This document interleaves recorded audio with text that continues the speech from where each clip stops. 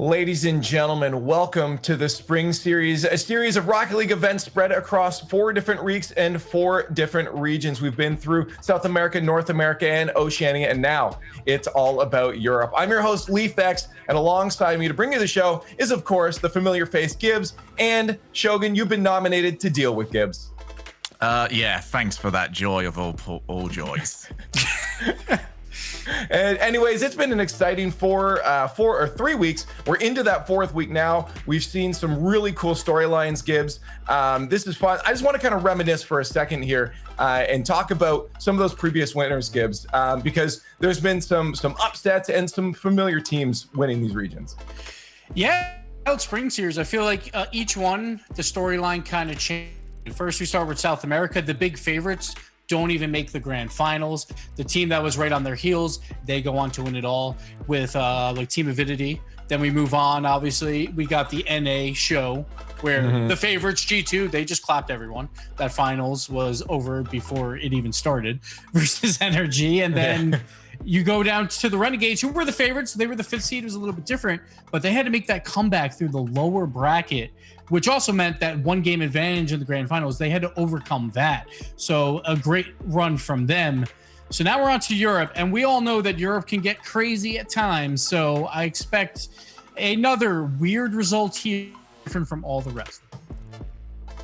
I think what's been very interesting throughout this entire tournament as well is that it's so soon after the RLCS season is finished that for a lot of the teams that did very well during the regionals, it's a chance to consolidate, how well they have been playing, to sort of say, we are the best team. For a lot of other teams, and Cringe Society especially, I think, what were the biggest benefactors of this. It was a chance to say, it's not as cut and dry as we all think it is. That was a 1 weekend deal that we lost on the regionals. We can turn this around in future weeks. And now with Europe, this is the longest break from any of them from regionals to the Spring Series. So we've had a full month at this point where we haven't seen these European teams battle it out except for the qualifiers. So a lot of question marks have to be answered for these top 4 teams. We expect teams like Dig and Vitality to make far runs, but we haven't seen them in a month, so we don't know. Well, let's talk about them in a few minutes. First, let's talk about what they're playing for. These guys are playing for a good chunk of money, of course, 350,000 spread across all 4 different regions, Gibbs, and a good chunk going to Europe here. Yep, $1,000 difference from every single round as you win each match until you get to that first place match, the grand finals. $6,000 on the line there. So the teams that qualified, they've already made a decent amount of money here, but now it's all about trying to get up to that $23,000 first place prize.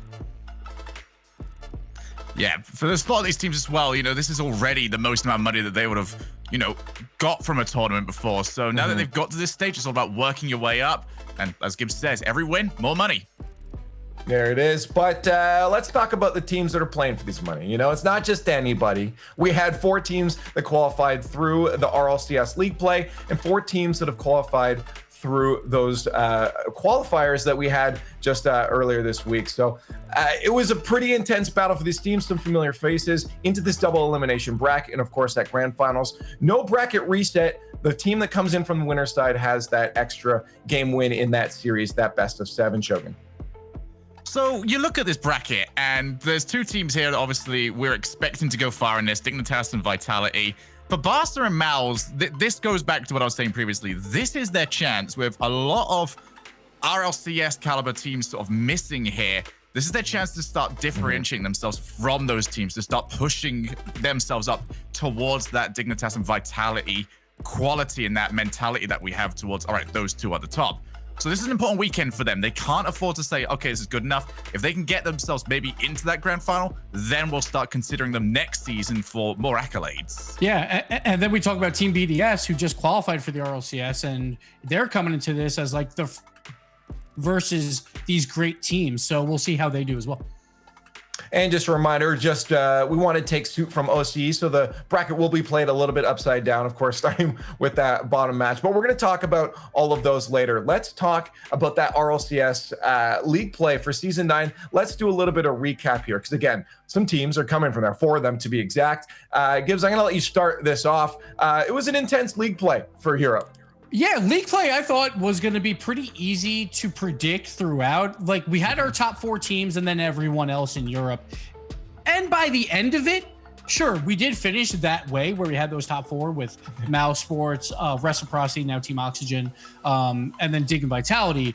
But it didn't work out the same way that everyone thought. It was really, really close throughout. A lot of big upsets. And sure, we got Dig and Vitality at the end, but then we go to the regionals and we get some different looks. And probably the biggest story throughout league play and regional championships has to be Mousesports. Last season was the first time that we've run the longer league play schedule, and I can't think of a season that we've had where it might have been more required, because let's say we had that 5-week cutoff. There are a lot of teams that we'd be looking at right now who wouldn't have made it to regionals, and we'd be looking at them saying, wow, they've got to change everything. They've got to upend everything. And now that they've had that time to sort themselves out, they do look much better for it. I think that there are a few teams here that will be very thankful for that. One of those teams especially, and we know they played very well throughout the season, but I think Vitality might have been the biggest benefactor because they started off looking, you know, like they weren't quite clicking with Alpha, but it was slow and gradual throughout the season that he became more comfortable. And I'm very curious now, after they've had a month off to really start gelling, what we're going to see from them. And then Mousesports even, we had it with Scrub Kill, and everyone thinks that this team, maybe they'll have a slow start, but they'll pick it up by the end, and they're going to be a world championship contender. And it didn't work out that way. They were kind of struggling for a while. Then obviously, Scrub, he leaves the team before the final week of the season. Mousesports at that point, they already clinched a playoff spot, but they were still playing for, you know, top 4 and all of that. So they bring in Super Sub with Arju. And this team turns it around. They look so much better with him rather than Scrub. And to Scrub's like argument, like I felt like Mouse was slowly turning it around with him, but it just looked like Arju just ramped that up. And they did so well in week 8 to get a top 4 spot. And then everyone's like, all right, it's a one-hit wonder, right? That's not going to happen again in regionals. Well, what do? They 4-0 Reciprocity. Phenomenal. Yeah, I'm as a Mouse fan, you guys all know through league play, I was very on that team, and I feel like I've had my heart broken over and over again by this team. And you know, again with Scrubco, like this is a team I want to see Cookster be able to win a regionals, win a worlds or something large, and then it always they just fell short every single time. So bringing in Arju, seeing him perform like that, all of a sudden my hopes are up again. But Shogun, I'm like, should I still remain cautious on this team because my heart's been broken before? You should always remain cautious around this team. We're taking the name away entirely because we know that they've not got the best track record when it comes to consistency. It's still for any team. We saw 3 weeks of them playing fantastic Rocket League. We're not going to take that away from them, but it was only a 3-week period. We've had longer than that away from the esport regarding their play. So I'm very curious now to see what we're going to get. The honeymoon phase is over. This is now going to start looking towards what the final product would be with Arju on the team. And if this doesn't look good this week, then you start to worry. But it's all just such small condensed packages that we get to see from this team that it's always very difficult to get any sort of read on them. Well, let's talk about the other teams too, because of course there's 3 others we can dive into right now. We got some time, so why not? I want to move on to Barca next. And Gibbs, I'll let you take this one first here. Barca had an interesting journey, you know, finishing 6th place, getting into the regionals, and then managing to get 4th place to be able to qualify for the spring series. So Barca's that was that kind of question mark for us. We always said they had that top 4 potential. We weren't sure if it was going to show, but at the very last minute, it showed up.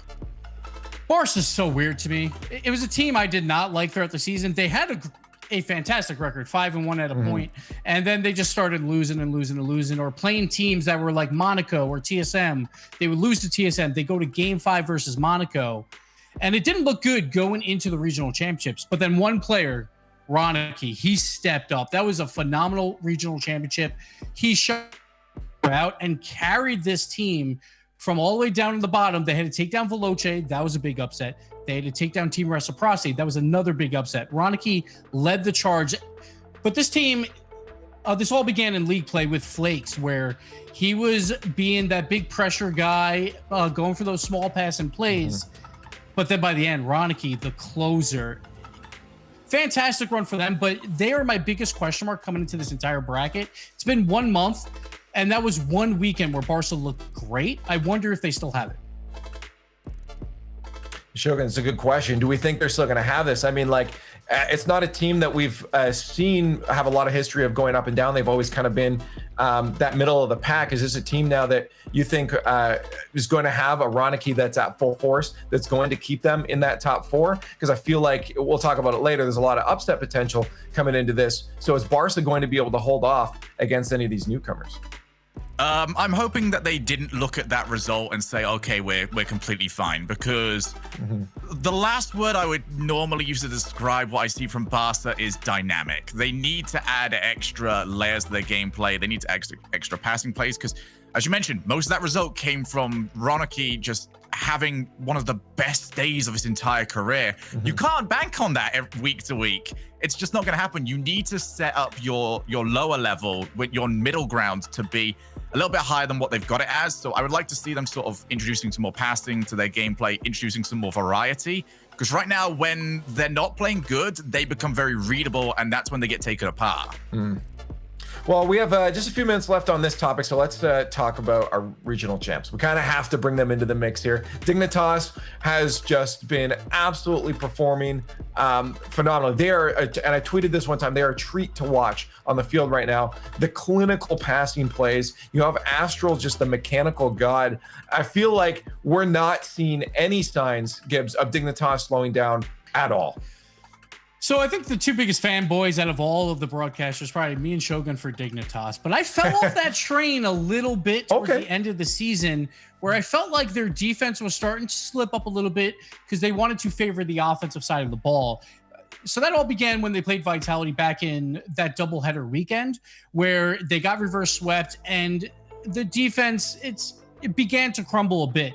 But they figured it out just in time for the regional championships, where they go against Vitality, and then you have Astral. And Astral is just one of a kind player, where he can pull off phenomenal plays where he won't go for the shot. He'll do all the mechanics to then fake a shot into a pass. And that's what makes Dignitas so deadly. They always look for pass first, but it's always when they have a chance for a quality shot. So the defense has to hold back, and then they're in trouble, and then you have those nice passes come out. Dignitas, they woke up in the regional championships. I don't think anyone even picked them. Everyone had Vitality because of how great they looked throughout the season, but Dignitas woke up at just the right time. But again, 1 month break. Are they still that team? I don't know if they're number one right now for Europe.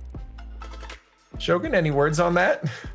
I think Gibbs has actually kind of nailed it, and I don't like that I've said that aloud. For Dignitas, it's all about them varying the pace. They've got Astral who can slow play it, but we've also seen how quickly they can transition from defense to offense. We know all of that is very good. It's actually the transition from offense to defense, because they require so many players to get these passing plays going, that if it goes wrong for them, if the shot's poor, if it's too close to the ground, if it's easy to control for the defense, it is impossible for them to get anyone back. So legitimately, their defense in those situations is all going to come down to the quality of their shooting, as weird as that might sound.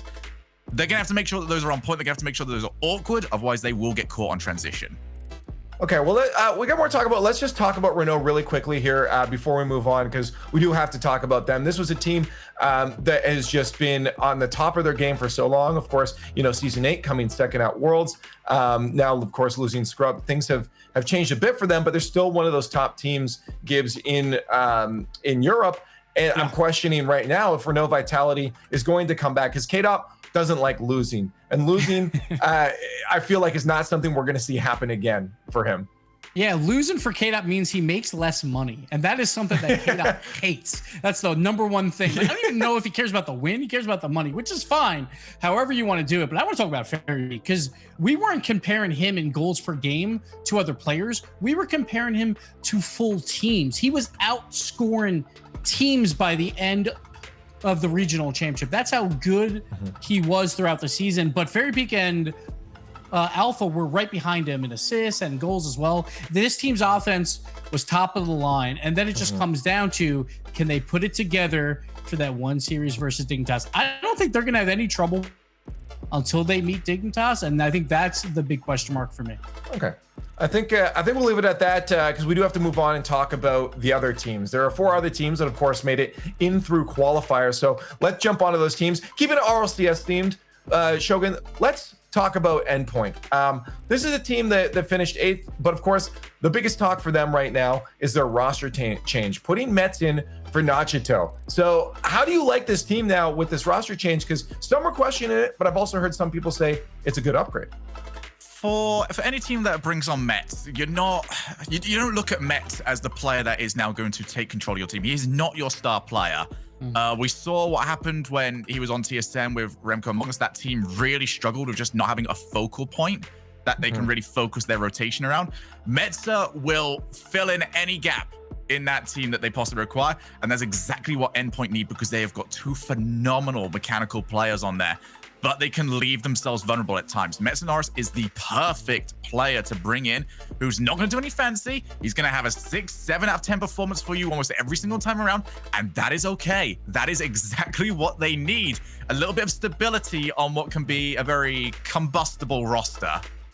And for Endpoint as well, throughout the qualifiers, they didn't have an easy road. They take down Team BDS in 5 games. They take down Canyons once again. So they took them down throughout the promotion tournament, then they took them down here as well to make it through the upper bracket, where the RLCS teams were dropping out like flies. Veloce, they finished 24th. We had Oxygen Esports, who was they finished 9th. So it's not an easy bracket at all, but Endpoint came out beautifully. Well, you mentioned BDS there, so let's talk about them for a sec. So before, I forget who it was, before the show started, someone was saying, where are these Spanish players coming from? And then I think it was Johnny Boy that piped up and said, it's not them, they're being carried by a French player, Monkey Moon. And I feel like that's not entirely inaccurate, Chokin. Monkey Moon is... this is not a slight at Gnarly at all, because Gnarly has been a fantastic player in the RLCS. But if there was a player from Xenomoon that I thought was going to go on to big things immediately, I thought it was going to be Monkey Moon. Instead, he's been forced to wait a little while, but he is incredible on the field. I'm very much looking forward to seeing what we get from him. But continuing on theme, with a lot of these teams we haven't seen for a month, this is a team we haven't seen for even longer, because they didn't need to do any postseason stuff. They automatically qualified from the rival series. They didn't have to do anything extra. They were just automatically there. What has that time off done to them? Yeah, that's the big question, because they took down Team Singularity to qualify for this. But outside of that, for RLCS teams, they haven't taken down a lot. But this is the old Team ARG. Before they had Monkey Moon, they were a great team, a full Spanish roster at that point. Monkey Moon has now elevated them to the RLCS level, but these guys have always been so consistently good. And I'm just excited to see them on the field, like on the main stage. But they already got through the hard part, and that was the qualifiers. They've already made a decent amount of money. The pressure should be off of them a bit, so it's going to be fun to watch. Well, those 2 teams alone are teams that these RLCS teams need to watch out for. But there's 2 other teams that we didn't talk about yet in the qualifiers. We're going to talk about now as some of the top-end underdogs. Of course, it's Canyons and Clappers. These 2 teams, I think, are the 2 specifically to watch out for out of the qualified teams. And then Chogan, I'm going to let you take this one in, because I know you're pretty high on these teams coming in here to say, guys, you really have to watch out for them. It's a mixture right here, because I know how good they actually are, but I also know how much these RLCS teams hate these play styles. Fair. I saw, there's a couple of people online saying, some of these play styles are just, it's like chaotic ranked, but these teams are so good at controlling that chaos. They have thrived in there for years now. They've got used to it. So if there's any sort of real slipping points here, I think it's the less experienced teams that are going to come in, do what they want to do mechanically. And Canyons are a very good example of that. The Spanish players are renowned is the nice word I'm going to put for it, for, being very quick on the field. They want to go for everything. So they're a sort of team that if you start going behind against, you're going to start getting into your own head. You're going to start thinking, how are we losing to this? And that's when their play style becomes even more effective, because they're going to beat you to more balls. You're going to take more risk, and you're just going to start tumbling down against them. It's a real snowball effect against a team like Canyons. So my worry for Canyons, they were the old RCD team, Espanol, where they looked so good for so long on a huge hot streak, taking down everyone. Yep. So at the beginning of league play for the rival series, they went 20-7. They won like a match 5 or game 5 or game 7 11 times out of those 20 games. They only lost 2. So they were incredibly clutch until the end of the rival series, where they lose to BDS and then they lose in the promotion tournament. But these guys have taken down some RLCS teams before. They can do it again. And then on the other side for Clappers, it's just young guns coming in. You have Archie. He turned 15 on March 11th. And then they have another 15-year-old, March 8th, with like Joris. So they're joined by Calus, who's a veteran who's been around the scene, like that bubble player that's had his moments, but nothing like this. So it's gonna be really fun just to see what they bring to the table. Yeah, Shogun, it's all about the young guns lately, and I'm wondering how long that, you know, just aggressive mechanical play is going to overtake, or how long it's going to last before teams like Dignitas, teams that are a little more structured, are going to be able to figure out their play style and shut them down. Or is this just the new wave of how you play Rocket League? I doubt it's the new wave of how you play Rocket League, but it's certainly the way to disrupt a team that is very much set on their rules. You know, it's very simple to have your own rule set and just say, okay, if this happens, I should do this. And then you can get a team like Clappers come in and just say, yeah, we don't know those rules, so we're going to just go for it anyway. We're going to try what we want to try. And if they get success with it, it can be incredibly annoying to play against. This is a team that it feels like they can make mistakes and mechanically save themselves afterwards. That's going to be one of the ways that they're going to try and take wins here. I don't know what to expect team play-wise, but I expect them to be very quick on the pace, maybe too quick, but they're going to be full chaos, and I'm going to love it. And that's the best part about Europe. These teams coming down from rival series or even the bubble, all these players so mechanically gifted. We had Arju come in as a sub from Outsports, hitting flip resets and sealing shots in the regional championships and not even playing an entire season. So that is how good these bubble players are for all teams throughout the RLCS or anywhere. You got to watch out if you're third best on your team, because there's a lot of good players down there that can fill your spot. They just have to learn how to rotate a little bit better for the threes game. And that's where those mistakes are going to come out. But that's what we love to watch in Rocket League. When you get high mechanical play and a lot of mistakes, it's entertaining Rocket League. And I can't wait to see these two teams battle it out versus the very best. I like seeing a lot of mistakes because then it just makes me feel a lot better about how I play. But teams you're not going to see a lot of mistakes out of course, I want to talk about them again. It's Dignitas, Renova, Vitality. We got to bring it back. We got to talk about these two teams again, because obviously they are the favorites coming into this tournament. So we have to hype them up. We have to talk about them. We didn't get a lot of time to talk about Renova Vitality before. So I want to take some chance right now. And I know you two both really want to talk about Dignitas, but Shogun, I'm going to make you talk about Renova Vitality right now. What is it that lets them continue to stay at the top no matter what? And it's not, don't just say K-Dop. What is it that they do and what is it that they have that lets them continually be in that top for, like, you know, they're probably going to win? Actually, for me, it's all playstyle from what I see from them. They've got a playstyle that they can replicate week to week to week, and it's a playstyle that very much fits into all of their strengths. If they don't feel like they can beat a player to get the ball past them, they take the challenge. And you look at the players on that roster, Alpha, Fairy, and K-Dop, and you say, okay, they're taking a challenge. Who's going to win? You would bet on them the vast majority of the time. Yeah. So whenever we do see those situations crop up, they can be so quick to follow up the ball. And that's where it gets annoying, because there is no such thing as a free ball against them. They will challenge you, they will probably win it, and they'll probably be quicker on the follow-up. And you've got to figure out how to deal with that. And it's something that, as I said, they can repeat over and over again. Add in what they've added in recently in the form of Alpha, who is starting to get a bit more comfortable trying to perform his mechanics that we saw from him on TSM now on this roster. And they're going to add a bit more, you know, dynamic play here. They're going to be able to beat players across the field just through him. So for them, it's mostly that. It's the consistency that they can play their team play style is all down to the fact that it's a simple play style. They just do it better than you. You got Alpha, and he's the Season 9 clutch playmaker. And this is after a lot of question marks came out where he's on TSM, where he has to lead the charge, do all of the offensive work. And everyone's like, is he going to be a little bit too greedy for this team? Well, he learned real quick his role on this team. Feed Fairy Peak, feed K-Dop as much as possible. And not every pass has to be perfect, because you have Fairy Peak and K-Dop, two of the best goal scorers there is in Rocket League. but he's making these passes count. And it's the opportunities that happen where he has space with the ball, but his vision is so good to see where his teammates are. It could come down to that communication now in French, where they're positioned so well. They know where everyone is on the field, very similar to Dignitas. But I think the difference between these two teams is just the mechanical play, I think, is slightly better from Vitality when you look at all three players compared to Dignitas. And I think that's where they're just slightly better. But they are very close teams.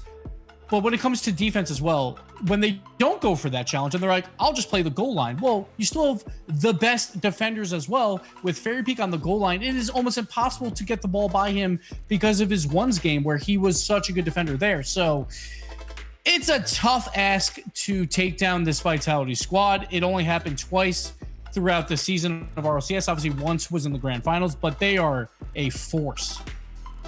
Before we talk about our first match, I want to get some thoughts from you guys are on top three here. Because, you know, Dignitas and Renault Vitality, I feel like are fair enough to be in that spot. But I'm very curious about who you guys have as that third. I'm going to start with Gibbs because he's had a fairly good track record lately. And Shogun, you might want to take some notes and copy his homework. So Gibbs, I'm going to let you start off. Who do you got in your top three? So I think Vitality's going to win it all. I think Dignitas is that next best team. After that, man, I think it's a coin flip for like every other team. You know, I'm going to go BDS. I'm going to go with the underdog team, and I'm going to go BDS. They're going to make a lower bracket run and surprise some people. I'm not sure if I'm sold on Barca or Mousesports after a month off. So I'm going to go BDS. Shogun, I'm not sure what's going on over there. I actually wrote down all the names on my whiteboard earlier on, so I wanted to see which one I could hit there, and that was going to be my third pick for this whole thing. So I'm actually going to go the Clappers, apparently. Good job for me. Do you know what I really love there, Leaf? Is that you said you're going to come over to us for the predictions. I looked over to the monitor, and I saw both me and Gibbs just go, oh, okay. Yeah. We got to figure that out. Yeah. We guess we got to actually think right now. Okay, well, I guess I'll throw mine in the mix here. And I know I probably shouldn't do this, and I probably should just let them go, move on in my life. But Mousesports has to be my pick. I believe in Arju. I believe now, that is you it can win bring... or third? Gibbs, prepare your shoulder to cry on later on today. Okay? No. So this is for third place, right, Leaf? Not for grand finals. We have the same grand finals. I think maybe they can win it. It's fine, Leaf. A bit louder, Leaf, with a bit of confidence. It's possible, man. I believe in Mousesports to potentially win the European Spring Series. Maybe, but they have to get through Dignitas and Vitality. Potentially, maybe, yeah. Let's talk about those teams. First time talk about them because they are playing up against your third pick here, based off RNG, Shogun, the Clappers. That is going to be our first match. Let's talk about this right now. How is this going to look? Let's actually sit down and talk about these play styles. How is this going to look on the field here, Shogun, when Mouse and Clappers face off against each other? What are the play styles?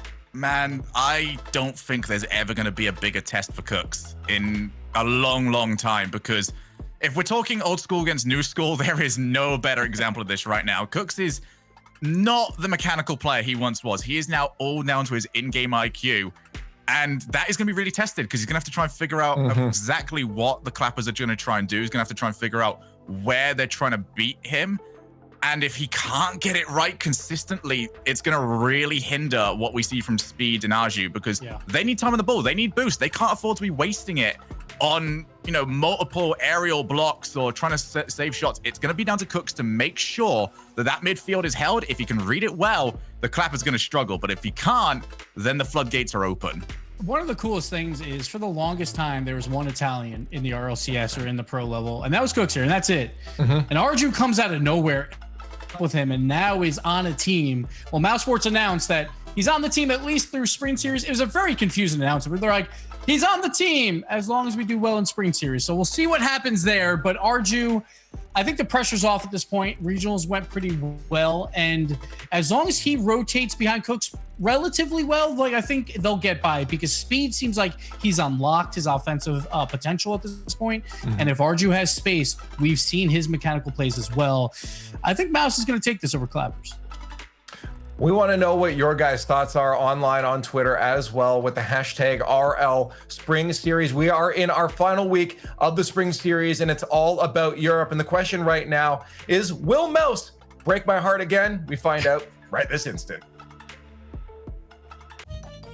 Well, they might not, because Arju is on this team now, and he certainly looked great at the end of the RLCS season during the regional championships. But they're coming up against this up-and-coming team, the Clappers, with a lot of new talent on this roster, James. This is certainly going to be an interesting matchup to start the day. You know, and we've seen this type of thing happen before, Jorby. Even at DreamHacks, you have these teams that make runs deep. You know, Extra was even a part of one of those teams at DreamHack Montreal. So you have these teams that perform past expectations, but now this is the real test. They're going against these RLCS teams in a big tournament that's a lot of people are watching, and we'll see how they deal with that pressure. And speaking of pressure, the desk already talked about it, Jorby. Arju, he is fighting for a spot. He wasn't given the spot guaranteed. They said if he does well, if they do well in the Spring Series, then he's got the spot. So there's got to be a lot of pressure on Arju. And you know, if you're Mouse Sports, you can't fault them for feeling that way, especially with how many teams that have gone through those honeymoon periods where you just were talking about it. They go on those DreamHack runs.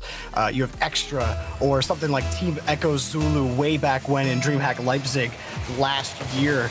And so maybe that was just some of that Arju magic for the regional championships. But Mouse Sports, you know, they talked about it in the pre-show. It's not just Arju that has a lot to prove. This is a lot to prove for Mouse Sports as we're underway to, you know, prove that they are a top 4 team in Europe, that they're really taking the next step forward, and they'll take advantage of a whiff on the top for speed. They'll score first. Cookster, long arcing ball. You see Joria's just completely missing on that ball. Easy goal for speed. So perhaps the nerves getting the best of Joria's. And I've heard a few different ways to pronounce it, even from himself. He has it a few different ways, Jorby. So I don't know which one you want to go with for this series. I think Joria's is fair. There's been a lot of talk about him coming into this tournament as well. Kind of a new face. He's made his name known in other regions of the Rocket League competitive space. I believe once. I have to double check, but either way, Arju will kick it downfield. Cooks will get a huge bump, and Arju will punch it in. Mouse Sports, easy 2-goal lead. A quick start in Joria's. You know, you see him. Oh, Cooks are bumping Calyx completely out of the play. Multiple bumps in a row from Calyx.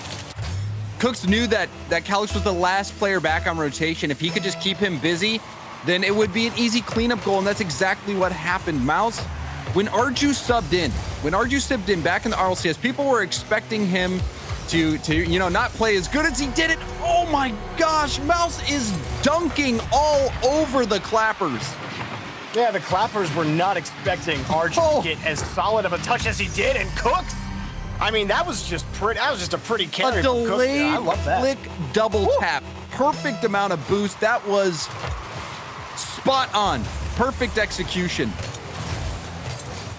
Well, this is exactly what Mouse Sports wanted to come out here and do today. You come up here against a team like the Clappers, and, well, you're clapping them in game 1. For a team that's got a third trying to prove themselves, and that's got a team trying to prove themselves in their region, well, you got to start winning the games that you're expected to win. So far, so good in the first minute and a half. It is a best-of-5 set, so plenty of time for the Clappers to get things figured out. And, you know, those first-game jitters are absolutely a thing in Rocket League, as Archie will take this next pass out. But so far, so good for Mouse Sports. And Mouse, they've been looking good on all fronts, the communication, passing, everyone getting a goal so far, Cooks, Arju, and Speed. And the way they've been doing it is a great sign for this Mouse Sports team. And as I was saying before, a lot of people were expecting Mouse to struggle after the departure of Scrubkilla. Scrubkilla, you know, his move to Mouse was one of the most hyped moves in all of the RLCS, you know, both North America and Europe.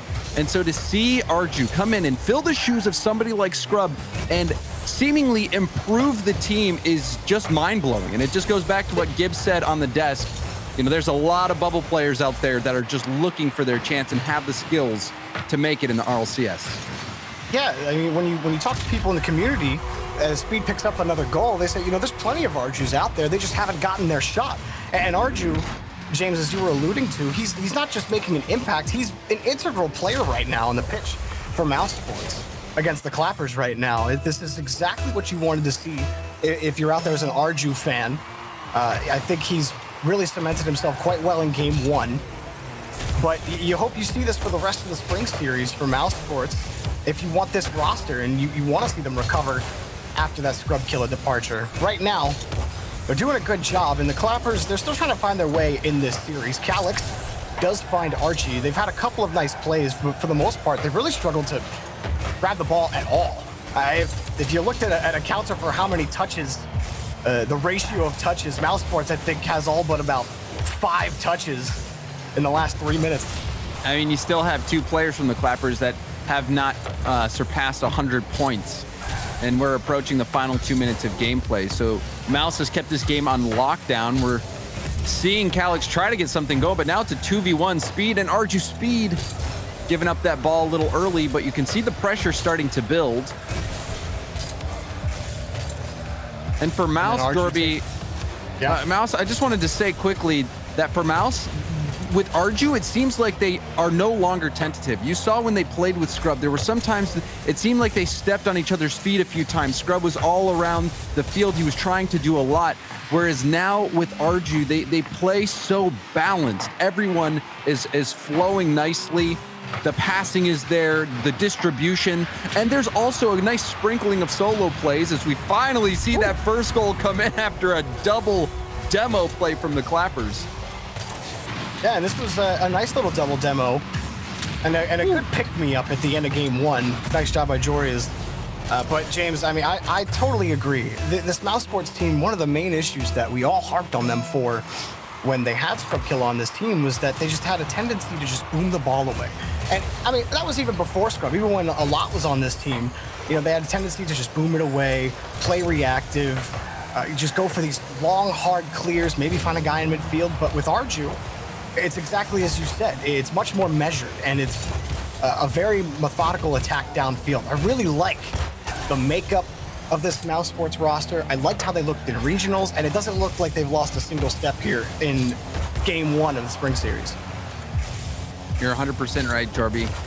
Mouse looking fantastic, but in these final moments, the Clappers are starting to show a little bit of life and a little bit of what got them here in this spring series event, the spring series final. But early on, there was nothing really to point to for the Clappers, as Archie did get a very important defensive clear off the backboard there. And he also had that fantastic double demo. And I also wanted to point out, you know, he got that demo in net and then, you know, comes up off the ceiling, wave dashes into the second demo. Great card control. Great, great accuracy on those bumps.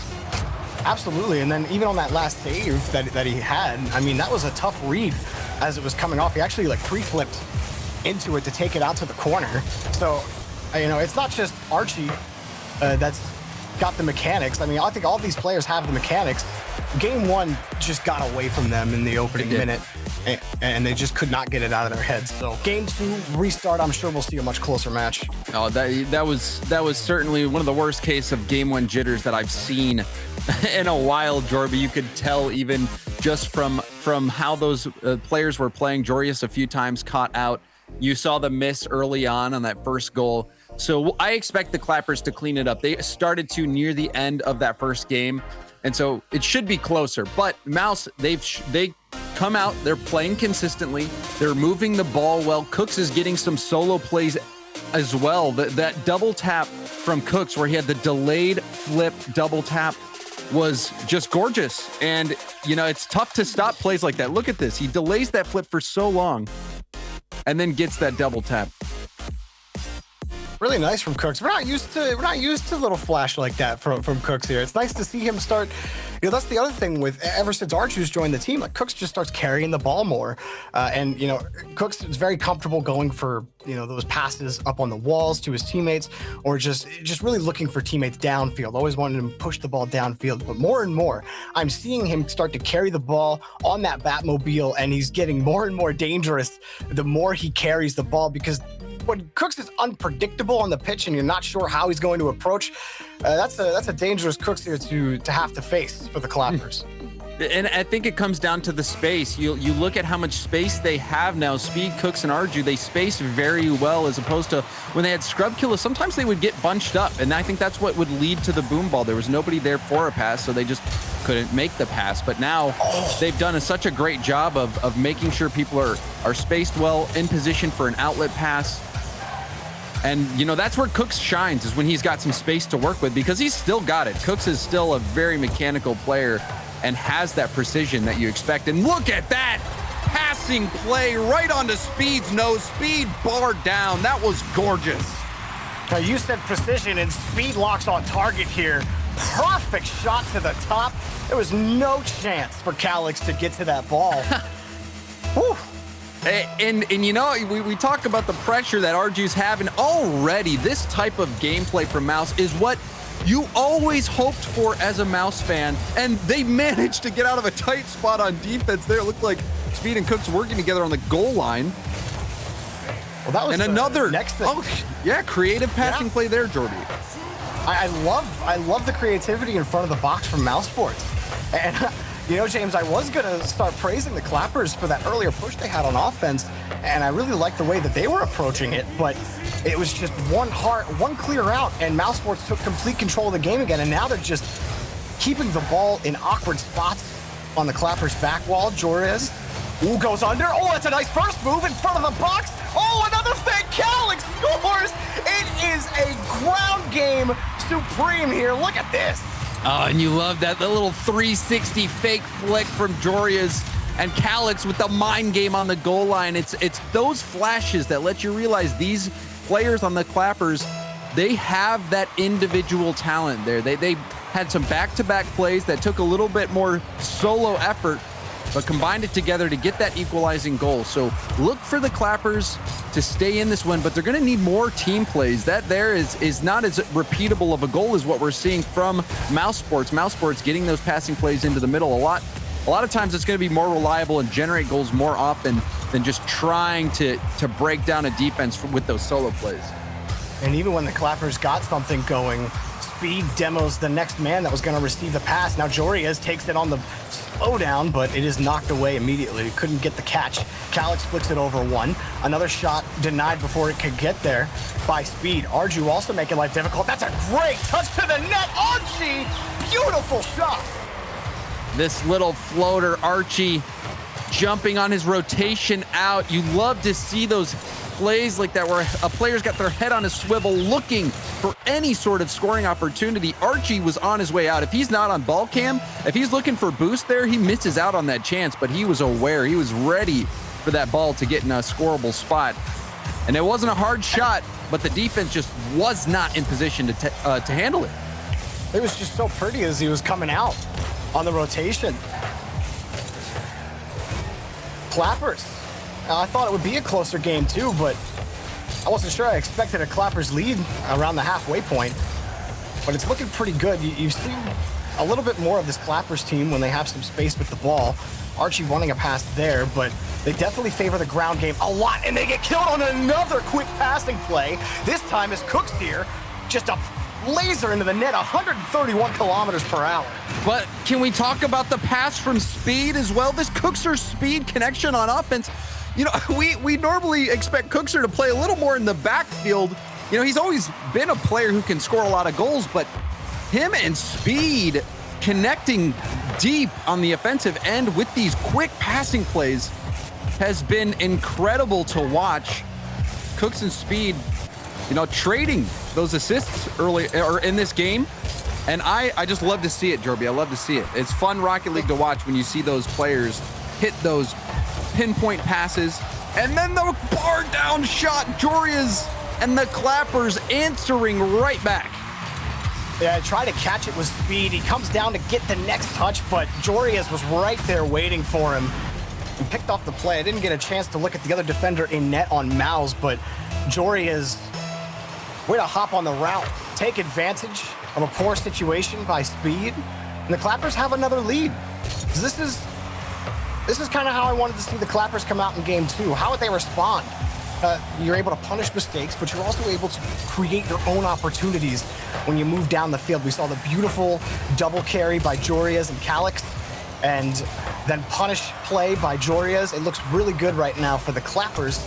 But if Mals get a hold of this ball, James, and they pass it infield, it's been a goal almost every single time. Here's another one in front, but just a little far ahead for Cooks here. And the Clappers, they're just relying on that speed, getting to the ball as quickly as they can, try to poke it around Mouse and create some rebound chances. And also, they put them back on defense and take advantage of, less than ideal clears from Mouse. But for Mouse, you got to start worrying about Arju. You look at Speed and Cooks, they have been producing in this game. They have been a huge part of the offense, and Arju has been quiet. Now sitting at 48 points, we're approaching the final minute of the game. Mouse is down. This is the moment for Arju to step up and prove why he belongs on the permanent Mouse roster. He's racing to the point here. He'll take the ball out to the corner. Next up will be Cooks. He's got speed downfield broken up. A good cutoff on the pass here by the Clappers. Next up, Jory is on the corner. Wanted to take that really fast. Didn't get a chance to check his boost total there, but Mouse Sports, they get the ball back. Speed looking for Cooks again. Passes are starting to be harder to come by. Arju, last man back, can't beat Calix to the ball. A little hesitant in midfield as Mouse Sports try to keep control. Now Jorias will take control again. And Arju will easily take that ball away off the pop, but the challenge turned into a shot as Speed tried to take it away. Time running out for Mouse Sports. They try to break out of their own half. Back in the corner again. Cooks pops it up, back over to Arju. That's a good touch off the ceiling to Speed. Back to Cooks. Up against the backboard. Archie will take it away. Got to get the ball on the ground, and he will. Clappers will take game 2. Maybe not so easily at the end. And smart play from Archie at the end, expecting Cooks to go for backboard. When Cooks went for backboard, Archie was ready and able to get it to that corner and close out that final game. We've seen a lot of 0-second goals, a lot of buzzer beaters, but that time Archie was having none of it. And the Clappers, you could tell in game 1, they were frazzled. They came out, they were nervous. They were nervous, but in this game, you're starting to see the potential from the Clappers. Several good plays from them, keeping Mouse down. But to me, a lot of this game was where was Arju? Where was Arju in this one?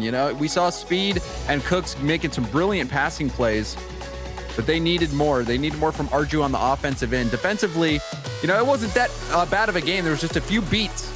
You even see there, Cooks are not even expecting Archie to go up for that play. And then that shot, just gorgeous little fade away from Archie. That's such a pretty shot from Archie. And for Arju, watching him on the pitch for the majority of that game, it felt like a lot of his touches were damage control touches where he'd find himself in the third man role a lot. A play wouldn't develop, and now he's in a tough spot where he's having to buy a little bit of time for Cooks and Speed to get back and get reset. And then it seemed like he started to find his flow a little bit at the end. He did have that nice touch off the ceiling to Speed to set up the 0-second chance. But other than that, Arju, he can't have under 100 points again if Mouse Sports have hope in this set, because the Clappers, as they've just shown you in game 2, this is not going to be an easy out. And I mean, points aren't everything. They don't tell the whole story. There's a lot of things you don't get points for, like bumping players off the goal line, demoing off the goal line, getting a pass in a certain spot, getting a certain win. It certainly doesn't tell the whole story, but what it does say is that you're not really getting a lot of great chances, because if you do put a shot on net, you get points for the shot, and yeah. So in some things, sometimes you don't get points for that, right? But just watching that game, right? That's just watching that game. I'm sorry, James. I was trying to interject, but while I interjected, Speed interjected. Look at this. And that was a nasty play. The Speed Cookser connection. We've been watching that all series, even in the last game, which they lost, still connected. Spooksier or Crookseed. We'll work on it. Actually, we won't. We're going to drop it right now. But Mouse Sports, a good start. And sorry, James, as I was rudely trying to interrupt you during your point, I was just trying to give Arju a little bit of credit. The Speed just wants to keep scoring goals, and he'll get up another one here. And this is the Speed you love. And again, it comes off the Cookser dunk. Cookser getting up there. Arju, who needs Arju when you got Speed and Cooks playing like this? Speed easy 2 for is 3. just a scorer. He's a shooter. You know, Speed kind of made a name for himself to a lot of fans of the pro scene at DreamHack. You remember him coming in and being such a force on LAN, and it seemed every time Speed got onto LAN, he just entered a different mode, and he's really just started to grow more and more online and become, well, Calyx muscles his way through for the Clappers. Will pick up another goal, but Speed is definitely, you know, started to shape himself really well overall, not just on LAN. Nice goal by Calyx. And Calyx has done this multiple times now where he has the ball right in front of the goal line and finds a way to get it around the defenders. Last time it was a mind game. This time he just out 50-50s Arju. Arju didn't take the best line on that, and Calyx was able to force it by him with a great positioned challenge. Well-timed flip. And Calyx, he's keeping his team in it. The Clappers, we've been talking a lot about Mouse and a lot about Speed and Cooks, but the Clappers, they're staying right in there with Mouse and a big goal line stop. That was huge for Archie. He was in a really tough spot. It was tough to get a read from where exactly that ball was going to come, but he recognized that that attacker was coming in from the near side of the post, positioned himself to the only other spot that ball was going to come. That was just really heads up by Archie and net. And he's shown that more than a couple of times. Oh, that's a nice pass by Joriez, but he can't make the connection with Archie, who missed it by a pixel. That shot blocked by Calyx. And this will be kicked downfield again here. Clappers starting to get some consistent possession. Now, how do they utilize it? They're trying to test this backboard against Mouse Sports, and it just hasn't worked too well into their favor. They've caught Mouse Sports a couple of times rotating back, but for the most part, Mouse Sports defense has been very solid. And that miss by Calyx may actually help their efforts towards the box. As Cooks goes up for this, with a little bit of space, a whiff can be afforded, but now they need a clear, and Speed will give it to him. And Arju's been struggling for boost, finally getting the corner boost, but he commits on that shot. It's going to be out of position. Could be a counterattack chance for the Clappers. Only slowing down Joriez on his approach to the ball. Calyx also getting the demo, but that clear will nullify the effect. And now Arju, high ball to Speed. Speed did get behind the ball, but just couldn't find the touch. And Clappers are doing a good job quickly clearing this ball out downfield, but they're really struggling to hang on to the ball on the orange half. They're constantly having to rotate back off these long clears from Mouse Sports, who are just clearing the ball and wasting so much time on the clock, even with just a 1-goal lead. And tough read for Arju. You could see him getting up there. Speed doing a great job denying the backboard. Clappers still threatening. Mouse are not out of the woods yet on this game. And when Arju makes a good touch, Speed and demoed Calyx on the play, but Joriez actually got back to it, and Speed wanted the read on that touch. He didn't get it. As a result, the Clappers stay on offense. But Mouse Sports defense, it's been no sweat so far. Speed next to carry. He'll be over one. That's Archie. And just too slow as Cooks sets up. Is it going to be Arju? He takes the shot. Double commit forced out by the Clappers. Less than a minute remaining. And you want more from Arju in that shooting situation. Cooks makes an insane touch to put the ball down into the middle for a shot opportunity. And Arju's shot was in a position that allowed the Clappers to even get a quick counterattack going. So Arju a bit quiet still, but Mouse as a whole playing very well. And that shot from Cooks making Joriez go all the way back, burning more time off the clock. And still, the Clappers, they get to this corner, and that's about it. Just constantly trying to test a backboard and a back wall that has been non-existent for rebounds. Here's a long pass to Calyx. Do they have this on the rebound? No, taken away by Speed. Next up is Archie. Can he keep it going with time expiring? Trying to close the gap. Wrapping back around is Joriez. And it will be cleared away by Speed. Back to Arju, getting the continuing touch. Clappers, they got to do it in the air from their own half. And Cooks will kill the ball, and Mouse Sports will take the lead in the series. Mouse, they looked pretty good in this game. And, you know, that one goal from Speed and Cooks where Cooks goes and tees it up off his own head, you know, that's a rare one. That's a rare one. Those are fun to see. I love those. We had the, during North America, we had the Justin Garrett basketball shot. And then you have the, I guess, you know, we call it over here T-ball. He's just sitting on top of Cooks' car and Speed just kicked it. But overall, I thought it was just a really good defensive performance by Mousesports. They didn't have to come up with a bunch of saves, but they prevented a lot of shots on net, and something that I thought was crucial with how many pushes the Clappers had. You know, it kind of reminds you of that goal from Kings of Urban. I believe it was Sad Jr. and was it Fireburner? I can't remember. It was so long callback. ago. Yeah. I think it was. Yeah, so those are fun goals to see. Speed was already in the air. Cooks hits it back up into him, puts it bar down. And it was a 1-goal game. So those were massive goals from Speed. It's always fun seeing Speed do well with his shooting. You know that he has that in him as a striker. He loves to make those shots go in. You know, and especially from those really tough spots, Speed always finds a way. He is a fun player to watch. But for the Clappers, we saw them still, I'm still looking for the team play. I still want to see that from the Clappers. The defense is holding up, the speed is there, the challenges are there. They're keeping up with the pace, but I want to see the creativity. I want to see the creativity as a unit. Now let's see if the Clappers can put it together. They've done a good job as Cooks is up. Oh, I thought he had the double, and that'll be a save for Archie on the double commit. Cooks slowing it down. He'll be eliminated by Calix. But I felt like the Clappers had a lot of great pushes that they ended up just killing themselves by punching the ball against the back wall. I'll shut up because here's a goal off a great double touch. The Cooks here to Speed connection, Herculean. Yeah, and Cooks double tap pass. You see Calix, what is he gonna do? He's gotta stay on the ground in case Cooks goes for the double tap shot. And then he recognized Cooks is going for the double tap backboard pass. He has no time to even really read it. Meanwhile, Speed, he's got all the time in the world, sees Calix isn't going to get that hit off the backboard and goes low. It was a beautiful play from Cooks. He has been so good at setting Speed up multiple times now. And even right there, just a good fight in midfield for the ball, using the length of that Batmobile just to get that quick back pass to his teammate, just to steal away possession from a potential Clappers push. Those little touches serving Mousesports well.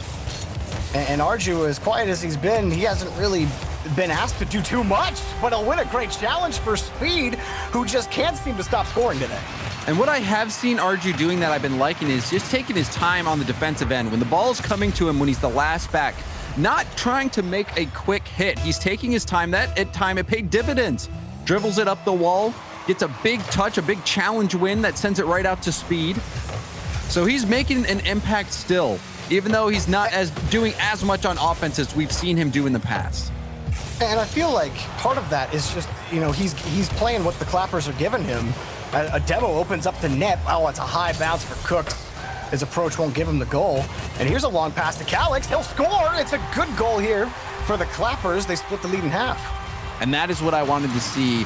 Archie putting this ball up for Calix. He sees Cooksters on his way back to net. Calix has the best position to go for that ball.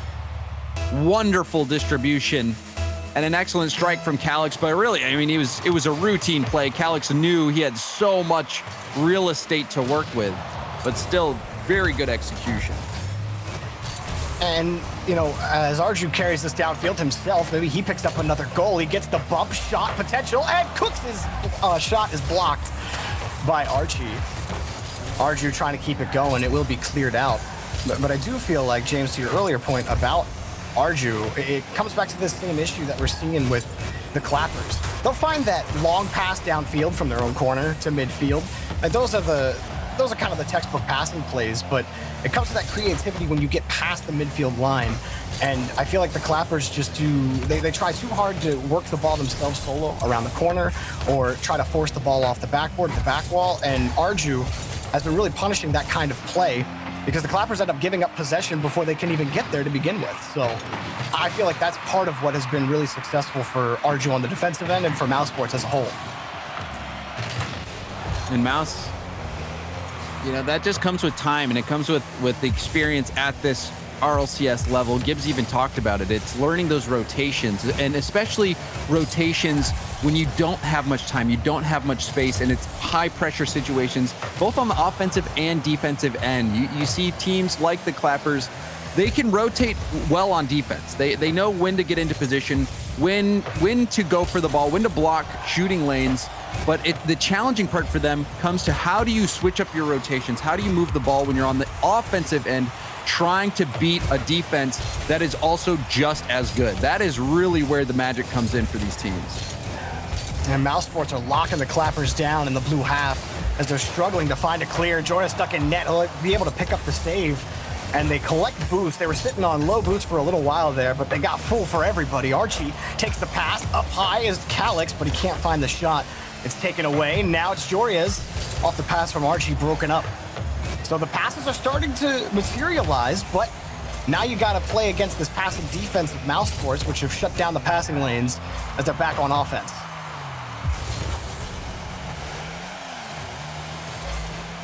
Comes off the backboard for Cooks.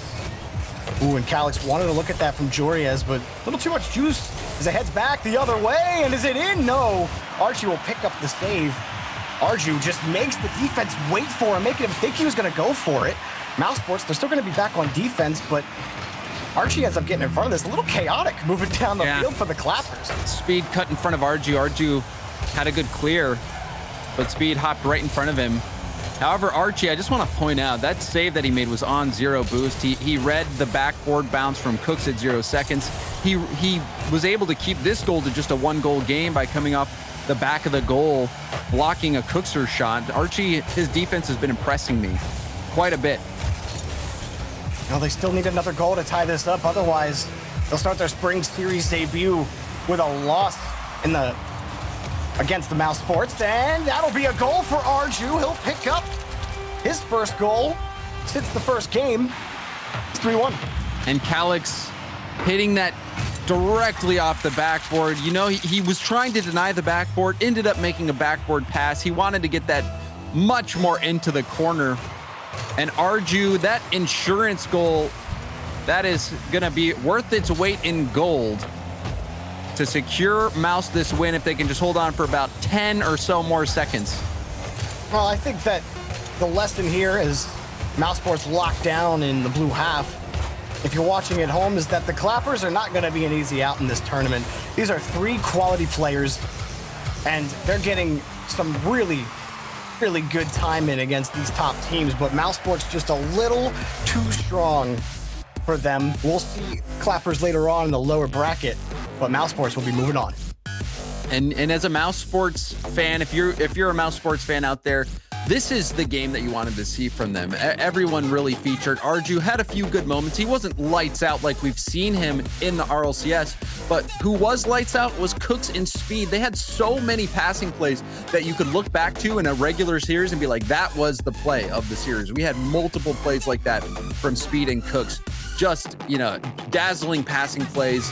Excellent striking from Speed and Cooks. The passes from Cooks as well. That backboard pass where he double taps and gets it out to Speed. The pass up to Speed who was falling in the air. It was a fun series to watch. The Clappers, though, we saw some glimpses, Jorby, of these guys. They have what it takes to win, but they're going to need a little bit more creativity to beat a team like Mouse.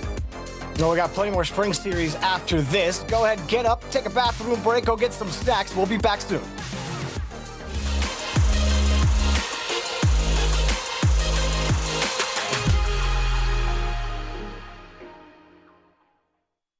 Rated E for everyone.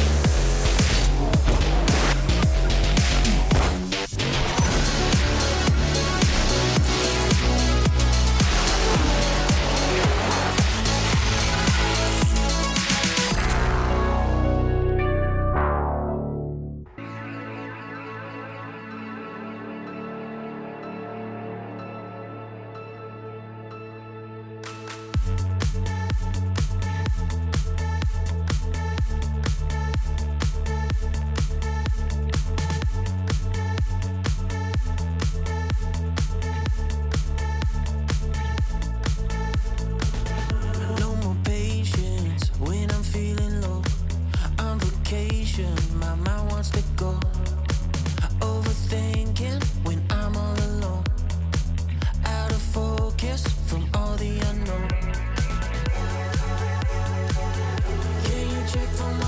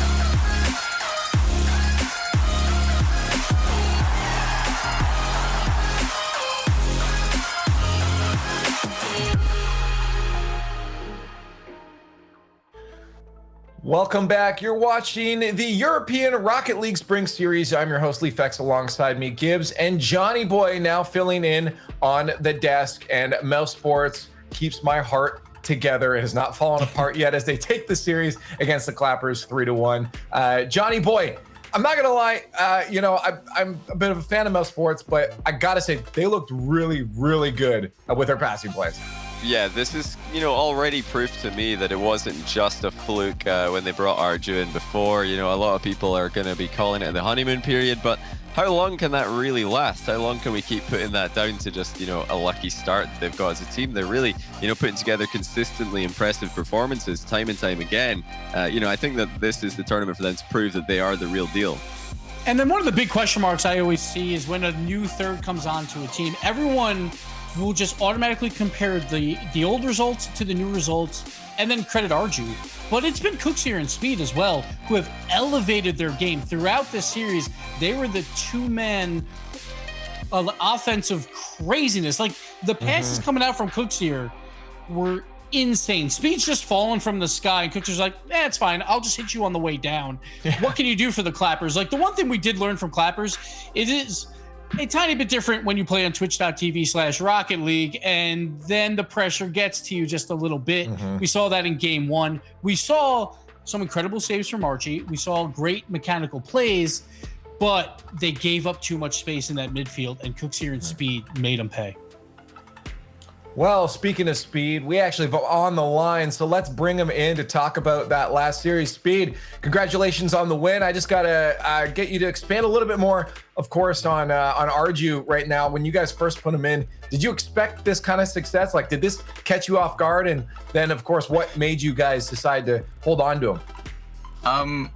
It did catch me off guard. It didn't catch Cooks off guard because they did the old Olympic scrims, and Cooks was like, actually, no, we've got a very solid sub here. We could actually use him if we need to. And he played really well those 2 weeks. And to be honest with you, Cooks wanted to keep him for the gameplay. I wanted to keep him for the vibe. Nice. I care a lot about team chemistry, and he's really nice, really down to earth, and a really funny guy as well. And that makes me play better. So how does it feel when you have Cooks on your team and he's just dropping these passes on a dime to you with some plays where you don't even have to move and it makes you look good? Honestly, that goal that he scored, which gave us Cook said it was Jacob and Sad Junior vibes from season 1 of RLCS. That was incredible. I screamed so loudly. Honestly, when he plays like that, it's just so easy. It's so free to play. And Speed, I wanted to ask you about what you've just said about the good vibes, because that's something that I know Cucks really cares about as well. He's done a lot in the past in Rocket League, and he's always performed well when he's feeling good, when he's happy. But what's it like? Can you give us some behind the scenes on what are the comms like during a game? Have you been brushing up on your Italian so you can keep up with these two? There's a lot of good desk smashing from Arju. Whenever a good goal goes in, he'll smack his desk, and we'll just hear a bump in the corner. As for my Italian, I know a lot of swear words. They've taught me that, and then whenever they start talking Italian, I may as well put the headset off and walk off. I literally don't. Just let it know that. But yeah, it does sound like really good vibes. And speaking of good vibes, we have a great desk here, but a lot of times they're wrong, and they were wrong today. I was the only one, I got to mention, Speed, between Gibbs and Shogun that had you guys in the top 3. So if you want to take the floor right now and to tell them how bad at their jobs they are, feel free. I mean, I'm not going to slate Gibbs because he's always wrong. There's nothing new there. Thanks. But I appreciate it. Thank you. Shogun, I live 15 minutes away from him. When quarantine's over, I could go hop in my car now and see him in a quarter of an hour, and he's not predicted me. What's going on, Shogun? We need to have a talk. He's coming for a talk. Watch out, Shogun. Anyway, Speed, thank you so much for the chats right now. Hopefully we'll have some more in the future during the spring series. Congratulations on the win. Now, Leaf. Yeah. I just want to explain to you how a bracket works. I'm just saying. No. Don't look forward. They gotta win. One match. Give me this. One match Give me versus this. the Clappers, all right? They're not winning the whole thing just yet, all right? Hold the phone just a bit. I'm not gonna lie. I knew that was coming. I was just hoping maybe you would just not point that out, but of course you had to. Anyways, you mentioned there's a bracket, and that means there's a lot more matches. So let's get to the next match and talking about that. If you want to start us off, Johnny Boy, talking about Renault Vitality and Team BDS here. Obviously, Renault Vitality are the favorites coming into this series. What's BDS really have to do? Is it just going to be that speed and surprising them with just in-your-face Rocket League? Well, they should be quite familiar with how Vitality play, because Monkey Moon, star player for BDS, he's a guy who plays with the top guys on Renault Vitality quite often. This lineup on the screen right now is not isn't actually the BDS roster. Is there's Monkey Moon with Clayx and Mark. But they are, definitely similarity there with the two Spanish players. But yeah, they're gonna, I think, know exactly what's coming with Vitality. Just an extremely solid team and a very, very quick team to punish mistakes. So they're gonna have to be on the ball from the get-go. Like you said, if they can, come out fast, that's gonna be a big thing for them. Because maybe they could catch Vitality sleeping. It has happened in the past, and especially recently, they've not been the best starters in every single series they play. So this team, BDS, was one of my favorite teams going through the rival series because they were always so close to being great. Back when they were ARG in season 7, they missed out on making the promotion tournament by 2 game differential versus complexity. Then last season, where the top 4 made it into those playoffs and then into the promotion tournament because of the expansion season, they finished 5th. They finished 1 spot out both times. This team has been on the verge of greatness for so long, and they finally did it this season. Now that they're here, though, these are the teams that they have to play. Teams like Vitality. Now the true test begins of, all right, you finally surpassed your peers. Now you're on a whole nother level. And this is a great example right here. You're playing Vitality, considered maybe the best in the world. Sure, they lost for the regional championship, but many still consider them, they would probably be in the grand finals, like if we had a world championship. So this is a great test for them. But on the side for Vitality, this is the same old story. It's KDOP. They're going to go to grand finals just like every other tournament. I don't know if it's just a meme at this point or if chat really just believes in the underdog, because it was only 55% in favor of Renault Vitality, which to me is a little bit crazy, chat, but we'll, I guess, have to find out. Also, let us know your thoughts on Twitter with the hashtag RL Spring Series. But now you find out just how right you are as BDS goes up against Renault Vitality. Well, Leaf, there's a lot of hype around this Team BDS squad. They've been kind of the talk around rival series for a little bit now, especially a player like Monkey Moon, who has really, stood out as a standout player. But they do come up against Renault Vitality, and that is going to be tough. You talk about who's the best team in Europe, you get 2 answers. You get Dignitas, you get Vitality, James. That is very true. Vitality is a team that I personally expected to take it all in Europe. They fell just short, but they're still one of the teams that everyone looks to win any tournament that they enter in. So this is going to be a fun one to watch. Start with Barry Peak, who almost finds a comical goal to start out game 1. And just like with the Clappers against Mouse Sports, we're really going to see how this team performs against a higher quality opponent. How do they handle the pressure? How do they handle the speed? Because it's a little different when you're playing game time here against a team like Renault Vitality. And already you see Monkey Moon had jumped up, even though Clayx would easily have it. It's a lot of boost coming the other way, but he picked up some more, and Monkey Moon will get that next touch. Now Vitality, I was kind of sitting back waiting for some of these touches. Marked by 8. Can't force it in front of the box, and it's a slow approach here, but very Peak with a little bit of boost. Can't get the pre-flip touch. Alpha shot on net. Monkey Moon will easily have the save, and that's not the touch you're looking for if you're Mark. Almost punished, but Mark comes up with the save and makes up for it. Monkey Moon, he's got one to beat on the dribble, turn around, flip, and no goal, turned away by Alpha. And already we've seen multiple defensive stops on both ends that were kind of mind-blowing. That shot from KDOP I thought was surely going to go in, and Mark was able to keep that out. And then on the other end, the flick blocked as well by, I believe it was Alpha. Some great defense. But BDS It's looking a little sketchy on defense a couple of times. Monkey Moon has had to fly back on the last couple of saves. And now see Vitality really starting to grab control here in midfield and K-Dop having the ball, but Monkey Moon very fast on his launches today. He's been in good spots to take the ball away. Stands that one where you jump from pretty far back. He's been very solid, but here's a bouncer shot from Fairy Peak picked up by Monkey Moon. And then Alpha cutting off that quick pass to Mark by 8.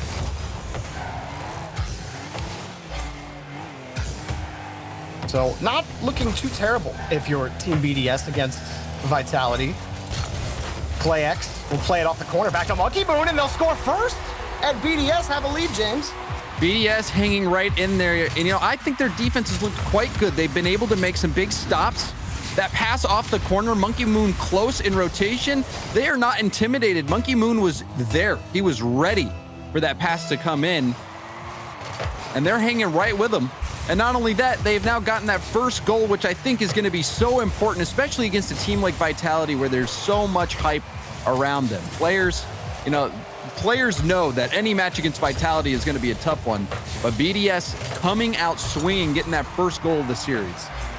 And it's felt slow at times from Vitality. They do get back onto offense here, but it feels like some of their approaches, they're just, it's a little sluggish in game one from this team out the gate. And, when you're playing against such an unknown factor, a team you don't play against a lot, a team like BDS, they'll hit you with the changeup, and it could be tough to read. It's a different kind of game. You're used to playing a certain style against certain teams, as K-Dop does a nice job with control on his way out. It's a tough spot for K-Dop, but defense holds here for Vitality as they try to get back on offense. Ooh, K-Dop kept it close for Fairy Peak. Vitality have really started to master those. Alpha 54 mastering those flip resets. No shot for him comes. Alpha's always been very good at is the flip resets, but K-Dop, he's got to actually make a better pass there for Fairy. Fairy was in the middle, he was ready for it, but the pass had no pace on it. It just wasn't struck well. So Vitality a little bit off from what we're seeing in BDS. They're not missing a beat. Not at all. Waiting for this next pass. A good cutoff by Mark by 8. That's the third pass attempt in a row that he's been able to cut out. And there's another one. That was just a shot taken away before it even got registered. So Mark by 8 did a really nice job finding the gaps, finding where these passing lanes are, and cutting Vitality down. They're really struggling to get anything going on offense in this last minute or so, as it's taken away again to the corner. But they're still in some trouble. BDS do need a clear. They are hanging on to this 1-goal lead. Oh, and that's gonna bounce right off a defender. Alpha 54 will get credit. And that's a Vitality tie game. And Fairy Peak bumped Monkey Moon just before Monkey Moon went in for the challenge. That bump was the key part of the play. It threw everything into chaos for BDS. And just one slight little tip. That's all it took to beat that defense finally for Vitality. Even though Alpha getting credit for that goal, Fairy Peak should be getting big points. And James, it feels like Fairy Peak has been getting those big points. Those types of plays, that's still a high-risk play for a goal late in the game, but time's running out. Fairy Peak has continually made those tight window bumps or touches. This dude has been flying all over the pitch lately. He's looked insane so far. With 0 seconds, Vitality still here. ClayX will kill it, and we got overtime. So for Vitality, it's looked good in the last minute and a half or so. Can they keep it going with the start of overtime? It's a high kick from Alpha. He'll take it himself. Another power hit against the backboard, and it's immediately turned away by BDS. And for Vitality, the one goal that they got coming off that bump, we haven't really been seeing as much of what we're used to seeing from Vitality. Where's the chances for K-Dop? Alpha, he's gotten a few flip resets. Yes, he's tried to get the ball into the middle, but nothing really too dangerous. And Vitality, when they're playing their best, they're getting shooting chances for K-Dop. Fairy Peak trying to do what he can with no boost. And Alpha maybe had an outlet pass to K-Dop, but he can't get any power on the shot. K-Dop going for the doink, and it'll be knocked down field. Hot shot will be easily saved by Fairy Peak. Good infield pass to K-Dop. Now he's starting to get some shots on net, but it's not those. K-Dop is probably one of the best players in the game at scoring half chances, and he's struggling to find the net right now. But it's looking good right now for Vitality in the first minute of overtime.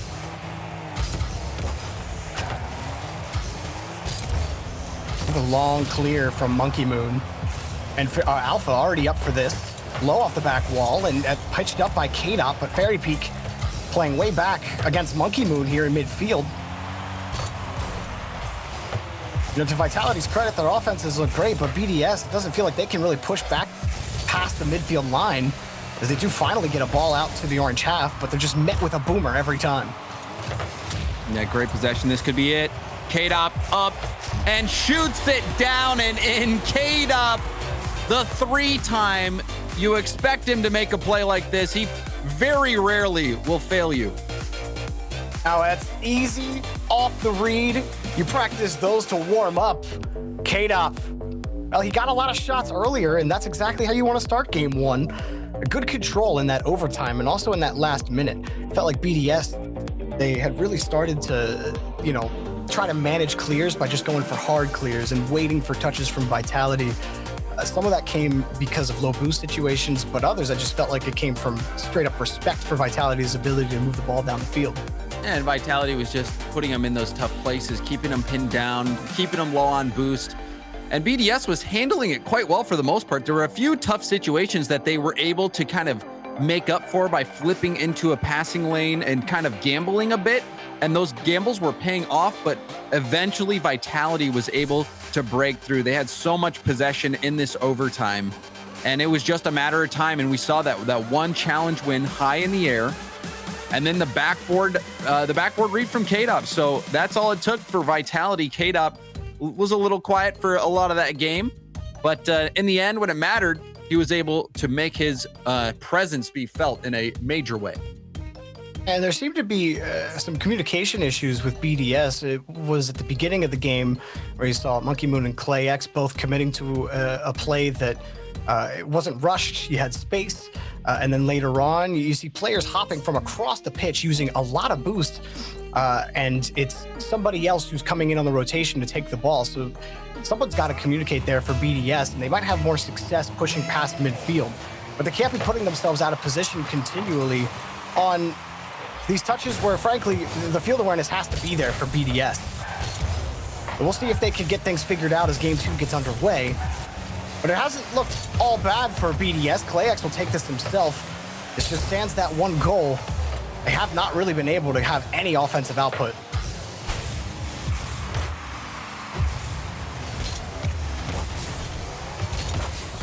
Monkey Moon will be next to challenge here for BDS. This is where you want to see BDS start to succeed. Looking at them against Vitality, how do they maintain pressure? Well, it starts with winning that challenge in midfield. Alpha, the dump to K-Dop. Fakes past one. Fairy Peak shot blocked by Monkey Moon, but the play's not over. Here comes K-Dop. Sends it across the ceiling. Shot is flipped and saved by Mark. Still Fairy Peak keeps it hunting. Do they have the shot here? Fairy Peak squares up. K-Dop can't find the goal. Vitality come away empty after how many balls just bounced in front of their box? You know, it's like a flurry from a heavyweight, and you feel like the boxer's gonna go down, but somehow he manages to stay on his feet. That is exactly what we saw from BDS. Haymaker after haymaker coming in from Vitality. I even loved the play where K-Dop was right next to the ball, but hits the brakes because he knows that Fairy Peak has the momentum to get a more powerful shot. But BDS, they keep making these goal line stops despite giving up that control and that possession. They find ways to make saves. But that is a situation you don't want to find yourself in regularly, Jorby, and BDS is finding themselves in it quite a bit as of late. Yeah, we'll see if they can, again, how do they keep pressure up? ClayX was waiting for a touch, but Alpha took advantage of that by just keeping the ball close and getting the pass up to K-Dop. They do get a challenge when here in midfield by Mark by 8. Monkey Moon takes a shot, but Fairy Peak is in position for the save. And again, 2 commit here on offense, and Monkey Moon has to sit back and wait. And, Monkey Moon, he takes the shot there, but he had ClayX in the middle. That was a better option. ClayX would have been able to get a lot of power. He was lining up the defense. He knew where he needed to shoot it. He would have been able to have a much better shot. So you can see Monkey Moon perhaps getting a little bit antsy. But I want to see more passes coming out from BDS, especially when the player is there, when it's all set up. It just needed that one extra pass. Does get a pass out to Mark by 8. ClayX closing the gap around the side wall. They're really forcing Vitality to stretch their half of the pitch. Shot just off the crossbar from Monkey Moon. It was a tough angle. Mark by 8. He keeps it locked. Now BDS are getting a lot of boost steals, keeping the ball away from Vitality. It's a little unpredictable with how they're playing the ball. They're playing it high up the sidewall. They're not really pushing the ball too far forward. Trying to bait Vitality up on some of these challenges, but Vitality again, they hold on and they're back in BDS territory. As trying to force the ball towards the box is Fairy Peak, gets another touch out, and it's a difficult juncture. The bump from Fairy Peak will open the door for K-Dop, and it's a goal for Vitality. It's a smart play from Vitality. K-Dop getting those shooting opportunities out in front of net. Fairy Peak getting another goal line bump. And then you even saw it when he was bringing the ball out of his own half after that extended BDS attack. Fairy Peak just keeps the ball close. He suckers in the defender, makes them use up a lot of boost to try to make a stop. And then before you know it, BDS used up all their boost to stop the ball at midfield, and then Vitality comes in and just picks it right back up. But that passing play, that was the chance to tie it up. That was literally everything you wanted to see. They had space in the third. Mark by 8 goes for the pass with low boost, and it's the shot. The shot was almost on target. They did everything right. And it's got to feel bad when you can't execute, and then you get dunked on by Alpha. Fairy, another assist for him, and Vitality up by 2. And ClayX, he gave that ball a little too much space. You saw him wanting to play it off the bounce, but off the bounce, it goes right to Alpha. And Vitality, they get away with one. They were beat. They were dead to rights on that last play, but the shot hit the post. So BDS going to regret how that situation turned out for them. They still have time to battle back, but they're going to need to dig deep. Certainly, they've only had 3 shots on net this whole game, and 2 of those came at the very end. That one will be high. A third goal will surely put it to rest in game 2. Monkey Moon on the transition, gets a nice second touch, forces the ball in front of the box, but K-Dop is the faster defender. And he had options, Jorby. He could have also gone for that unblockable shot where you try to go for the demo, let the ball float in. But Monkey Moon, he wanted to go for the flip reset, and it was close. But BDS just they're not able to score. It has been tough for them, especially after missing that shot off the post. That's probably affecting their psyche in this one. But they need to just get just one, so that a shutout isn't so devastating to the mental game. Well, that was a nice pass to Mark by 8, put off the ceiling, but Fairy Peak, this dude's a monster on the backboard. Good pass, but Monkey Moon, he was just a little too tight. ClayX's pass was a little too powerful. Time runs out, and Vitality take a comfortable 2-game series lead. Can Monkey Moon pick up a pick-me-up goal at the end? Well, it looked good, but Vitality just waited. And there you go. We'll get it. All right. And they get one. They get one for the road. They avoid the shutout. And I do think this type of play, it does make a difference. You know, you work so hard in that game. You get so many chances that you don't put in. You get this one. It's going to help going into the next game. Changes the vibe just a little bit, which is usually just enough to help a team get back into it. So BDS, their back is to the wall. We've seen them play well. I would not be surprised whatsoever to see them get a win or 2 back here based on how they were playing. Yeah, and I mean, to further your point, James, especially when you miss a shot it was a gimme off the pass from Mark by 8. When you miss that, picking up the goal at the end, I think it helps even more. But for Vitality, their defense, their ability to prevent shots on net was so good in this set, but then it was just relentless pressure from this team. Time and time again, they would just find themselves with the ball for about a minute and a half at a time, and the pressure was just too much for BDS. Yeah, the pressure was too much at times. They did make a few good stops. They had some passing opportunities. Monkey Moon had a very good opportunity that he kept for himself. So you can see that Monkey Moon does, you know, he's that type of player that has it in him to make those solo plays and get those solo goals. But against a team like Vitality, that is going to be a lot harder to do. So I think in this situation against an opponent like this, maybe you do take that extra second to look for the pass as opposed to trying to make it all happen on your own.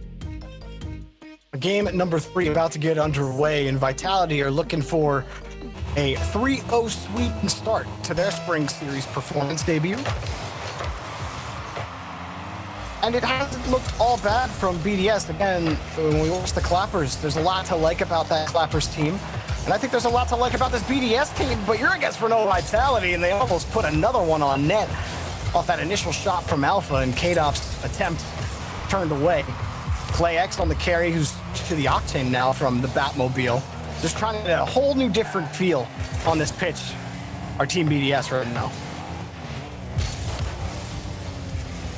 He's got a full tank of boost. He'll use it. Well, at least find the touch. But Monkey Moon will find the ball. Still going forward in a demo by Mark by 8. But it's Vitality keeping it close. ClayX just trying to manage midfield. Out for possession to start off game 1, or game 3. Wow. I think we're a little past game 1, Jorby. Yeah, you know, time move forward a little bit. Time flies when you're having fun, huh? I agree. I'm having a blast. Double commit by Vitality. And Monkey Moon, dump pass in front of the box. He tried to throw the grounder at him. ClayX's shot denied by Alpha. But that's what you want to see from Monkey Moon, dishing that ball down in the middle. It wasn't the greatest shot from ClayX, but it was a chance. And as long as they can keep generating those chances, putting themselves in those spots where they're making that last necessary pass, then it just comes down to hitting their shots. So we'll see if BDS can keep this up. They've been toe-to-toe with Vitality. They've not been outclassed by any means, but they are on the brink right now of being defeated in a sweep. Vitality are doing such a good job of, you know, cutting out potential clearing lanes, and they're not, you know, just going hard fist at the ball, going for every challenge. They've done a really good job of managing their risks, and even that pass right there was just so patient in net, not jumping at a route early. Vitality are just, their field awareness is just on point, seemingly at all times. And you have to score half chances against this Vitality team because they just don't give you an inch, James. They don't give you a single centimeter. It is tough to get by them. And K-Dop on the back wall will have long clear out to midfield. But BDS really starting to grab the ball a little bit more. Starting to find possession, but again, a lot of these touches against the backboard, which has been fully covered. ClayX, high ball to Mark by 8 off the ceiling. It turns into a shot, which is saved by Fairy Peak. Another shot. Fairy Peak again coming up with save. With low boost and no boost in the tank, he gets the pop up to K-Dop. He gets some clearance for Vitality. BDS gotten some continuing touches. This is where they really struggled when they get here to about the back wall and they cannot manage passes. They can't even find the ball. There's someone from Vitality always ready to take the ball away when they need that touch the most. Alpha off the ceiling. We'll flip it over one, and he almost got the goal, but marked by 8. There for save. And a great touch from Alpha. If you even go back and watch that, he actually nudged it, but the defense was out of position. Mark recognizes that instantly. You saw Fairy tried to come in and help K-Dop. Alpha was all the way on the left side.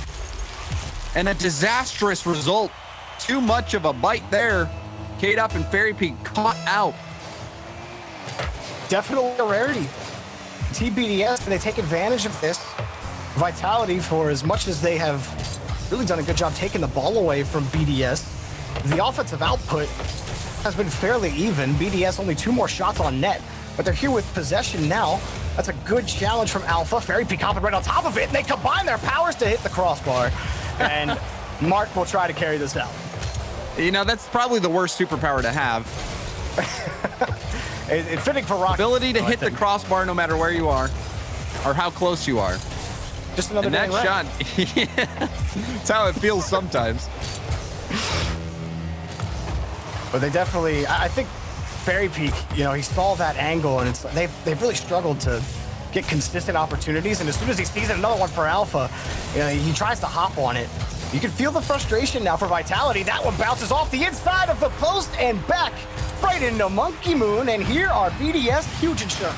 And again, K-Dub doesn't challenge this ball well. It looked like he was trying to pass it out into the middle, but Monkey Moon was right on top of him. He didn't have the space. Monkey Moon read him like a book. He almost dunked it in right off the bat, but then was able to read it off the post bounce. So K-Dub a couple times now just losing vision as we're seeing Monkey Moon try to dribble past all of Vitality. We've seen a couple players do that. That doesn't happen too often. But BDS, that's not the best touch from K-Dub, and an easy goal for Monkey Moon. And Team BDS come out in game 3, staying alive. K-Dub just dropped it right down in front of Monkey Moon. So again, we're seeing K-Dub, he's not making the ideal defensive touches or the defensive plays. It leads to another goal for BDS, and this one's just out of reach for Vitality. We'll see if they can pick a pick-me-up goal to head into game number 4. Good bit of passing, something that they just could never get going in this game. And past the first minute, BDS did such a nice job of keeping it out of their own half. Granted, Vitality had some pretty decent defense themselves until that one rotation broke everything down. And BDS, they've scored technically 4 unanswered goals here against Vitality as we head to match 4. And I'm not surprised by this, Jorby. The first 2 games were very close. They easily could have been games that BDS wins, but BDS was struggling to make the shot count. They just were able to get themselves into positions where they're able to get a shot, or they had all the buildup. They just weren't scoring, but that has changed in this one. But they also were given a few gifts by K-Dub and by the Vitality defense that I don't think they can expect to have moving into game 4. No, I thought K-Dub definitely had an off game, especially in the second half of that game. He did well on defense, but then as soon as you got over to offense, it just never really materialized. There was a couple of opportunities, I thought, for Fairy Peak and Alpha actually moving down the field, where you think about that shot that they had that bounced right off the crossbars. They both were careening towards it. So, you know, I think it's just retool, recheck for Vitality, but BDS, you got to be feeling great about how that game ended up. To be able to shut out Vitality, period, is pretty big for a team that doesn't have that RLCS experience. And, you know, we've seen them make these crazy stops a lot in this series. They do it again here. They keep the scoreline to 0. BDS, this is a team that is a contender. You have to watch out for these guys, especially these French players on the up and up, like Monkey Moon. Something about that country. And, you know, Spanish players as well, making their mark as of late. Rocket League talent showing up everywhere, and Monkey Moon puts another one in. He wins the challenge. You know, you can call it a 50-50, but that was 100-0 here for Monkey Moon.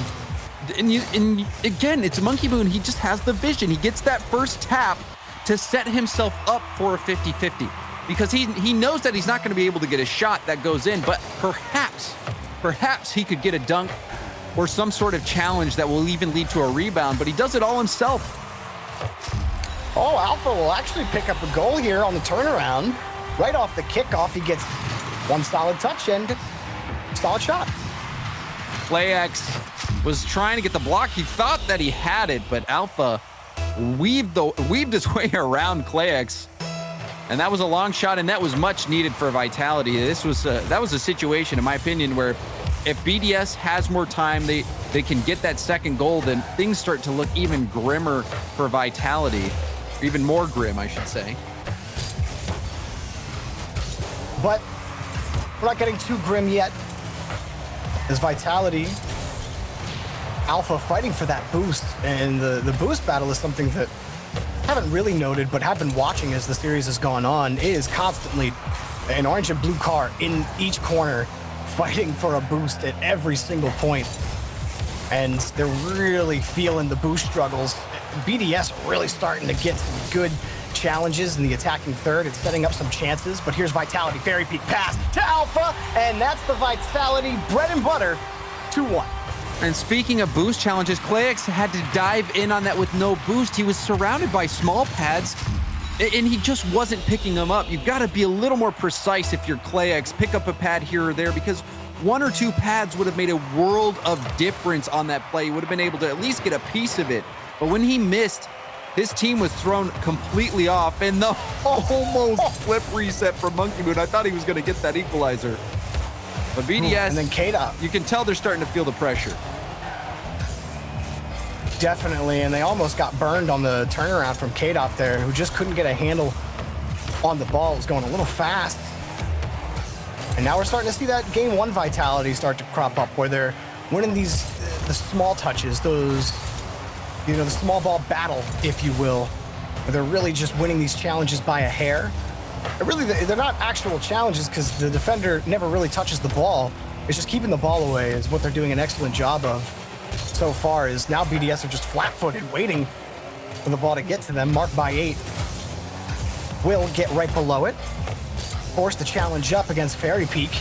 Monkey Moon will keep it going here for BDS. They're looking for that tying goal, getting the bump, but not before the touch. As Clayx now forced to retreat. Fairy Peak winning 1 challenge against Marked by 8. And Clayx with no boost gets the only touch he really can, as Vitality kicks it back to their own wall. Tough situation right now. Fairy Peak met by Marked by 8. The shot came a little bit quicker. You had Clayx on the backboard with no boost. Vitality, another shot just off the crossbar, but waiting is Fairy Peak, and he will punch it in. That's insurance halfway through for Vitality. Another goal resulting from low boost. Clayx couldn't get out to challenge, couldn't deny the backboard because he's on 0.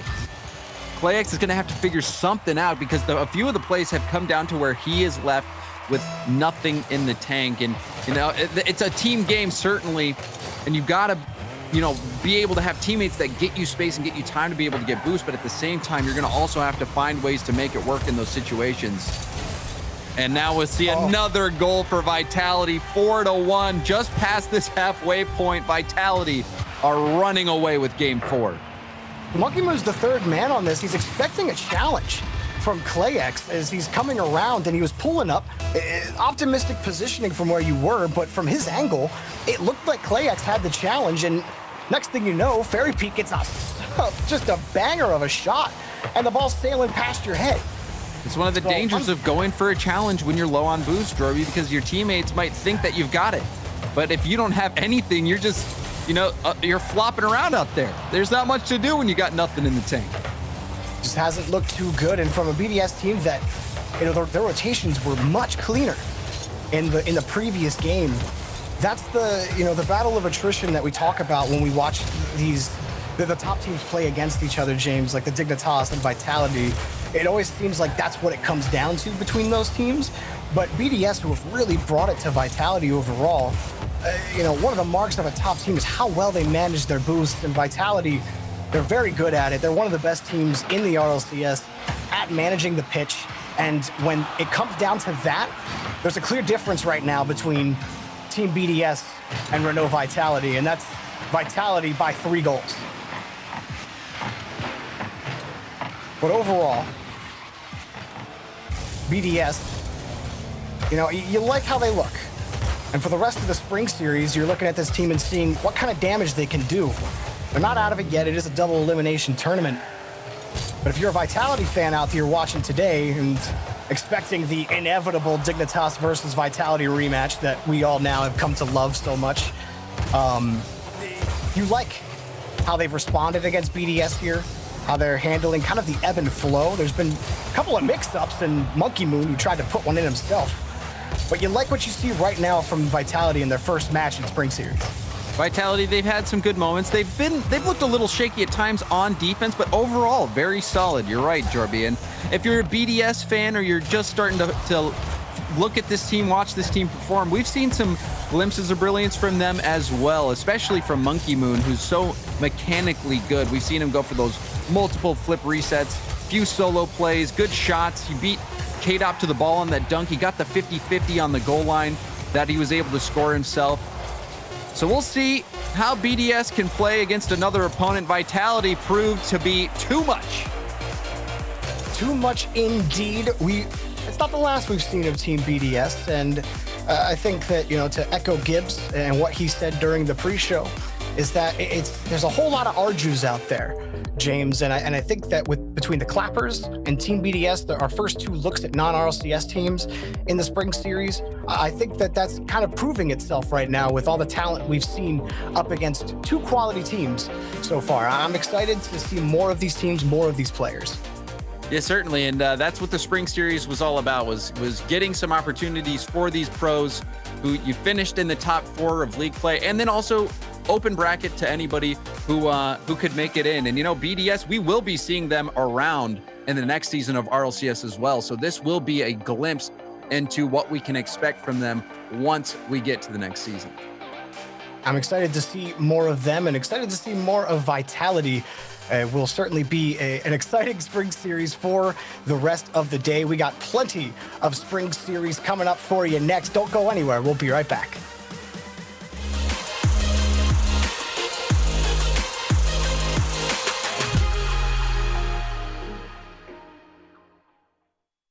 Rated E for everyone.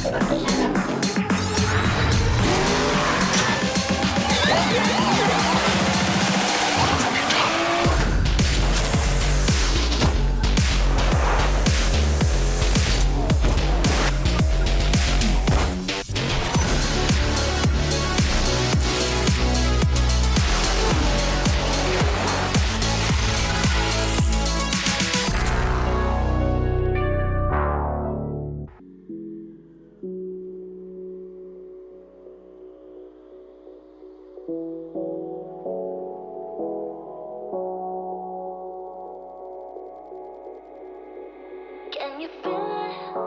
The fire in your soul, leaping at the chance for love. Can you feel it? Haunting your senses, letting all your feelings go. But I can feel it rushing through my veins. Your love's the only drug I know. But we've been playing the hand now we're dealt, but we can light it up. I know that we can make it through the night, but I can feel the fire inside, so there won't be nothing tonight.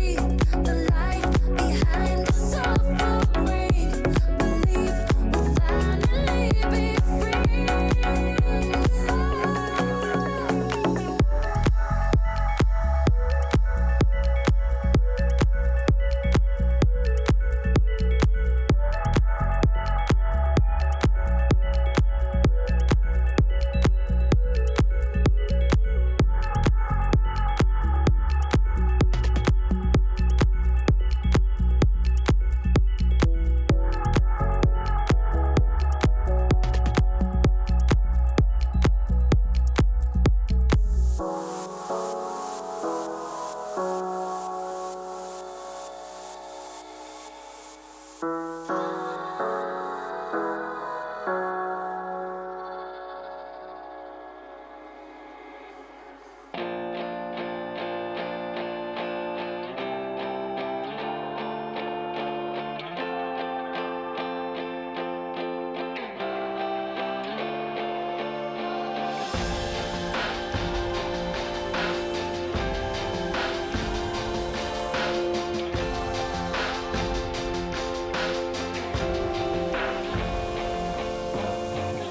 we take it too far to say that we could not pretend now?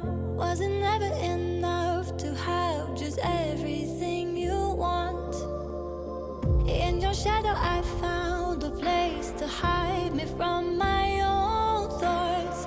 And if I ever got lost, you find a way to bring me home. And I want something that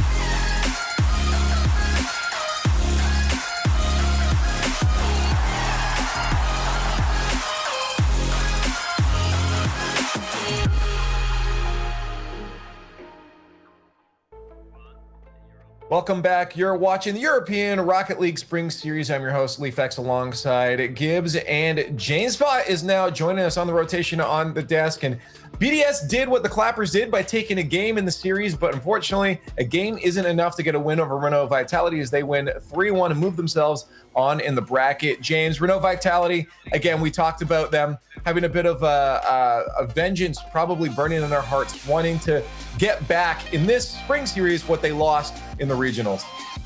Certainly, and BDS gave them a run for their money. There was a few times where it could have gone either way, but ultimately Vitality, the experience proved to be too much for BDS. They managed to take the win pretty convincingly in terms of series score.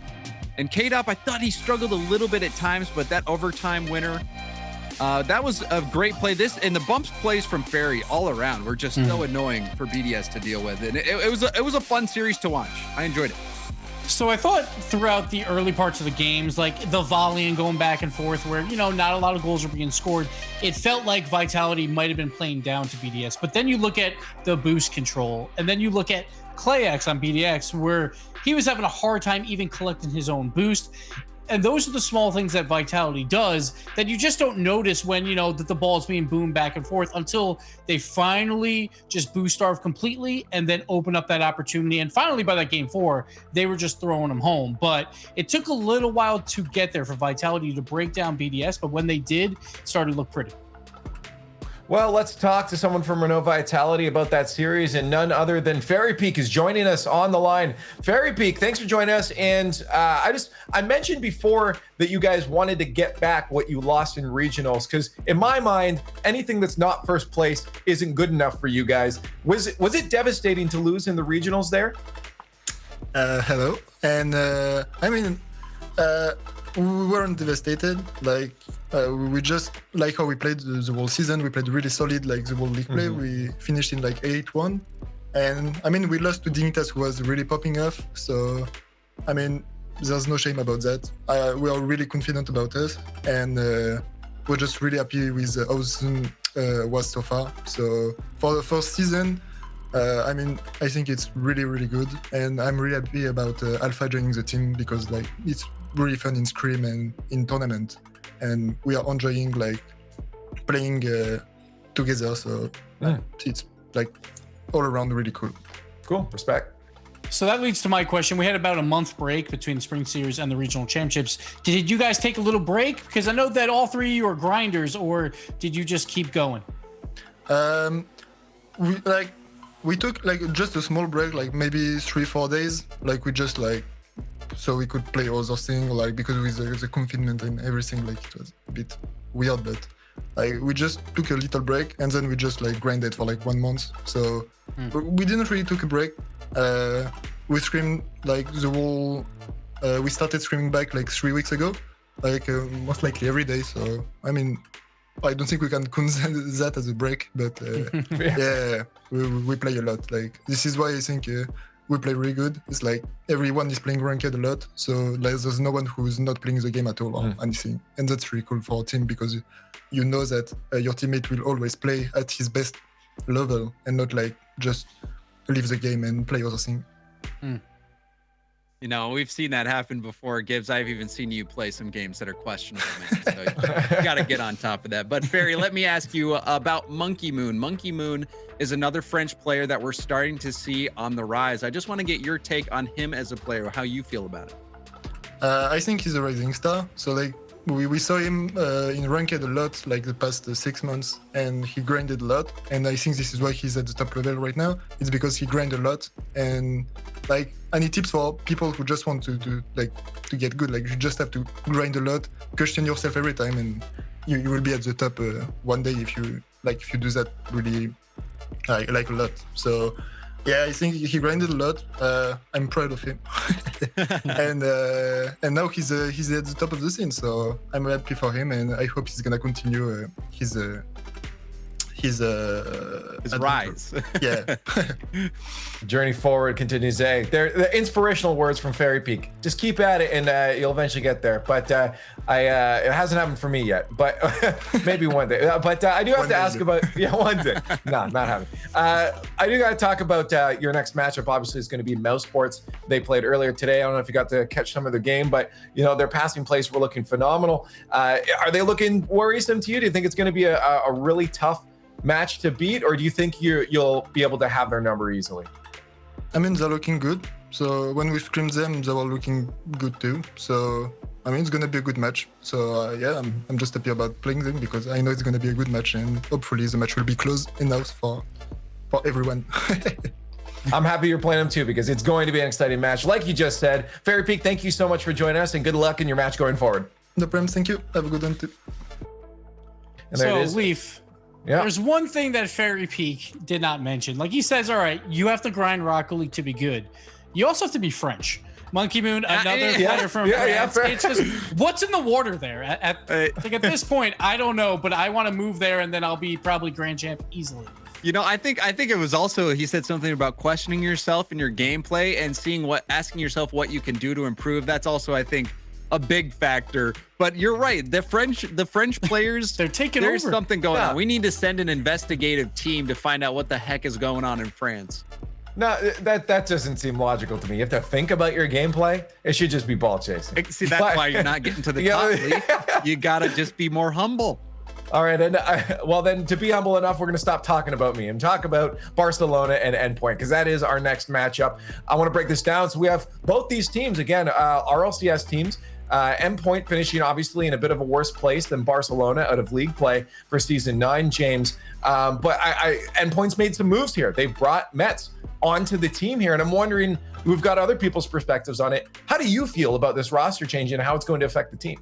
So I don't really know how much of an upgrade this is per se. I think Meta is a good player. I thought Nachito was also a good player. I don't think this is going to necessarily, in my opinion, immediately make them a top team, but I do think what Metzenars does bring is consistency, and he did make some big plays in the qualifiers. I think he's a good player. In Endpoint, they stayed in the they battled their way into the RLCS. They stayed in the RLCS in the promotion tournament. So I just think they're a good team with some pretty good players. Now, Barcelona, though, is really the question mark for me. I think Endpoint will play relatively well, pretty consistently, but Barcelona, they are just all over the place. We've seen them play very well. We've seen them play very bad. So for me, it's more of, what is Barcelona going to bring against this Endpoint team with Metza? Gibbs, can you answer that question? What are they going to bring here? I mean, like, he is kind of right. I mean, Barcelona looked like they're on that up. So we always had them as a top 4 team, and they ended up as a top 4 team through regionals to qualify for this tournament. But I think James is right that sometimes they don't always perform to that level. So I don't know what to think of Barca right now. Like, I think Ronicky had a great weekend for the regional championships, and I think that's why they got there. My concern for them is they play so much defense. Their shot differential was terrible throughout league play, one of the worst. And then they go to the regional championships, and it was still minus 31, dead last out of all those teams, but they still won those games. I don't think you can rely on defense alone to get you the wins. And I think the reason why they made top 4 was because Ronicky had a career day. They have to fix those issues. Now, it's been a month, so hopefully they have, but they have to possess the ball. So I am concerned about them. And I think there is a little bit of an upset alert here with Endpoint. We got your votes now. Give us your words on Twitter with the hashtag RL Spring Series, because we always want to hear how hype you guys are for the weekend. But right now, we find out if that roster change for Endpoint is going to be enough to take down FC Barcelona. So for those of you at home, this is going to look like a little bit more of a normal matchup than the ones we had previously. But Johnny, I feel like the desk has sort of brought our attention to something here, which is that we've seen Barcelona play together for so long, and they still can't get a gauge as to how they feel the team is going to play. How do you feel about it? Oh, it's really tough to know. Barcelona, sometimes they show up and they look phenomenal, and sometimes they just look like they're ready to lose as quickly as possible and get on to the next thing that they're going to do on that particular day. But we'll see, which type of Barcelona shows up today. I really think that is the key element in deciding who comes out on top between these two teams. So the winner of this is going to be taking on either Canyons or Dignitas in the next round. The loser will drop down to the lower bracket. It's best of 5 as we get ourselves underway here. We're very curious now to see how Metanoris settles into this team, and Flakes continues his shenanigans. This week he is in the Aftershock. I missed the Aftershock, man. As a Balcast player, Aftershock was big in that game. Yeah, it's a very cool looking card. I mean, if anybody can play it, it's going to be Flakes. He's tried just about everything at this point. He's found several things that work for him. And let's see if the other boys show up. Like the desk are saying, they need Ronicky to show up big today. He really is the goal scorer for this team, and he's, you know, really been a goal scorer for the longest time now, since he made it into the RLCS on that Triple Trouble roster way back now. And the other side, we've got an Endpoint team who, like the desk we're talking about, they've picked up Metza. You know, I think he's going to slot in quite well. The experience is definitely going to help them in a bracket format like this. I'm really interested to see how he's going to blend in with two players who I think performed quite well in their first season of RLCS, Relating Wave and Virtuoso. Relating Wave trying to take control of the ball, but just allows Flakes to swoop in and take it off the hood of him. For Metza especially, this is him trying to re-find his footing. Him and the rest of the original Complexity squad were so close to winning a few majors, only had it taken away from them because they were running into the best team in Rocket League history at the time. Virtuoso needs to get the block. Devo doesn't come out too well on it, but Barca doing a great job so far holding the field. I think Relating Wave has just handed away pressure here. Still over to the corner. Virtuoso on top of Flakes. You know, Flakes will look to take his time. He's got a passing option to Ronicky. Back over to Flakes, who couldn't get it on his hood. You love to see the passing there from Barcelona. That is the sort of play that they're going to need to make against this defense here, playing quite a reactive style. There it is again. What a drop down by Ronicky to Devo. And that is the first goal for Barca. You see how quickly Barca have adapted in this game. Start off everyone behind the ball, but now they've realized that they can get the passing plays off without any real challenges. Endpoint will need to fix that. They need to start spotting these, because those were two completely free passes. Now one goal to the better. Endpoint with their first major offensive push in quite a while. Again, Ronicky able to help them out. Up to the backboard. Devo can half volley this. Looks for Flakes over on the far side. Barca so far controlling the field. Endpoint have got to figure out some way to intercept what they're trying to do. I think these little short passes are a great strategy to use against this Endpoint roster. Endpoint, even before Metza joined in the team, they were all about intercepting those passing plays, and the shorter you can keep them, the easier it is to avoid, you know, getting your passes turned into attacks for the other team. You know, this is definitely threatening stuff for Barca as well. They've got to keep an eye out for Virtuoso. He's constantly bumping in the net. Oh, he's almost made an opportunity for his teammates here. That's one that he'll always look for the bump over a rotation out of the play. So on the topic of Virtuoso, this only got brought to my attention the other day. Apparently he has set up his cast specifically for demos. He has got the quietest possible setup that he can find. He is on OEMC for the end. Go and listen to it right now. That's amazing. He wants to be as silent and deadly as he possibly can be. Shout out to Juicy on that one, because I would never have figured that out. What boost has he gone for? This is incredible. I didn't even think of this. I don't know, but you can barely hear it. Okay, he's just got Alpha Boost. That's definitely quite a loud one, quite a recognizable sound. I wonder if there's a better option there for Virtuoso to... He's gone for the quiet engine, but he doesn't realize that he's always boosting. Yeah, you know, it's hard not to play with that Alpha Boost. Of course, he is bumping right now as we're talking about it. He would be. Metza, first big chance to the game, saved relatively easily by Ronicky. Barcelona still looking solid, but this is better for Endpoint. They've moved up the field with their challenges. They're not allowing Barca to come to them. And oh, that was another great chance, but it's off the bar.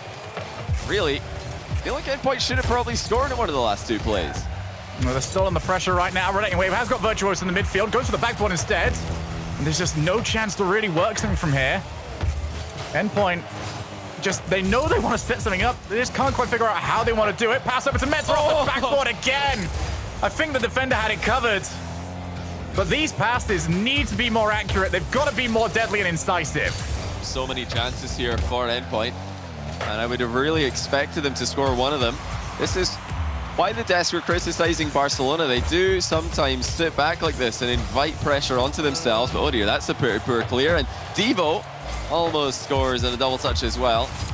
It looks like accuracy is plaguing both teams as the scoreline remains relatively low. Virtuoso running on ahead of the two teammates again. But Ronicky has dispossessed everybody, and now Virtuoso has to come back. Playing Wave realizes that his team has only got 10 more seconds to find themselves a goal. Metzer puts the ball onwards. Ronicky holding the midfield. Here's their last throw of the dice. Metzer goes long again.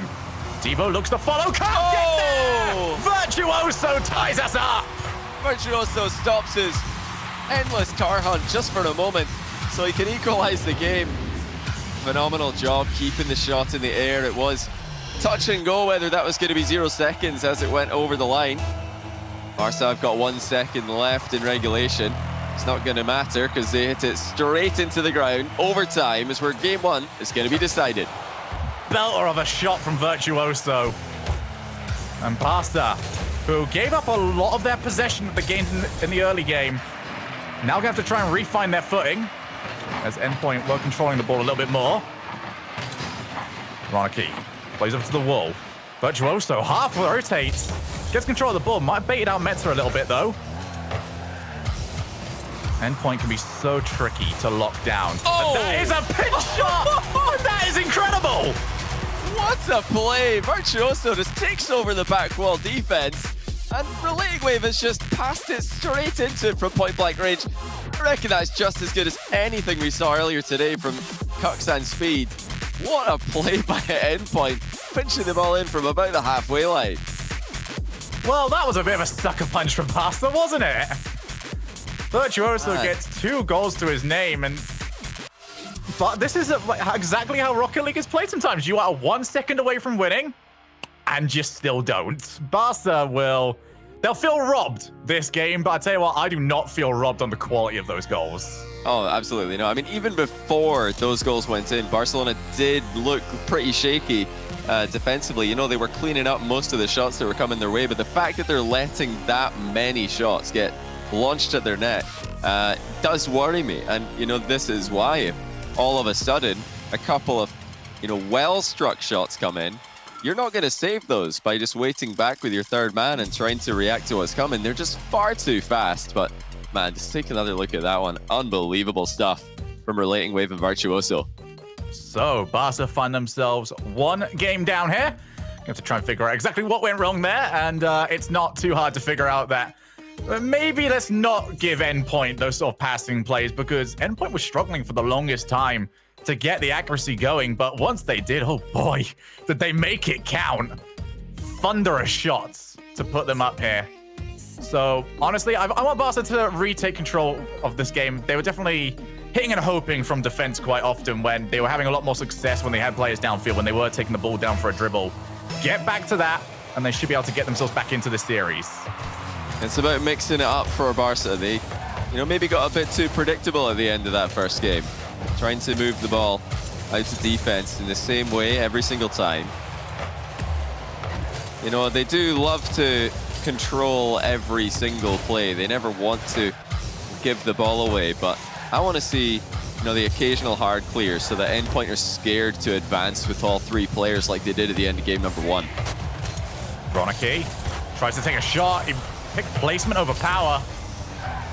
Endpoint were able to react quick enough. That's a lovely placement for Virtuoso. Looks to follow up. Didn't get the boost. To make this whole play a little bit more difficult for him. And the blasting backboard is going to put Relating Wave into a bit of a tricky situation. Infield pass, and Virtuoso gets one of those demos.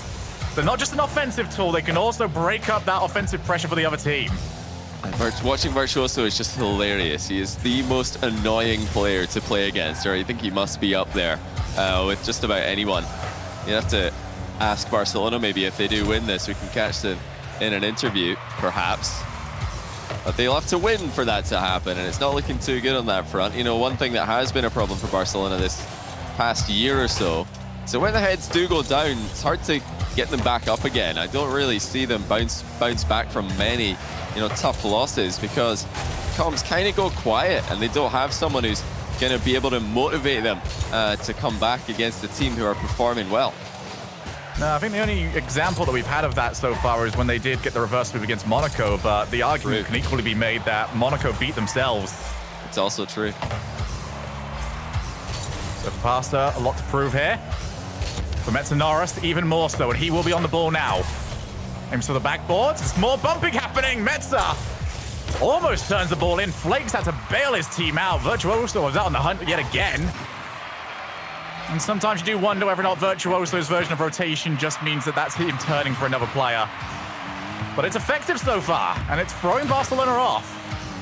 You know, it does work because you've got Relating Wave on the team, who is such a defensively minded player, and Metza likewise. I think more of a counter-punching style, and you've just got Virtuoso, the third player in there, who's a complete wild card. He's been let loose because Relating Wave and Metza are just letting him do whatever he wants. If he tells them, guys, I'm not going to rotate back here, I'll be back next month to help you guys defend, like, that's fine. They've come to expect that. They're playing off him perfectly, and they're going to get another goal. And who's in the net to set it up? It's Virtuoso. He's just decided to get all in Devo's face. There's just no chance for any Barcelona players to respond. Yeah, Barca they don't know how to deal with this. It's a wasp that is constantly flying around him, and they can't quite swat it away. And even if they do, well, he'll be back in just a second. Virtuoso almost shows off some of the mechanical ability that goes along with some of that tactical annoyance. Can't quite lock him down. Flakes off the backboard. That's going to drop down for him to take a shot. Metza, though, reads it on its way. This is big right now for Endpoint, a team looking to make a statement after being dropped into the promotion tournament last season. A win over a top 4 team would be the exact statement that they need. You know, it's not been talked about a lot, but the last time that these two teams did play, this is before Metza was brought into the roster, it was Endpoint who got the win, and that was a series where Barca took the win in game 1, and then they ended up losing 3 in a row, if I'm not mistaken. So this is not the best matchup for Barca historically, and I think the fact that Metza's come in here is just solidified from what I can see. Himself and Relating Wave are so calculated in their approach, and it's just letting Virtuoso run an absolute riot in the Barca end of the field. Barca just don't know where to go right now. They're completely stuck every time that they get the ball in their end, because they've got that extra thing to think about on every single play. They don't just have to worry about the ball and the rotation. They've got to think, well, where's Virtuoso? Is he coming in for me right now? Probably. Well, let's try and avoid him. It makes you just reconsider where your positioning is. Virtuoso fakes out the first player. Divo, though, savvy enough to keep the ball followed. But in a game that is as quick and as reactive as Rocket League is, the moment where you have to start thinking about your positioning is the moment you're going to start playing a lot slower. And that can be make or break at this level. Devo off the goal line, and he's been caught out on the lob. And once again, we've got Virtuoso off the ball, just being as annoying as possible. Nice shot there by Relating Wave. He's just beating Flakes to the punch. And that's something that Flakes is usually so good at, knowing when he can win a race to the ball. Playing that spacing game to perfection. But Relating Wave, he's come out on top there. Devo had too much faith in Flakes to at least get 50-50 in that play. He was off the goal line. Another redirect from Virtuoso goes wide. It's a chance for Barca on the counter-attack, though, 2v1. Metza does what he does, though. Holding that midfield. But it was an unnecessary double commit from Endpoint. Will not want to take another risk like that for the final 20 seconds. Devo's on the wall. He's going to have to try and make something of this. Back pass over to Ronicky. Couldn't reach the shot. And Virtuoso blast along to Relating Wave. Looking for the tap back down. This game is pretty much over and done with now. Endpoint go from promotion series to now being 3 match points over Barca. Relating Wave will get himself an extra. But Endpoint have now got 3 goals unanswered. And they are dominating this match.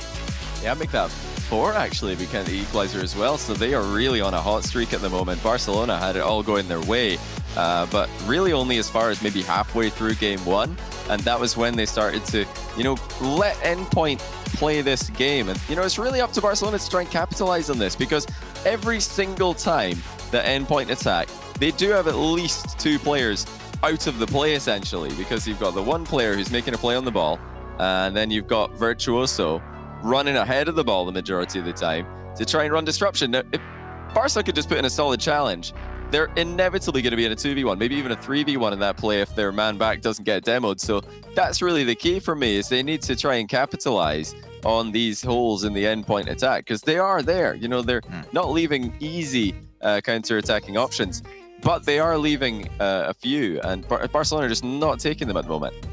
Yeah, there was 2 separate occasions there, one with Meta and one with Relating Wave, where it was a 2v1 situation, and Barca, they tried to figure out what they wanted to do with the play. They ended up opting for an infield pass, but the pass was nowhere near. They ended up putting it directly behind who they were aiming for.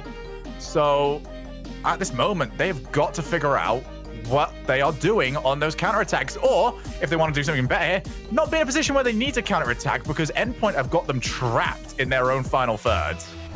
Yeah, and you know, for Endpoint, that's just really the name of the game right now, is just keep doing what you're doing. Just keep on letting Virtuoso, just go up front and be as annoying as possible. He's playing the enforcer role right now, and as long as Barcelona struggle to deal with that, they're going to really struggle in this matchup. Because you've got to, you know, get counter-attacking style going in this type of game. Virtuoso with a double demo there off the ball, as you do.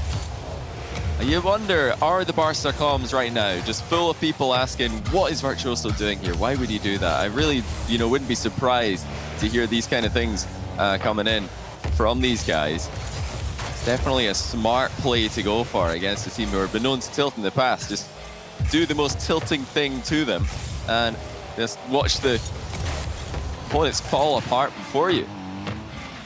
Barca do have some sustained pressure right now, but didn't last long enough for them. Virtuoso actually gets bumped into the block. And it was Barca that ended up doing exactly that to themselves.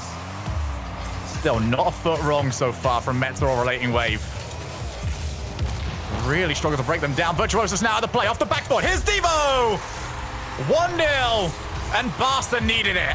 They're fighting fire with fire here. There you go. Ronicky takes out the first challenge, and that gives Flakes the easy beat. Center to Devo, full team play in offense. Barcelona get back on the board. That's more like it. They've taken a leaf out of Endpoint's playbook, and honestly, I'd love to see more of that if this game does just turn into a destruction derby. I wouldn't be someone to complain about that, Shogun. I don't think any of us would be. The only people that complain would be the people on the server. And we are in the server, but we are not on it. So therefore, I will just have a blast if that was to start happening. Pun unintended. Relating Wave passes it back over. Metza couldn't quite catch the ball well enough.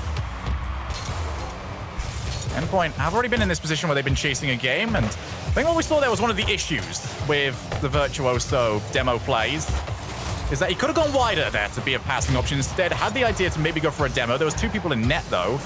It was always going to be an unlikely play. It's a decision-making game that he's got to go for, and it's hard to always be right, as Metza will take the shot. And that's a little bit easier for Endpoint than Barca would really have liked. And you know, this play at the near post by Relating Wave, it might not have been planned. I think he's tried to read that bounce, but the fact that he missed it played into their advantage because Metza had a much better shot coming in behind him. And the fact that Relating Wave was up for the rebound, or at least looked like he wanted to be, completely threw off the Barca defense. That kind of fake aerial play is really difficult to read, so works out well for Endpoint in this one. Wonder just how intentional it was. He certainly called it quite early, it looks like. Flakes to the backboard, gets a second. That is incredibly awkward, but Ronicky had already turned up to the play, so he was never going to be able to quite take the shot. 1-1 here. Devo takes out Metza, but that's not too important right now because Relating Wave's making a break down the other side of the field. Unchallenged for the longest time as Ronicky commits to the backboard. Metza to turn his team forward and couldn't quite get it far enough. Barca defense remains stout, but how long can they stay here for? Virtuoso with another bump, and Metza hits the crossbar. And that really should have been on target for Metza. He's been close to scoring quite a few times this game. He has, of course, got the 1 goal so far. But maybe it should have been 2. That was just off target as well. Relating Wave out of boost, but never one who's afraid to hide behind the ball and play the 50-50 game, Relating Wave. Safe play and defense again. As Endpoint tried to win this in 3 straight games. It looks like they're poised to do so. He's got the Exterminator. Still getting their game going. I've never seen Exterminator in a pro game. My goodness, it's still 1 minute and 40 to go as well. Virtuoso is just on a one-man mission to demo all of Barcelona and their entire extended families, it would seem. Relating wave. And the rest of Endpoint looking for that goal. That sends them through to the winners semi-finals. Barca. Try and get those wheels going. Infield pass. Oh! Boomer of a shot. Pick that one out. Just when you've got the whole defense terrified for their lives, running back to their goal, looking for safety, you rip them apart with a beautiful infield and a top corner finish. And that's your answer, everybody. Is Metza going to gel well in the roster? You bet he is. He looks like he's been playing with these guys for much longer than he has. The synergy is quite clearly there. They're up by a goal with just over a minute left. Barcelona might be even through the ropes at this point. They're trying to climb back into the ring. Ronaki can't get contact. Barca dazed, but are they beaten? Off the backboard. Coming in for the final shot as Flakes gets over the top. Relating Wave now by himself. Ronaki hunting down Relating Wave. But they couldn't find him quick enough. And that leaves Relating Wave one-on-one. Goes to the wall. Has he got the setup available? Over to Virtuoso. Couldn't make it 3-1. 40 seconds. Barca have got to escape this. What a play, though, by Relating Wave. He was 1v3 there, and he turned it into an attack for his team with a brilliant pass at the end of it all. That just shows you why Virtuoso is able to do what he does. He's got the backup. He's got the foundation. That solid defense coming in from Relating Wave and Metza. Although Metza has really been shining in offense this game. As these plays in 1v2, 1v3 positions that leave them well. Oh my goodness, that's maybe an own goal by Metza. Just as it was looking so good for Endpoint, they've conceded with 13 seconds to go. Yeah, he's got no choice but to go for this. It's an unfortunate one, but Flakes and Barca desperately needed that. So 2 goals each, 13 seconds on the clock. It looks like overtime is our way. The Relating Wave against Flakes. Tries to take him out with the bump afterwards. And off the backboard, Devo passes it straight down. Virtuoso wants to keep some sort of pressure going, but instead might caught his team out with a fantastic follow-up. Flakes with the catch. Ronaki, he's got an open net, but he couldn't reach it.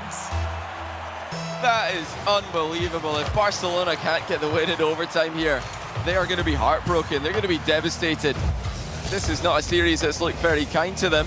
Virtuoso with a mind game, and he applies the finishing touch. Barcelona have been swept, and as close as they came to equalizing, it'll be a distant memory after such a devastating one-punch knockout there from Virtuoso. To European Rocket League, that is a statement sent by Endpoint. They sweep Barca, and they are going to be so happy with that performance. It's very rare that we get to see a playstyle that unique work that well, Johnny. I mean, when somebody is playing the demo game this much, you need to play so carefully and so well with your other 2 members. Full credit to Relating Wave and Metza for not crumbling in, 2v3, 1v3, 1v2 situations over and over again. No panic, no problems. They're just dealing with everything that's thrown at them, even in bad situations in the numbers game. But wow, the unpredictable offense of Endpoint is going to be difficult to stop. Everybody better watch out for this team later on in the tournament. Yeah, absolutely. We're going to have to find out who they're going to be playing against in the upper bracket semi-finals, as after this break, we've got Canyons taking on the regional champions in Dignitas.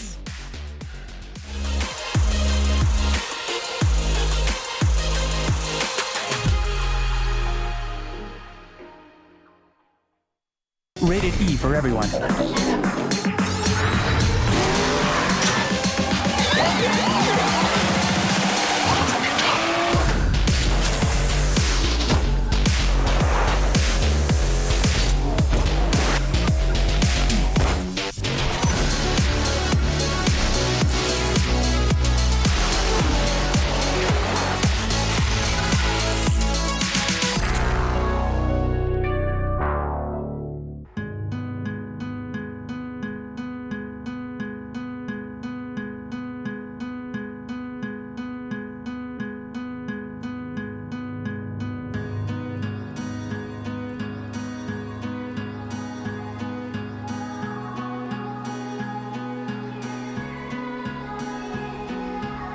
Into the night, city lights are dancing, slowly falling apart. The shadows causing an outbreak of wishing upon a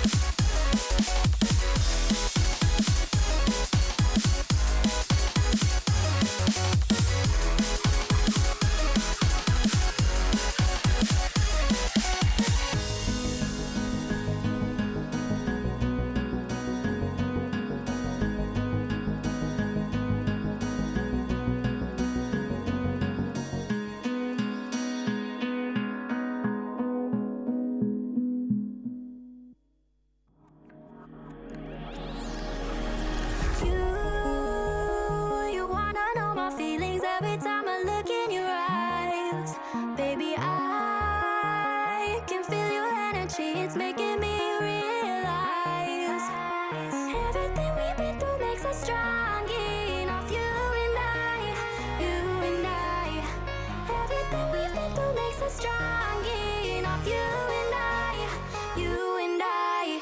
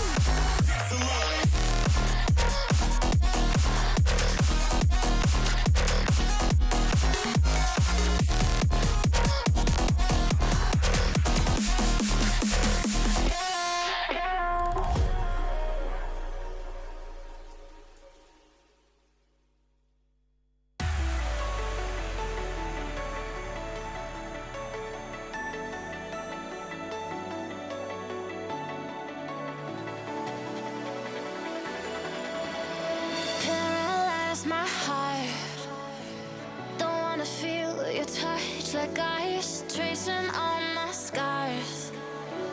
Why is it hurt on the inside? It's unforgivable, but I forgive you every time. Hard to let it go, 'cause we're intertwined. I break you, you break me, but something about it makes us whole, baby. Every piece keeps us together in the cold.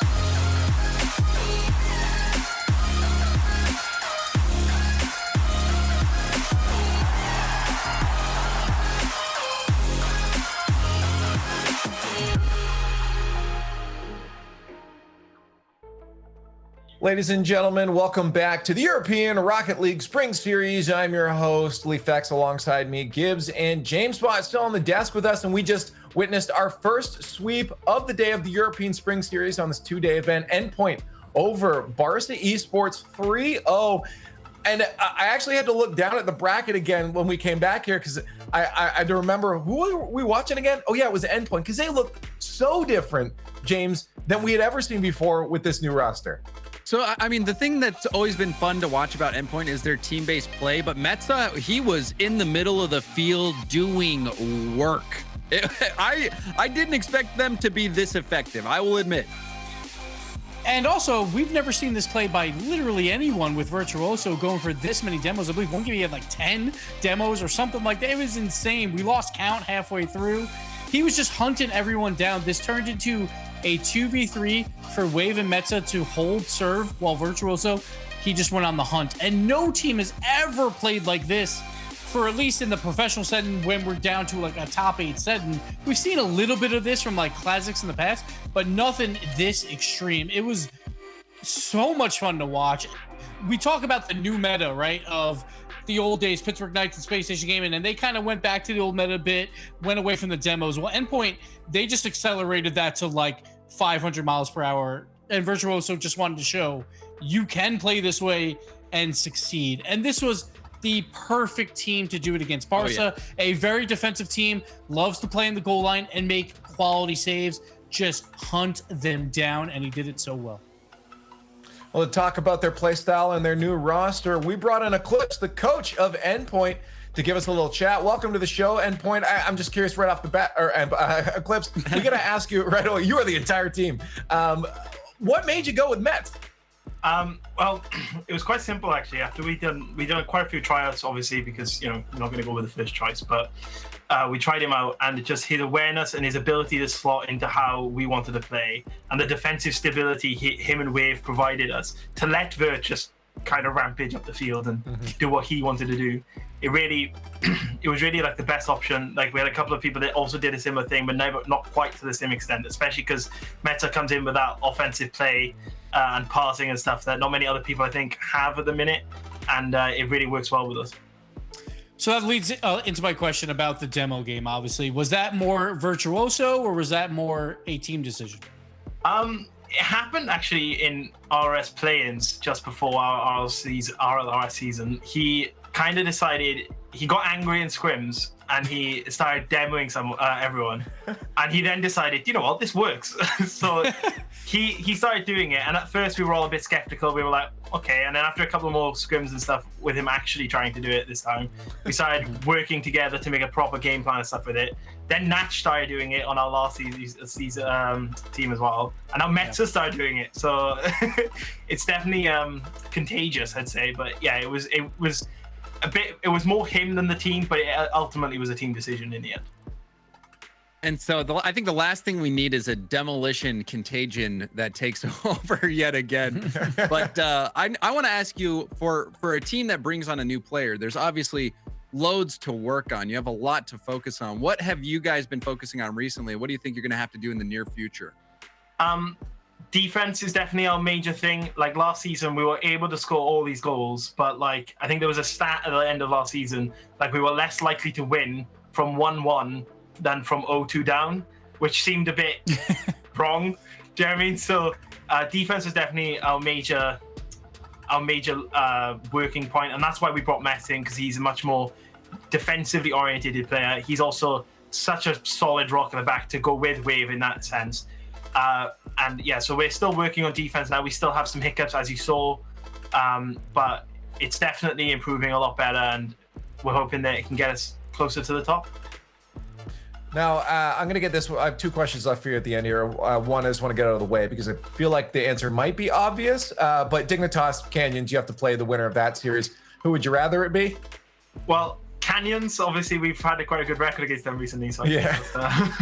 I figured. As I said, I just want to get it out of the way. The other one I want to ask about comms. How are comms when you guys are doing crazy stuff? Like, again, that pinch was nuts. That was insane. It just go wild, or do they keep calm and collected? when we have crazy stuff like that happen, it's definitely a bit more mental. But like generally speaking, we're quite calm actually. Like I think Meta is probably the most wild one actually, which I didn't expect, to be honest. Really? Yeah. So Vert though, Vert's comms is pretty much just chasing, demoing, chasing. so his comms are pretty simple to keep up with. So yeah. All right. Well, hopefully your playstyle can get you further in this bracket. Thank you so much for joining us, Eclipse, and good luck in your next match. Thank you. There it is, the coach of Endpoint, Eclipse, talking about their playstyle, and I think Johnny pointed it out too. Is like the just going for the demos that a meta for themselves or for that team, that playstyle is going a little bit deeper than that. It's even starting, Gibbs, to affect their choices of engine and boost at this point. Yeah, the rocking the OEM engine, so they're very, very quiet, but the whole team uses it, so they know when they're around each other. Well, the absence of the noise, I guess, but they always know when the other team's around them based on engine noise, and then trying to blend in a little bit. We see with Virtuoso with the alpha boost, everyone rocks it. Maybe teams are gonna have to start worrying about their composition of their boost and engine noises to differentiate from players like Virtuoso. Maybe it'll turn into a cat and mouse game where like, all right, we're all going to choose bubble boost. But then Virtuoso switches to bubble boost and you're all right, now we're all going to switch for game 2. So we'll see what happens. Just that extra layer of mind games. But you know, for me, I'm more interested to see if Endpoint can keep this going, because you touched on it a bit, Gibbs. They're a defensive team. They have a huge negative shot differential. They allow people into their zone. They allow people into their half, which is a play style which this demo heavy style is going to be most effective against. So the question is, how effective will it be against a team that's a little more offensive orientated? Well, we're going to see how far this playstyle gets them in a bit, because we still have to wait for the next two teams to face off to find out who Endpoint will be playing. Of course, I mentioned it before in the interview. It's Canyons versus Dignitas. Now, coming into this matchup, I think Dignitas are the clear favorites in the series, the regional champs for Europe coming out of Season 9 League play. Canyons, of course, Endpoint mentioned they have a good record against, and if Endpoint's looking this good, I would think that Canyons might have a bit of an uphill battle here, Gibbs, against Dignitas. Yeah, this one's gonna be tough. I feel like these guys were the talk of the town throughout the rival series when they were going on a great streak in the rival series, and then Johnny Boy's tournament as well.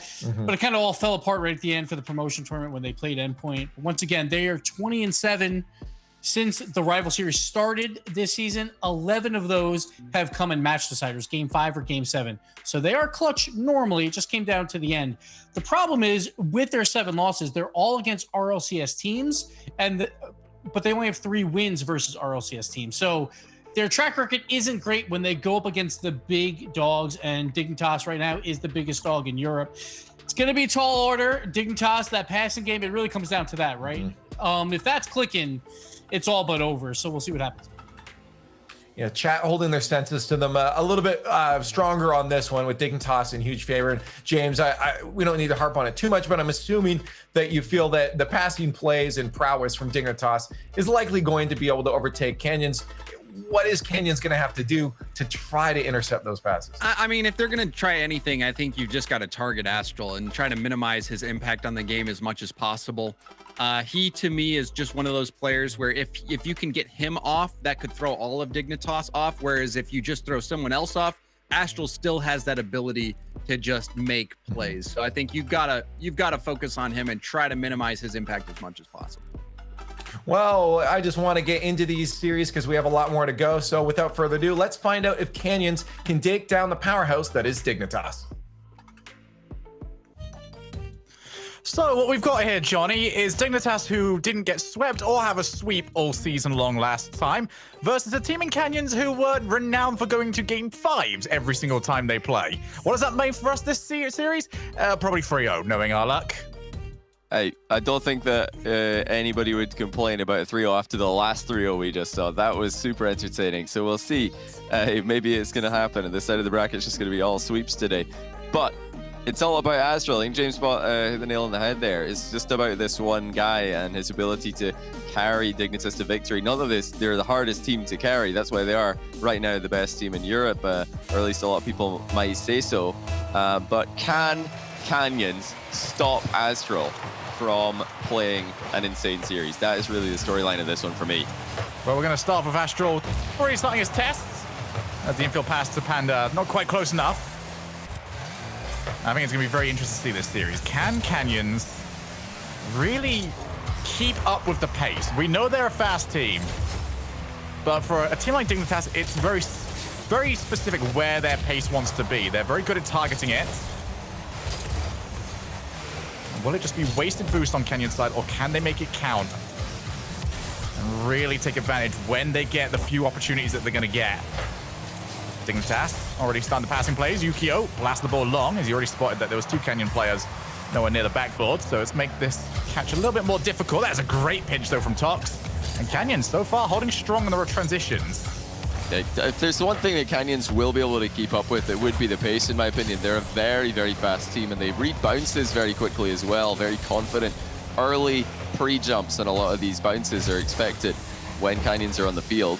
Now, Astral, Yukio, very well known for doing that as well. So I don't think that either team will have too much of an advantage in that aspect of the game. This is probably going to come down more to the finesse. That's something that I don't think anybody can match Astral for. Just that incredible control at breakneck speed. A lot of players can play at that pace and, you know, hit the ball hard at that pace, but Astral can do just about anything at that speed. He can still have full control of the ball. And here's Tox giving it a go. He's going to be denied at that near post by Yukio. Good block. Didn't look like Tox had a flip available to him. And you know, they're holding Dignitas pretty even at the moment. Dignitas need to try and land one of those big team passing plays by looks of things, because it's not going to be easy. And just as we're talking about that, a huge clear by Tox almost catches Dignitas off guard. Yeah, Dignitas didn't really set themselves up properly. Almost caught by just a boom. So far, however, Kenyon's done a good job of trying to set themselves up, but they've been caught out a few times now just by Yukio lingering on the wall. And Kenyon's just watching as Dignitas blast the ball over to him. Been able to hold the midfield too well from those positions, but we are starting to head over towards the halfway point. And Dignitas unable to get away from Canyon so far. Instead, they've been the team on defense for the longer time. Yukio taken out. Astral now is going to have to try and take it by himself. There's no way Panda can get here in time. Instead, he's going to drop over to him into the midfield. Look for the backboard, and this is starting to become more worrisome for me, Johnny, because Canyons do not leave anyone on the backboard. Instead, they've aerialed up to it every time, and there's a bigger worry for you, and his name is Astral. The center ball just came far too fast. The Stake didn't get too much distance on that clear, and Astral was just in a perfect position to put that one in as it bounced over them. 1-0 to Dignitas. They were just quicker to react to that second ball in that play. But, you know, it's the passes that are really the danger for me. Dignitas passed the ball like really no other team in the world at times. And that's something that Canyons are going to struggle with if they don't keep an eye on what's happening off the ball at all times. Yukio wants to try and follow this ball up, but Tox takes his time. The Dignitas will be strong, though. They've always got a follow-up. Infield pass, not well shot. Astral now with plenty of time to set himself up in the air. He's got the reset, but the first touch far too heavy. Yukio narrowly avoids being demoed. That could have put Canyons through on net. Now Astral off the backboard, over to Panda. Didn't get much time to run onto the shot. Get the feeling that that's exactly what affected the shot quality. Canyons still within one of this game, but they are quickly losing control over the territory and over the ball possession. They've got to get this figured out soon, and they've got to try and make sure they control these boosts. Zamway has actually left it. That's the sort of thing that can cost you, though. You can see how much more difficult it is to keep following up the ball. Double commit over to Astral, takes his time off the post. Panda sees his shot blocked. 80 seconds. Canyons on the back foot. Dignitas are finding openings, they're creating chances. Now, they haven't taken all that many of them. Their shooting hasn't been as effective as it usually is. But it's still dangerous, and it's not a good look for Canyons if they're going to let Dignitas have this much space and connect with their passing plays. It's not the way that you beat Dig. You have to stop this from happening, because if you just give them the space to find these passes, they are going to score. It's not a question, it's just a fact that we've come to understand after watching this team play together in the past year. Astral denied at the near post by Stake. There's just under 40 seconds left in game one, but Canyons are struggling to get rid of the ball. Tox off the wall. Astral will follow. Drops it straight down. Couldn't make contact for Yukio. He does take away the counter-attacking option with the demo. Panda, flip reset of his own. Not quite as flashy as we have seen from some players on Dignitas. And that might just offer an opportunity now for Canyons. Yukio straight down the middle. Canyons with no one available over there. Zamway Over to Steak. Steak's got no passing options, has to go for net instead. And Panda recognized it. Free jump for the shot. And that will keep it away. Canyon's having a little bit of a flare here, but really have not offered too much that has been overly dangerous to Dignitas, and that pass is going to make life so much more difficult. Yukio's on the ball, looking to kill it, and he's going to do exactly that. And this is just too good by Dignitas, unfortunately, for Canyons. They didn't show up in this game one compared to what I'm used to seeing from them. If you are new to this team, then you can expect more from them. They've, really not got the luckiest matchup in round one going up against Dignitas, but still, they'll want to perform at a much higher level for the rest of the series. Even if they do play their best Rocket League, they're still going to be second best in the lobby, I think, but it'll maybe be a bit closer. They just have to get more pressure in this game. They need to do more with the possession that they're given instead of giving it away every time to a Dignitas roster. You're unlikely to do the same. My big issue with Canyons was their positioning of their third man. They were so far forward every single time, and Dignitas hit the ball so cleanly that it was sailing over the top of them. They have no one that has the ability to run on, blast the ball back over to Dignitas' side, and keep that pressure going. It's just as soon as Dignitas get that hard clear, they're already too far forward. It's over the top of them. All they really do is waste like 80 boosts to get themselves all the way up there just to touch the ball. It doesn't really do much from there. It just drops straight back down to the midfield, and all you've really done is waste the boost and take yourself out the play. So for me, Canyons, they've got to sit deeper. They can hold pressure better by playing further back in a weird way. And unless they make that adaptation, Dignitas will keep escaping their own side of the field with ease.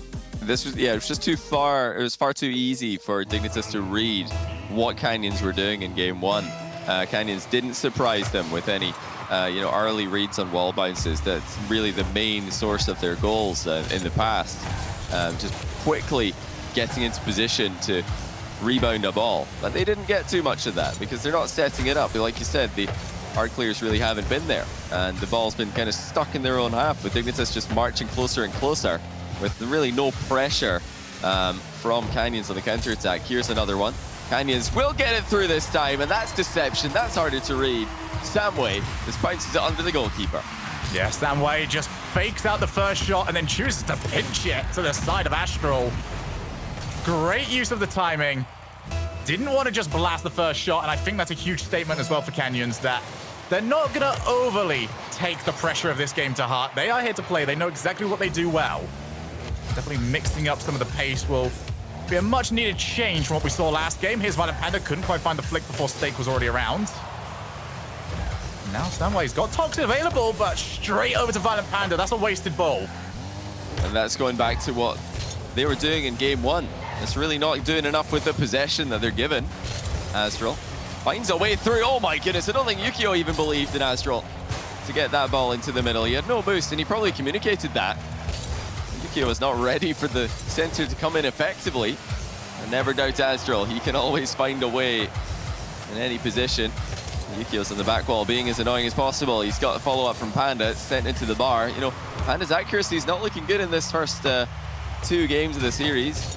Definitely expect to see more from him later on. I think we just have to stay alert at all times. This is a very dangerous team they're up against, and if you give them enough time to find their feet, then maybe they're going to be the ones to elevate and make life difficult for you.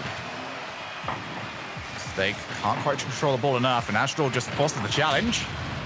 Dignitas currently hunting to put themselves back to 1 goal apiece. Infield pass from Yukio, but there's absolutely no one around.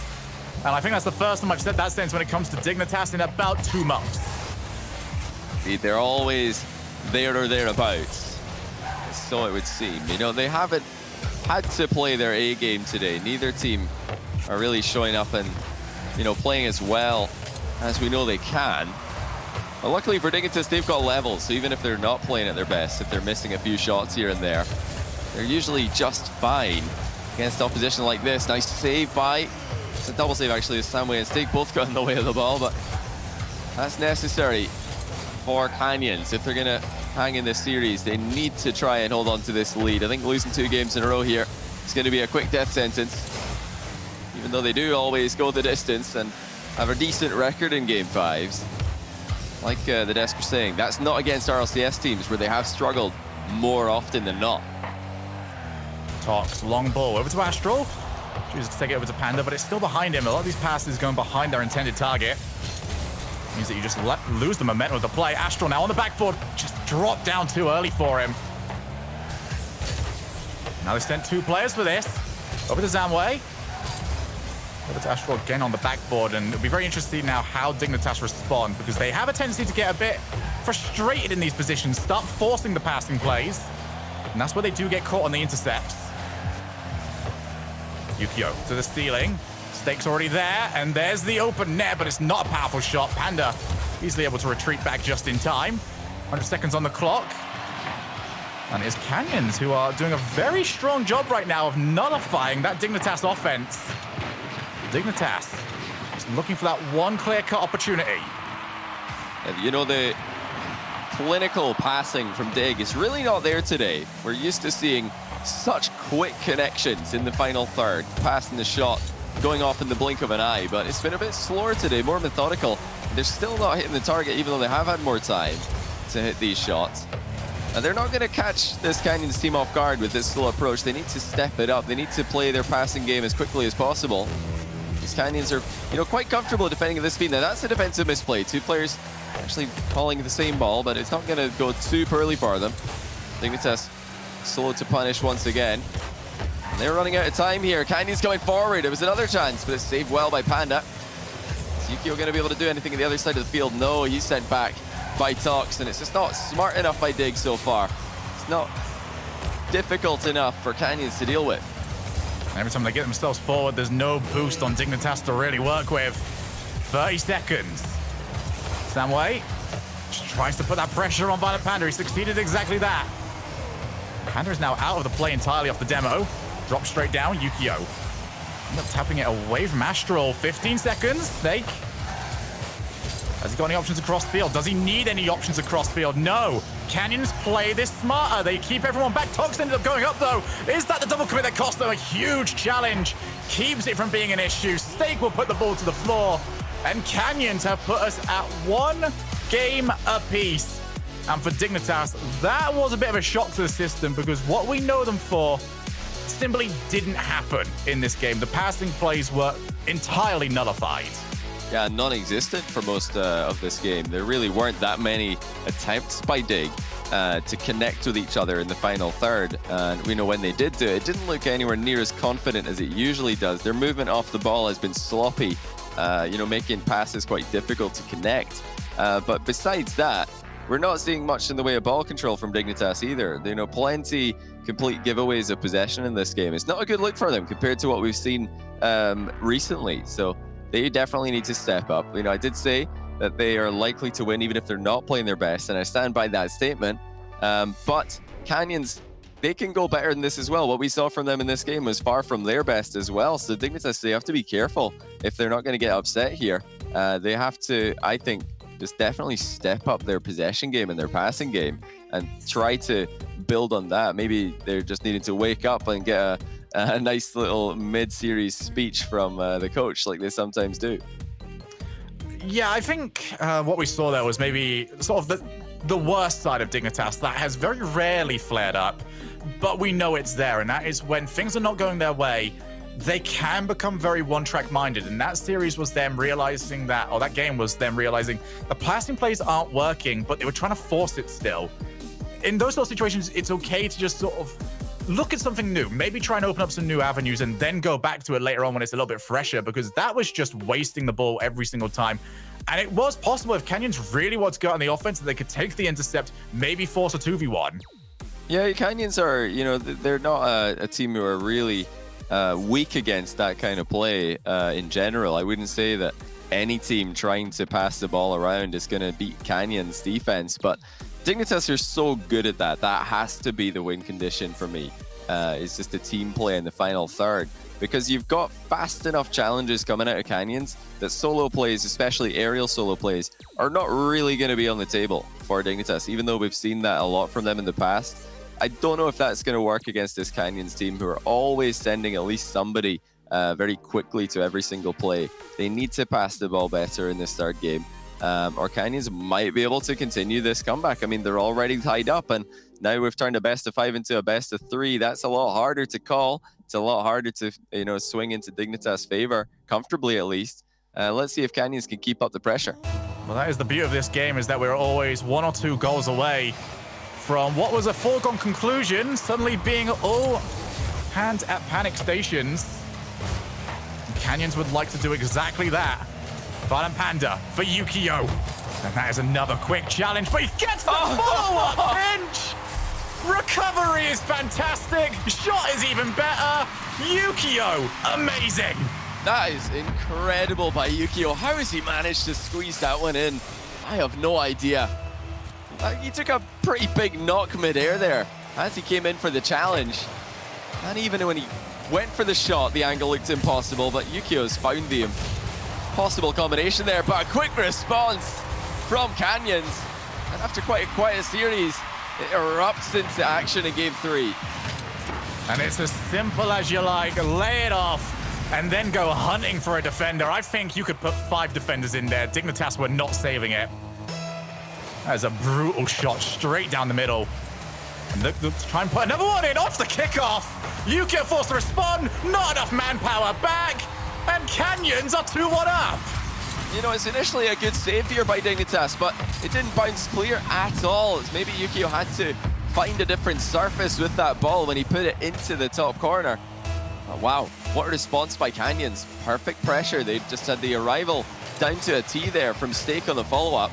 They're ahead by 2. What a response after Yukio really had a chance to just blow them away there with that opening goal. Yeah, what a bounce back. And stay right there, Johnny. Honestly, that opening goal, as good as it is now a distant memory in regards of how it's going to play out in this series. Samway just couldn't quite get the power he wants, but the rest of Canyons starting to find their groove when it comes to the offensive pressure. And when they get there, they're very difficult to get rid of. They're very, I think the word I want to use is sticky. You can't get away from them all that easy. Yeah, they're swarming every play now. We're seeing that you got players coming forward on the right and the left of every attack that's coming in. That's going to make Dignitas have a hard time clearing the ball if both sides are covered. It's up to Dignitas now to just really focus in on 50-50s, dribbling and defense. Because if you've got players on either side of you ready to intercept clears, you can't really look for that method to get rid of the danger. But Dignitas, they're a great dribbling team. They're a great team on the ground. I don't think they're going to have too many issues breaking out of their own half. Another shot off the backboard. Yukio's got time to recover and control the ball. Just ends up putting it straight over the top. So want to set up. Will be awkward, but Canyons couldn't quite figure out who to send for it. And Stake, he'll be glad that he didn't jump in as well. Otherwise, that was going to be Tox all by himself against the Dignitas lineup. Dignitas now the team that were hunting, and then they struggled from this position last game. Like Canyons did a very good job of realizing what their situation was. Here's Violent Panda, pop up, takes a player out, Astral with the shot, and there is absolutely no chance for the defender. That is the passing that we've been missing from Dignitas all day. Panda just pops it into a really glorious position for Astral to follow up on. He can pick any spot of the goal that he wants to shoot in there. And that is how Dignitas equalize. Great offense by both teams in this game. Difficult to defend these positions. Neither team have been able to. Stake puts the pressure back on immediately after the kickoff. You know, credit to them. They're getting pressure on almost every kickoff here. And they're turning it into goals with relative consistency, I would say. And again, just they know where each other are. They are not taking a conservative route to this. They're playing against the European regional champions. And right now in game 3, ignoring the previous 2, they look like they couldn't care less. The offense is sticking for them now. Both teams starting to click. And it's here where we can start getting very excited for how this series is going to look. Astral skies a shot. And that's a big difference. We saw infield passes to, you know, direct goals coming out from Canyons this game. And that was the exact same play from Dignitas, but they've hit the bar with their shot. Something that they're usually so good at scoring with. Canyons are a quick team, and Dignitas have seen that now firsthand. They know exactly how quickly they're going to have to play to match them. And it looks like they are not as comfortable playing at that pace as we expected them to be. Kenya's now making a concerted effort to steal that mid boost whenever they get the opportunity. That'll make life very difficult for Dignitas players. You get the feeling that more than anyone else, Astral will be the one that's most affected. You need to give him that boost. You need to give him that fuel if you want him to be as effective as he can possibly be. Over the corner. Tox will not go diving in this. He sees his teammates back, and now Violent Panda, he's 1v2, and Steak dives straight across. No risk taken. And Canyons, whenever they're in the lead, have performed admirably against Dignitas' barrage. And, you know, I'm not saying it's impossible to play a solo game in the air against Canyons. We've seen Yukio do it to open the scoring in Game 3. But it's definitely not easy. Yukio, to score that goal, had to pinch it in off the bar. And wow, Tox has just made it 4-2. Dignitas completely caught out, a bit too far away from their goal. And it's actually Canyons who are going from strong to even stronger positions as this series progresses. And I think, again, we got to see the frustrated passing play from Dignitas. They knew Yukio was forward. Panda still tried to force the pass over to Astral, and it was blocked. Nobody back afterwards. And Canyons take advantage. They've now got a lead that you would consider that they should be winning from here now. 1 minute remaining. Dignitas, all the work to do. You have to start with Yukio by winning a challenge against Tox, but even then, Tox is coming out on top. Astral, over to the wall. Just hands away possession to Steak. 40 seconds here. Dignitas do not look like themselves in this situation. Over to Steak, dropping it over to Tox, but he couldn't get there on time. And you know, we wondered, would it be Dignitas who step up late in the series and start to show everybody what they can do? It's actually been Canyons who have done that. Now wide open for Dig. Nobody's there though.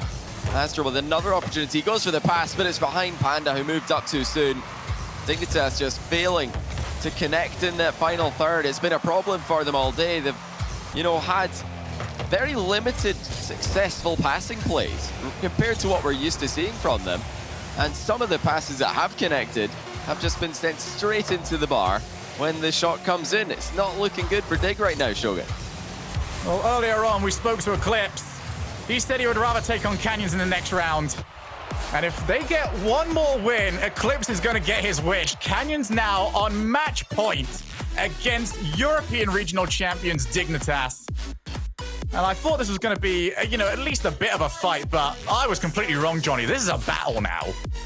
It's, yeah, definitely the best game of the series so far here at Game 3. But wow, you started off with Yukio styling and scoring one of the best goals we've seen all day. And this has been a day full of great goals. But the immediate response from Canyons just shows what they are capable of. They turn, you know, high-pressure plays into goals extremely quickly. You do not have much time to react and to reposition after you get the first save against these guys. The next shot is probably coming in before you've landed your recovery. So that is what you expect from these guys. And I'm glad they've been able to show it in Game 3, because even if they do go on to lose this series, people can see, you know, these guys are legit. They can play at this top level against top level teams like Dignitas.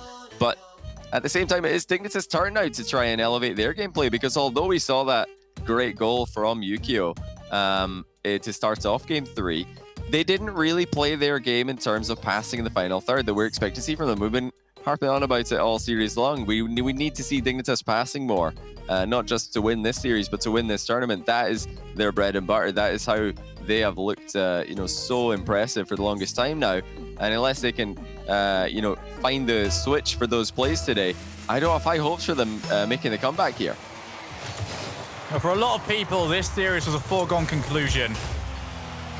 Myself, Gibbs, and Leaf all had Dignitas making top 3 in this tournament. If they lose this, it's certainly not out of the question that they could do so, but my goodness, does that road get so difficult with all the sharks in the tank in that lower bracket.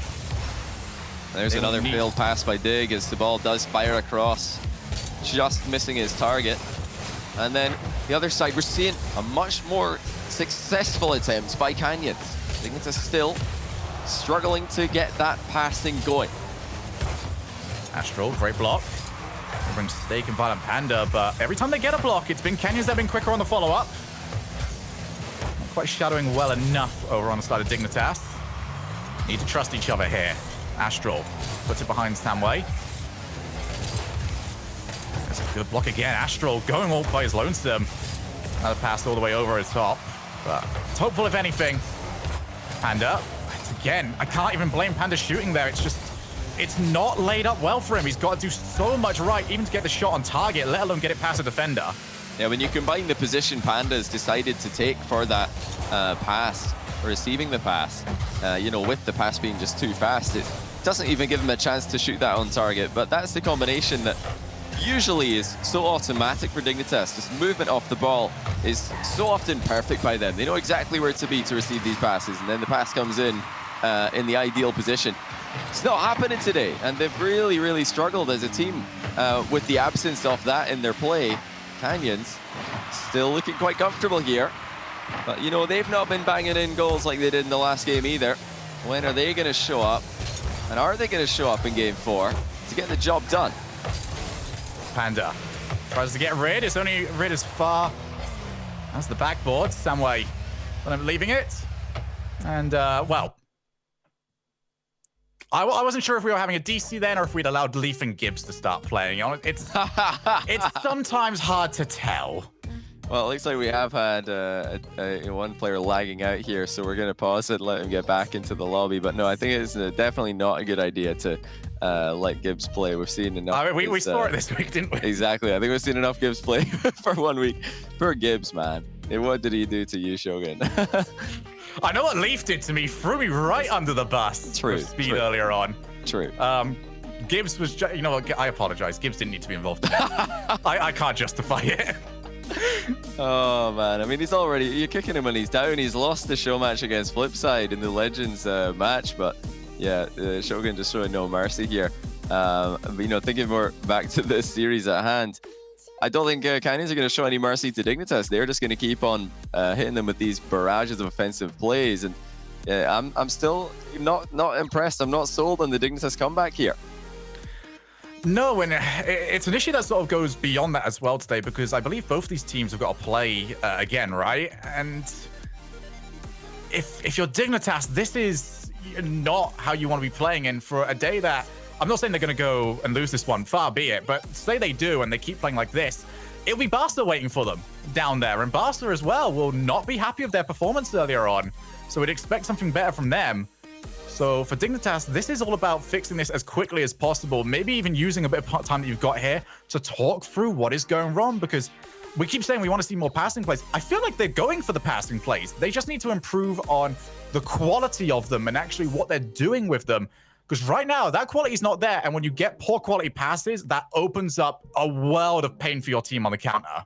Yeah, it's really about the movement off the ball for me, because we're seeing the attempted passes, like you said. They are trying to make that work, but the positioning off the ball just isn't as good as it usually is, and that's what's making these passes look bad. Or at least, you know, that would be my quick diagnosis of the problem. But maybe they've got a different plan to solve this. The real issue that they're having in this series is that usually, if the team play doesn't show up for Dignitas, they could just rely on Azrael to go and clip on the other team and score all by himself, or you know, like Yukio did in the third game of the series. But that's so difficult to do against a team who attack the ball so early in the air, and that's not a weakness of Canyons by a long shot. They are very, very fast with their first challenge, and they're going to be fast after a kickoff again to take the lead, just like they did in game number 3. But what on earth are Dignitas doing, sending 2 people for the ball in that position?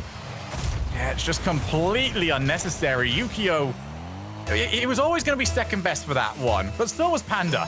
You can't send 2 and not make any contact whatsoever. You know, against other teams maybe, but not against Canyons. They're too quick in the air. They are not a team who are weak against this kind of play. Maybe if Dignitas do drop down to the lower bracket and they do play against Barcelona, they can do that kind of thing. They can attack the ball from a long range in the air. They can expect their opponents to back off, but Canyons don't play that style. They get in your face. They love to go as quickly as possible in every play. Now that's a good play by Yukio, but he's just off target, and the follow-up fails as well. Dignitas less than half the game to look for an equalizer, and Yukio's just double jumped over the ball by accident. They are tilted, Shogun. They're not playing their game, and looks like the response mentally has not been effective either. I think my biggest issue is actually how much they tried to hold on to the offense afterwards. There was no play available, and they still kept trying to turn around to keep control of the ball. Astral now with the flip reset, but instantly challenged. Tox and the rest of Canyons just are not giving him any space to perform any of his magic. But if Dignitas hold on to these plays for too long, if they try and stick around, they'll be left with 0 boost and instantly get challenged. When you're on 0 boost, it's going to be a lot more difficult to win it. Stake now. Downfield is a passing option. They're just going to be Tox laying it off, and Stake's taking out Violent Panda. Offers up a couple of routes here now to try and get that second goal. Not a great touch here from Stake. But here's Canyons with 90 seconds left here. They've got the pressure, and Dignitas have got to find something here. Show off that experience. Yeah, they need to show us why they are considered one of the best teams in the world. They haven't shown us that today. They haven't played their game. They haven't been able to. Meanwhile, we're seeing Canyons playing exactly the way that they want to play. They are playing as quickly as they can. They're not hesitating. They're playing confidently on every aspect of the game. And really, after taking 2 games to wake up, it's been one-way traffic. Canyons coming forward again. They've just missed a 2-goal lead. Now Astral, 1v1 with Tox. He's not able to get the ball past him either. Tox has read these rotations so well every time, often being the 3rd man back. But he has managed to block everything. He has been a brick wall for the Canyons team. Astral launches long. Needs to try and catch out Stake, but Stake, great first touch. Can follow up for a second one. Couldn't quite get the block, but straight over to Tox. Looks for the blast. That's the touch from Violent Panda, but it's only as far as Stake. Astral to the backboard again. They are blasting the ball as far as they can every time. But again, Tox waits back. He knows that they're going to get desperate, and he sits there and waits for it. Yeah, Dignitas are absolutely that. They are 100% desperate right now. It's another infield passing play. Just completely falls short of the target. Dignitas have failed so many times in a position they're usually so strong at, and they will lose 3 games in a row to drop into the lower bracket. That is pretty shocking to see. Dignitas just not playing their game today, just not showing up like we usually expect them to. But guys, this is the Canyons team that haven't fluked their way in here. They're a very scary team to go up against. If you give them these warm-up games to find the pace and the confidence that they need to play their A game, they're going to walk all over you. They do not hold back, and they don't hesitate on any play. Well played to Canyons for capitalizing on a lackluster Dignitas display. Absolutely. Canyons, they looked shaky. I think the first 2 games will not exactly be a highlight reel for either of the teams, but they're the ones that grew into it. They spotted the opportunities that they had, and they started to grow from that. I honestly thought that the Yukio goal was going to be a massive turning point. It was. Not in the way I expected it to be whatsoever. So Canyons, they will move on now to take on Endpoint in the next round, which is going to be very interesting indeed. Dignitas, however, have now got a winner moves on round against Barca in the lower bracket, which should also be very interesting because we are guaranteed now to lose one of our top 4 RLCS teams. But that's later on the bracket. We will be back in just in a second after a quick commercial break.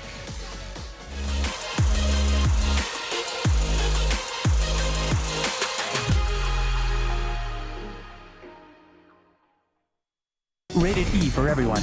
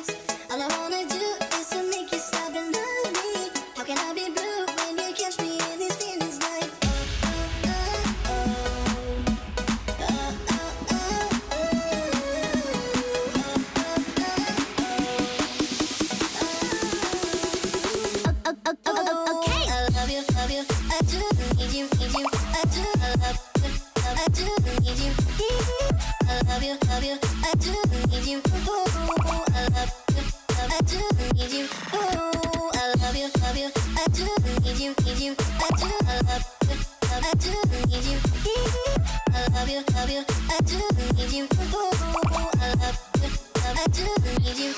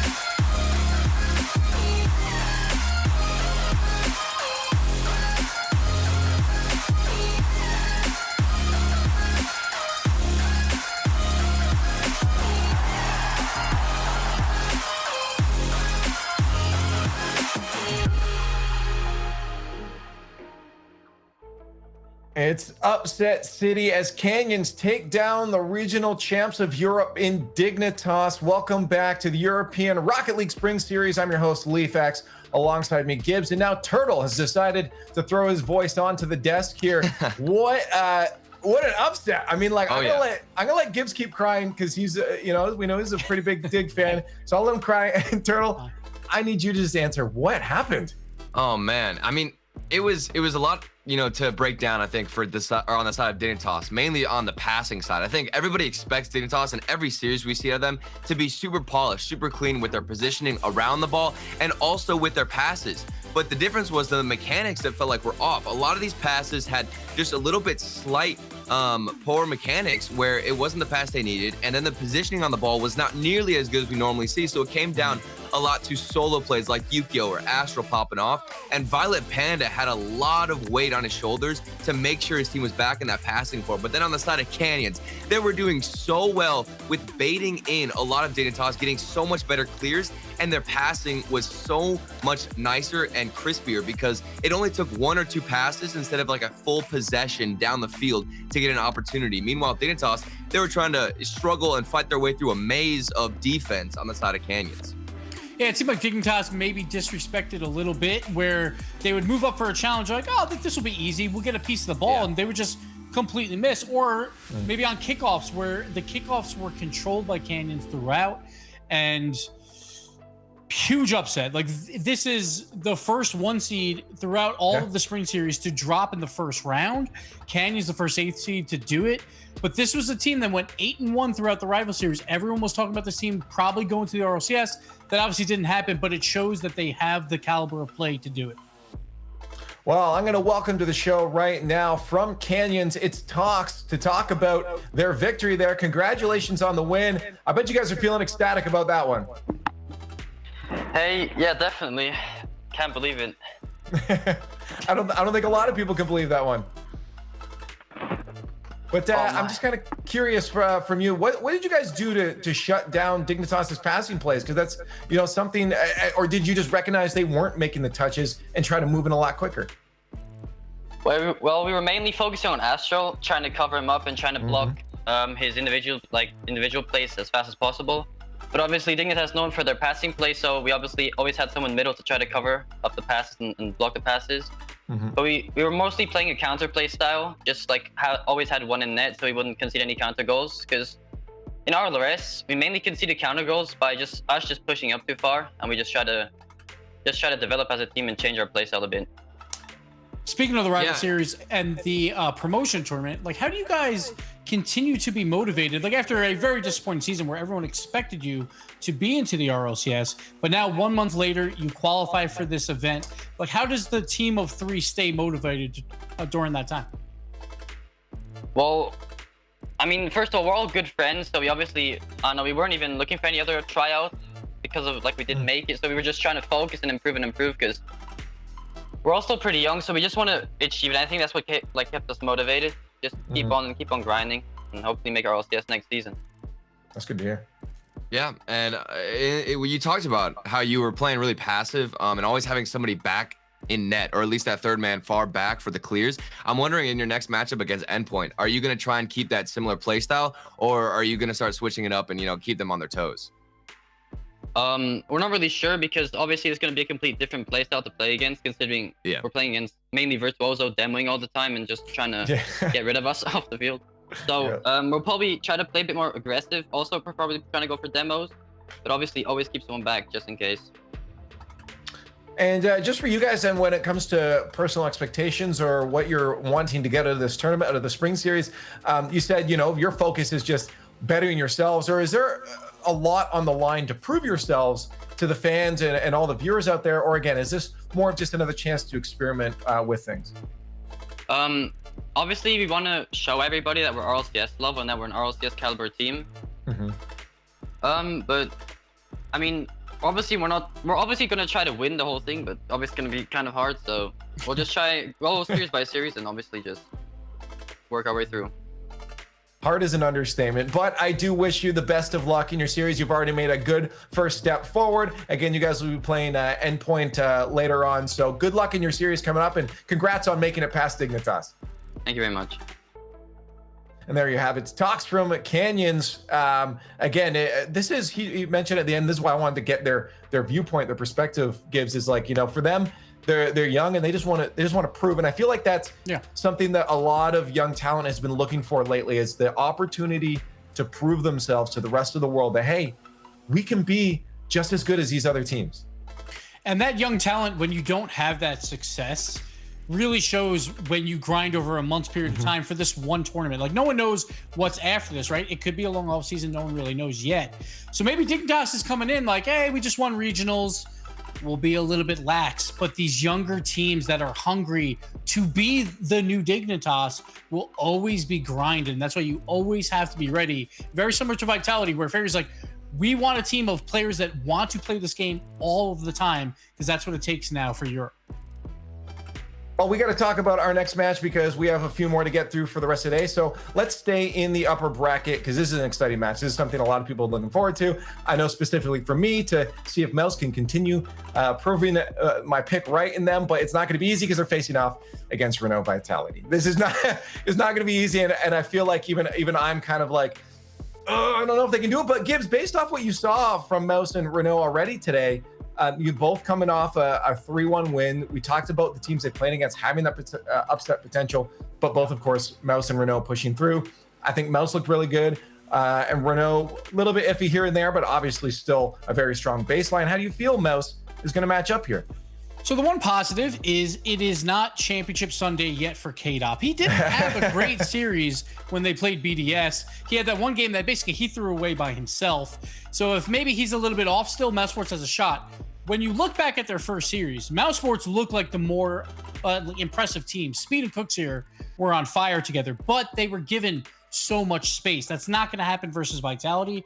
And the reason why Vitality is known as one of those teams that is going to be like in the grand finals is because they adapt after each series and they're just so good. Even if they have one-off series, they still get the win, and they'll come back fighting. So it's a tall order. Like, I think I would still edge on Vitality's side, but I think it'll be a lot closer than I thought originally.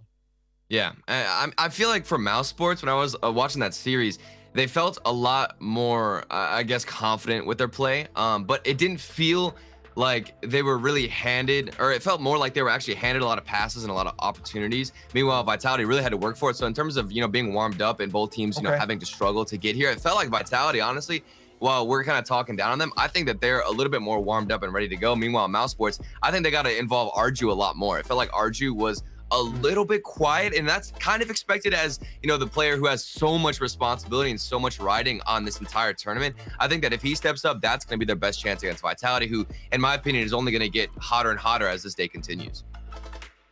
I don't know. I'm looking at these numbers down here. I'm looking at these numbers down here. You're saying Mouse Sports had an easy win? You're saying Mouse Sports didn't have it rough? What gift? Leaf. The first rule is chat is always wrong, right? Okay, I don't bring that up now. We don't even talk about it. I am picking and choosing when they're right and wrong, and right now they are absolutely right. And I don't know. I think they have what it takes. It's very possible. And again, these series for the upper semifinals, so important, because if you lose, you're going down into a 5th place, a possibility where you have to win 2 more series to get back to where you would be if you win now and then lose in the winners final. You're guaranteed top 3 here. So this is a huge series for both teams. Well, I will admit it's not going to be an easy battle for Mouse Sports. Renault Vitality, kings of Europe in many different ways. And now we get to see if Mouse will be able to take them down. Let us know what you think, not just in chat, but on Twitter as well with the hashtag RL Spring Series. The question is, do you side with Renault Vitality or do you side with Mouse Sports?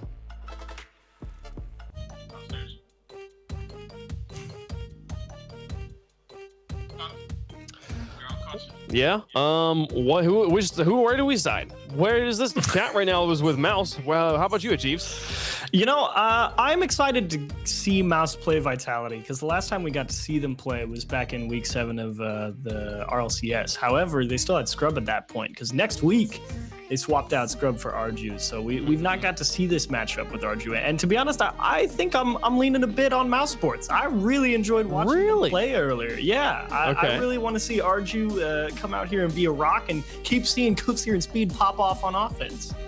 Yeah, both teams wonderful in their own right, and they both are coming off of 4-game series, only dropping 1 game apiece in their round 1 matchup. So you heard them on the desk talk about it. This is for best. This is for top 3. So if you place well, you get the win here, you're guaranteed a top 3 finish, and you'll be going up against the winner of Canyon and Endpoint to be into the grand finals. So there's a lot of line on the line here. I'm excited to get this match underway. And yeah, key players to watch out for. The funny thing is, Achieves, I feel like every player there is a case to be made of why they are key for this matchup. Yeah, I think you're absolutely right. Any one of them is 100% capable of taking over a game, and there's no better way to find out who it is than to get things started. We'll get the first match underway, the first game underway with Vitality in the orange, Mouse Sports in the blue. A best of 5 for top 3. To put yourself into the upper finals. Cookster in midfield, challenged by Alpha off the ceiling with a reset to work with. Arju gets the block. K-Dop keeps it in the blue, and Speed will now try to stop it in midfield. K-Dop pass across to Alpha, slow to get to the ball though, and Cookster able to push it into the corner. Alpha lofts it in midfield. Fairy Peak thinks about challenging, but now leaving it. Alpha again will just play some stall game in the mid. Fairy Peak will try to pick this up. A lot of solo dribbling and stalling efforts from Vitality so far in the first match. And they've had to, because they're trying to keep things away from those Mouse Sports players in the midfield who are trying to come in for the demos and open up space. So it's forcing Vitality to put balls out towards the sides of the pitch and try and keep possession before they can really set up the offense. But they might have caught him back the other way. Arju just in time. Make a good stop. We'll get back. Keep us scoreless here. About a minute and a half in. Arju's touch into the midfield will be picked up by Fairy Peak, and now Alpha to take a shot here. 2 players up. Cookster gets the block. Fairy Peak now. 1 boost.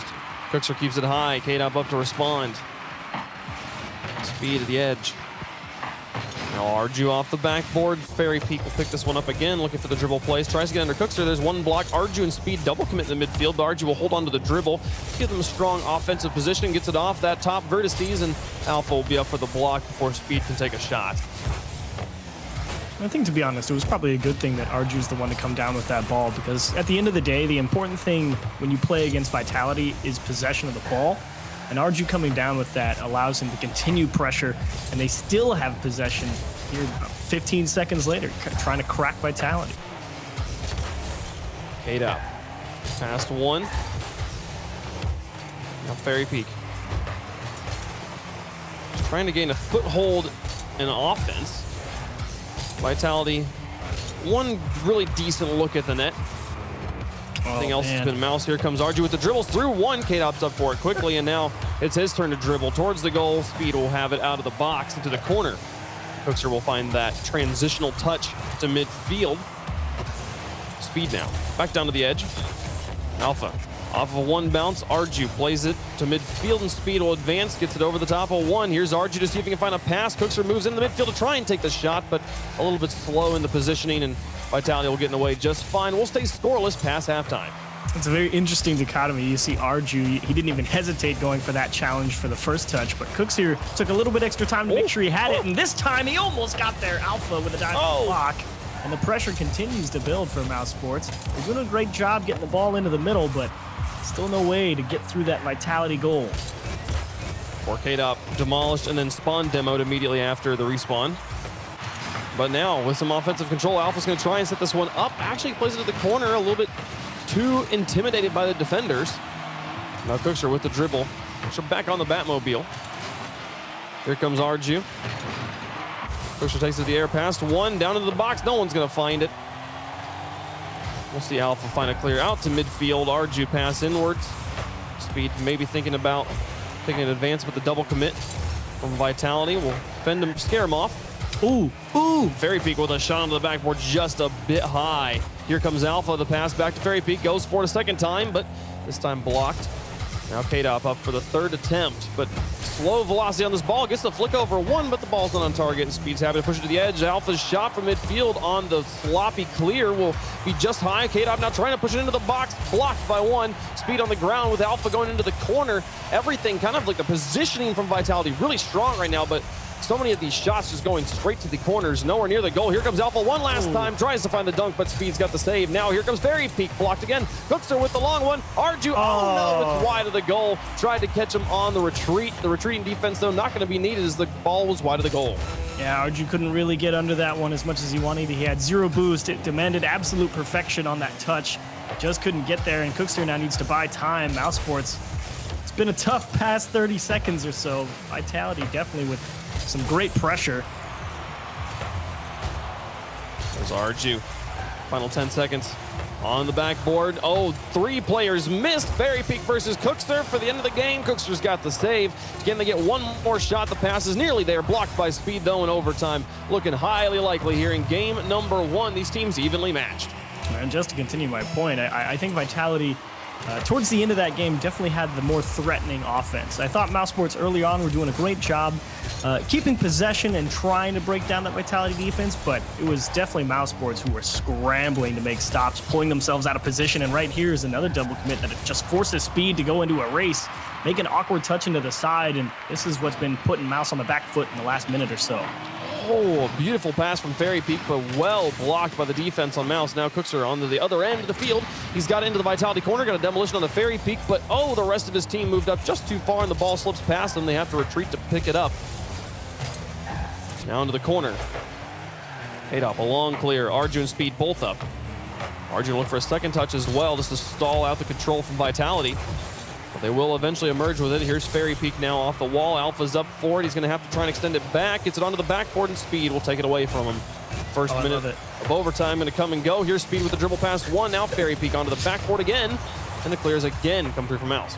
Oh, Alpha, though. He's right on it. Knew exactly where that ball was headed from Arju, even with the perfectly timed power clear off the bounce. And Vitality really do have a fantastic setup here in the midfield. It has been a brick wall for some time. There's K-Dop through the air into the corner. Fairy Peak will scoop it up underneath him and push it onto the backboard. Constantly making use of the woodwork instead of looking for passes right now. Arju looking for the goal. Actually, they just catch him too far forward, and Speed puts it through for the win. I don't see how K-Dop doesn't jump with this ball. Let's take a look. Hang on. Okay, so there's he's focused on Arju, and he doesn't realize Speed is coming. Oh no, K-Dop got caught out.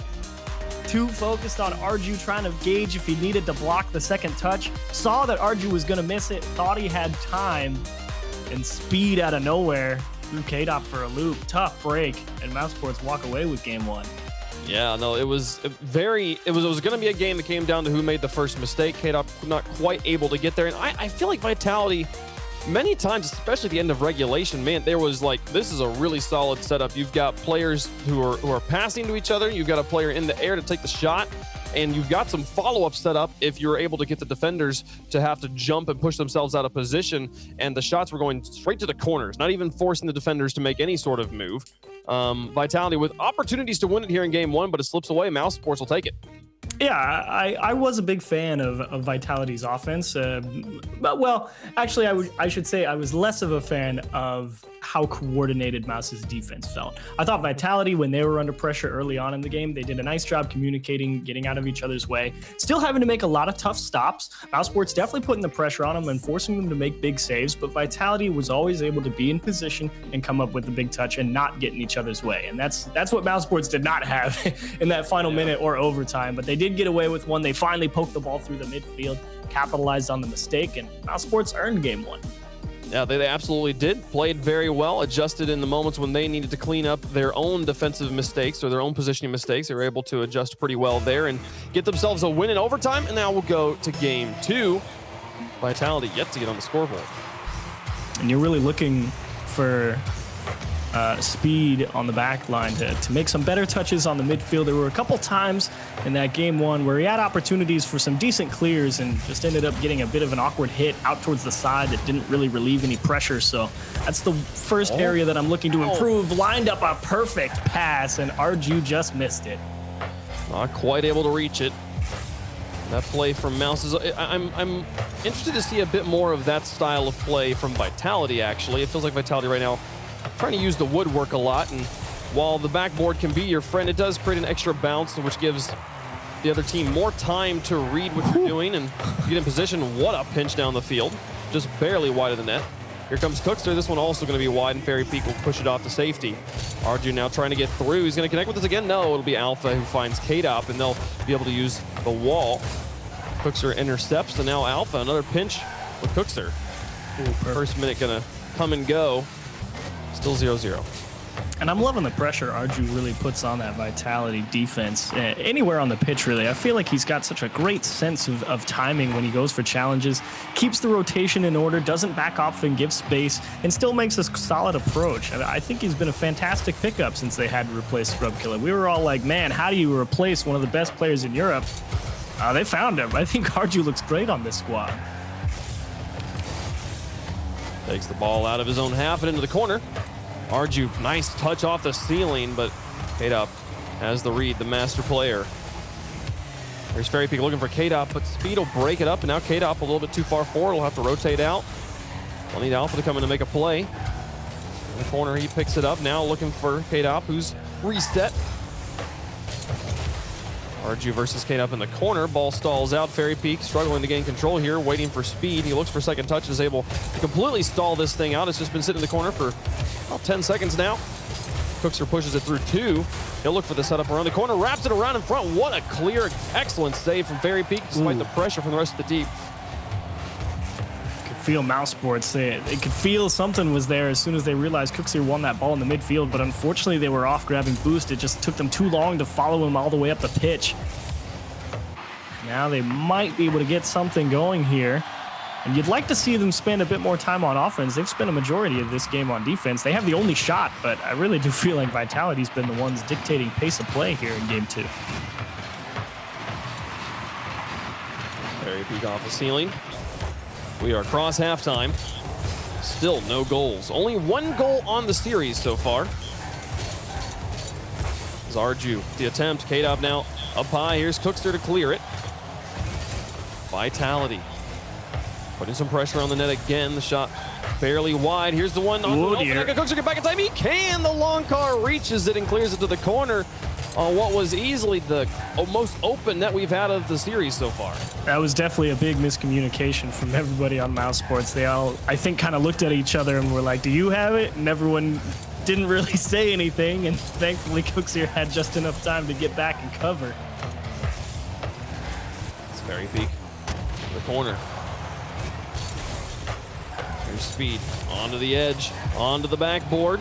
Here comes Cookser up against Fairy Peak. He'll get the clear away, and Speed will now look to try and pass, but Alpha breathing down his neck will get it all the way into the mouse corner, looking like it's dangerous in front of the goal. Fairy Peak with the miss. Is Kid up too far forward? No, he is backed off just enough. He'll be able to keep it in the blue, give his teammates time to rotate around behind him, see if they can keep the drive going, but Cookser chooses to take it to the air. He'll get it past Alpha, and now Fairy Peak, a nice trap on the ground, up against Speed. He'll push it off to the corner. The final minute approaching, still 0-0 in game 2. Ooh, delicate balancing act on defense here for Speed. He had to defend the 1v1, then nail the touch off the backboard there, and definitely being put through his paces. And Arju again with some great timing out of the net to stop a shot. And Vitality still struggling. Folks are across the field.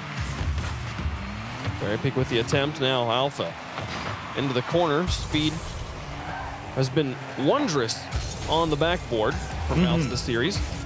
Back in front, Cookser sit off to the side. Speed with a miss in the corner, but Cookser will still hold on to control. Speed once more on the backboard to look for Arju. Arju demolished. Cookser will have to move into goal. Oh, I love it. And an unfortunate spawn for Arju will make things confusing. Cookser will quickly communicate, take over. Our team to sort themselves out on the back line. Oh, hello, Fairy Peak. Oh, is the one there? Speed again. Got the kills. Locked up for the goal. Alpha's up for it. Speed will get in the way. Overtime. A second game in a row going to happen here. Mouse going to look to try and get to match point with 2 goals. Oh, that's criminal. Speed played such great defense this entire game. He's got 1 save on the board. Got to stop him in front of the goal. You know, honestly, they've got to shoot a little bit better. True. Only 4 shots from Vitality. There's not many opportunities to get saves. It's Cookser. There in the corner, Arju. Looking to play Fairy Peak. Flicks it over the top of him. Now Speed back into the midfield. And Alpha will loft. Here comes Cookster now through the air. Paid up to the wall. Arju adjusting here, trying to read what Fairy Peak's going to do. Fairy Peak just waits his time, mirrors Arju's motion the whole way, and gets the block. And now the ball's back in midfield. Fairy Peak in front of his box. Will pass it to himself in the corner now. Another flick over one. Fairy Peak always good to beat 1 player and then leave it for his teammates to clean up. The full French squad here looking to even the series with a goal.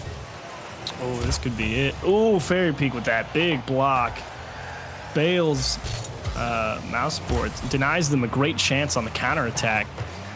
And still, look at Fairy Peak. He's trying to ramp up the aggression here in overtime. Speed onto the wall. Got Arju in the midfield. Does he go for the pass? Just goes for the shot. Oh! And puts it through. Speed wins game number 2. My goodness. Speed's put up both overtime goals. A perfect dismount from the ceiling. The light touch to keep it close, but still get it down far enough to really make the defense think about where it's going, and delivers a bullet into that top right-hand side. Beautiful shot from Speed. And again, they play a lot of defense. Overtime goes about a minute, and just like that, Speed again takes him down. How long was the overtime in game number 1?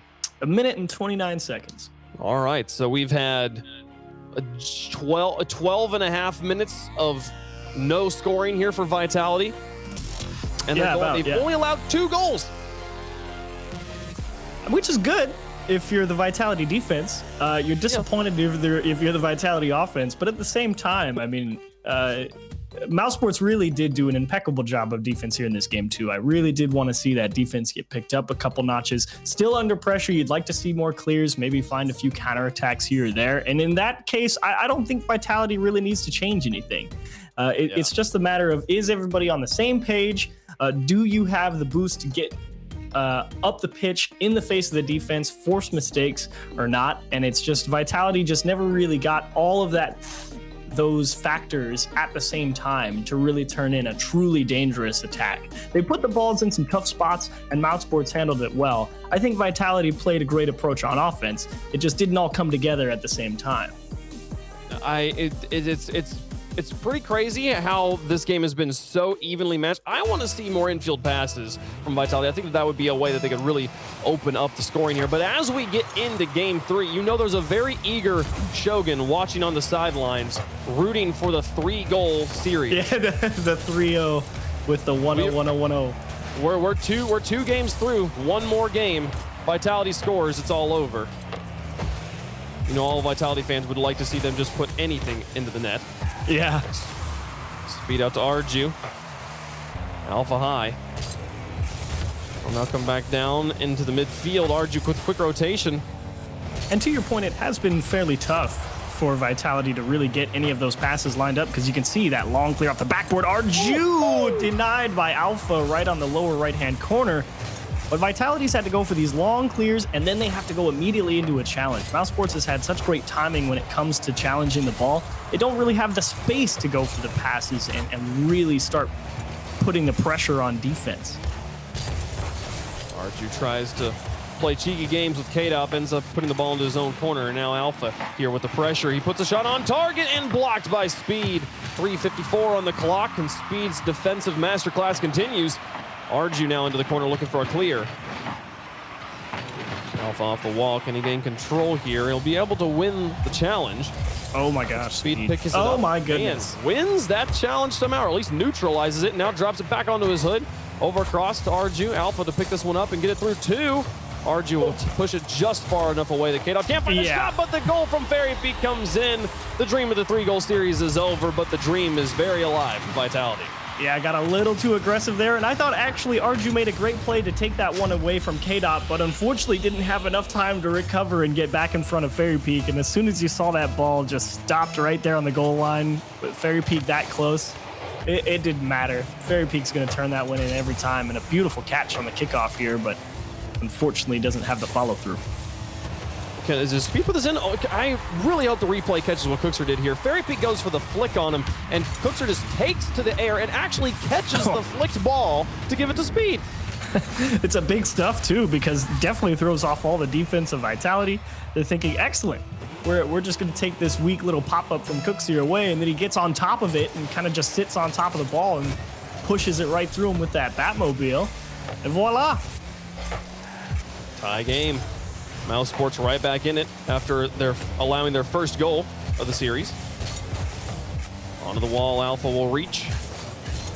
Make contact, Fairy Peak will come in for the catch, and now Cookser again challenging in the air, ball coming straight down. Arju will play it to the enemy corner. Cookser now with the challenge. Arju looking for this read off the corner edge, dropped to the speed infield pass for the win. 2-1 now for Mouse. Arju, what a pass here. Big block from Cooks here, perfect read, and K-Dop is waiting in the goal line because he's expecting it's going to be maybe a shot, a touch off the backboard. He can't afford to go out and cover that passing lane because Arju is definitely capable of putting that ball on target, and Arju just on a line, straight to Speed. Perfect play.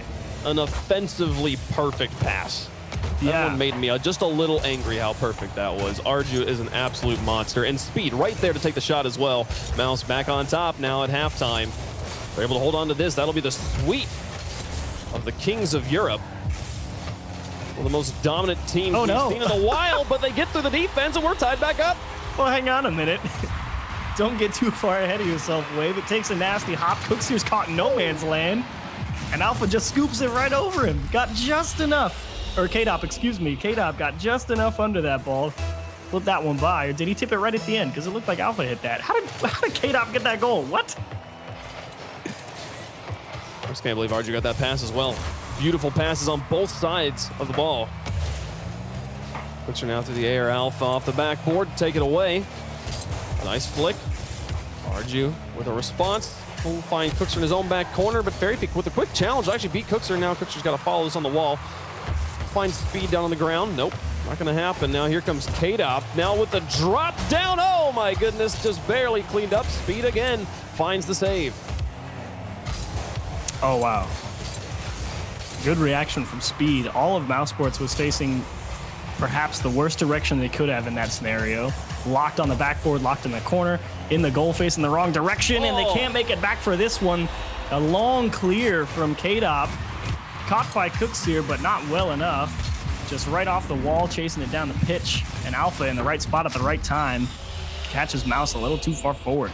Yeah, finally, Vitality catch Speed not on the backboard. And they're able to get one backboard pass, and they make it count. 138 here with a 1-goal lead, make it 2 off the kickoff. Fairy Peak finds the soft touch, hits him with the changeup, and they're now got a 2-goal lead. Out of nowhere, that's a disaster too. Arju was thinking maybe I can challenge, but he knew he's seen enough of Fairy Peak that there's definitely a lot of danger there. But even knowing that and waiting on the goal line, still couldn't make the stop. Nice play from Fairy Peak. Now down by 2. Mouse have maintained a clean scoreboard through all of regulation in the first 2 games. Now here they're finding themselves down by 2 goals. How do they respond? Quickster was looking for the drop shot. Arju pass 1, Alpha off this wall. He's gonna have to try and find a way to put pace on this ball.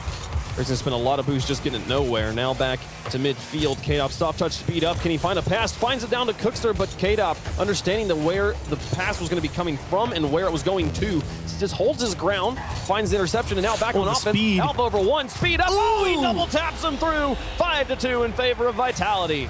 Alpha, this was a fast ceiling shot. To himself, flies up to the ceiling and just drills that one on the crossbar. Speed, get there if you can, because Alpha was already full bore. And what a play from Alpha 54. That was pretty. Alpha on the kickoff. Now up by 3. Vitality looking clean to take game number 3. Oh, yeah. They do have the difficult path of winning 3 in a row to take the series ahead of them. Here now, Cookster through 1. And that ball's going to be in as well. 6-2. Vitality just making them break as Mouse is trying to send the house to see if they can make something happen here in the end of the game. And again, it's Cookster just making a big block.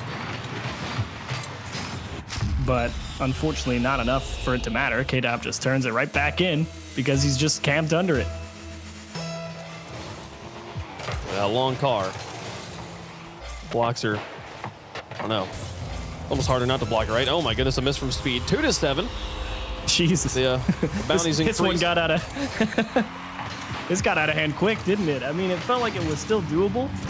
I mean, it was 2-2 for a while, and then you hit the minute 40 mark, and bam, there's all that Vitality offense. They put up 4, 5 in another couple of moments, and just this is exactly where Mouse wants them.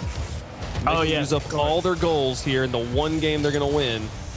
And then we'll come back and pounce them in game 4. And Arju finds a nice shot. I gotta say, these infield passes from Mouse Sports, they're really pretty, and I do think they're going to be the key to winning the series. It is possible. I mean, Arju has made a couple of great passes, received a couple of great passes like this one just here. But it is tough. I think both teams, with the exception of the end of this game 3, have really done a great job of having great timing when it comes to challenging the ball in the midfield.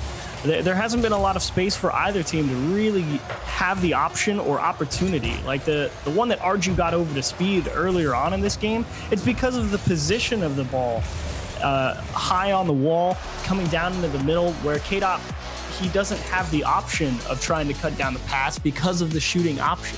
And there's been situations like that so few and far between for both teams that passes are real tough to come by here in this game. So it's tough to say. I think Vitality, what can you do? Sometimes you run away with one, and you definitely think that Mao's kind of just let this one go after it went 5-2. They're like, okay, fine.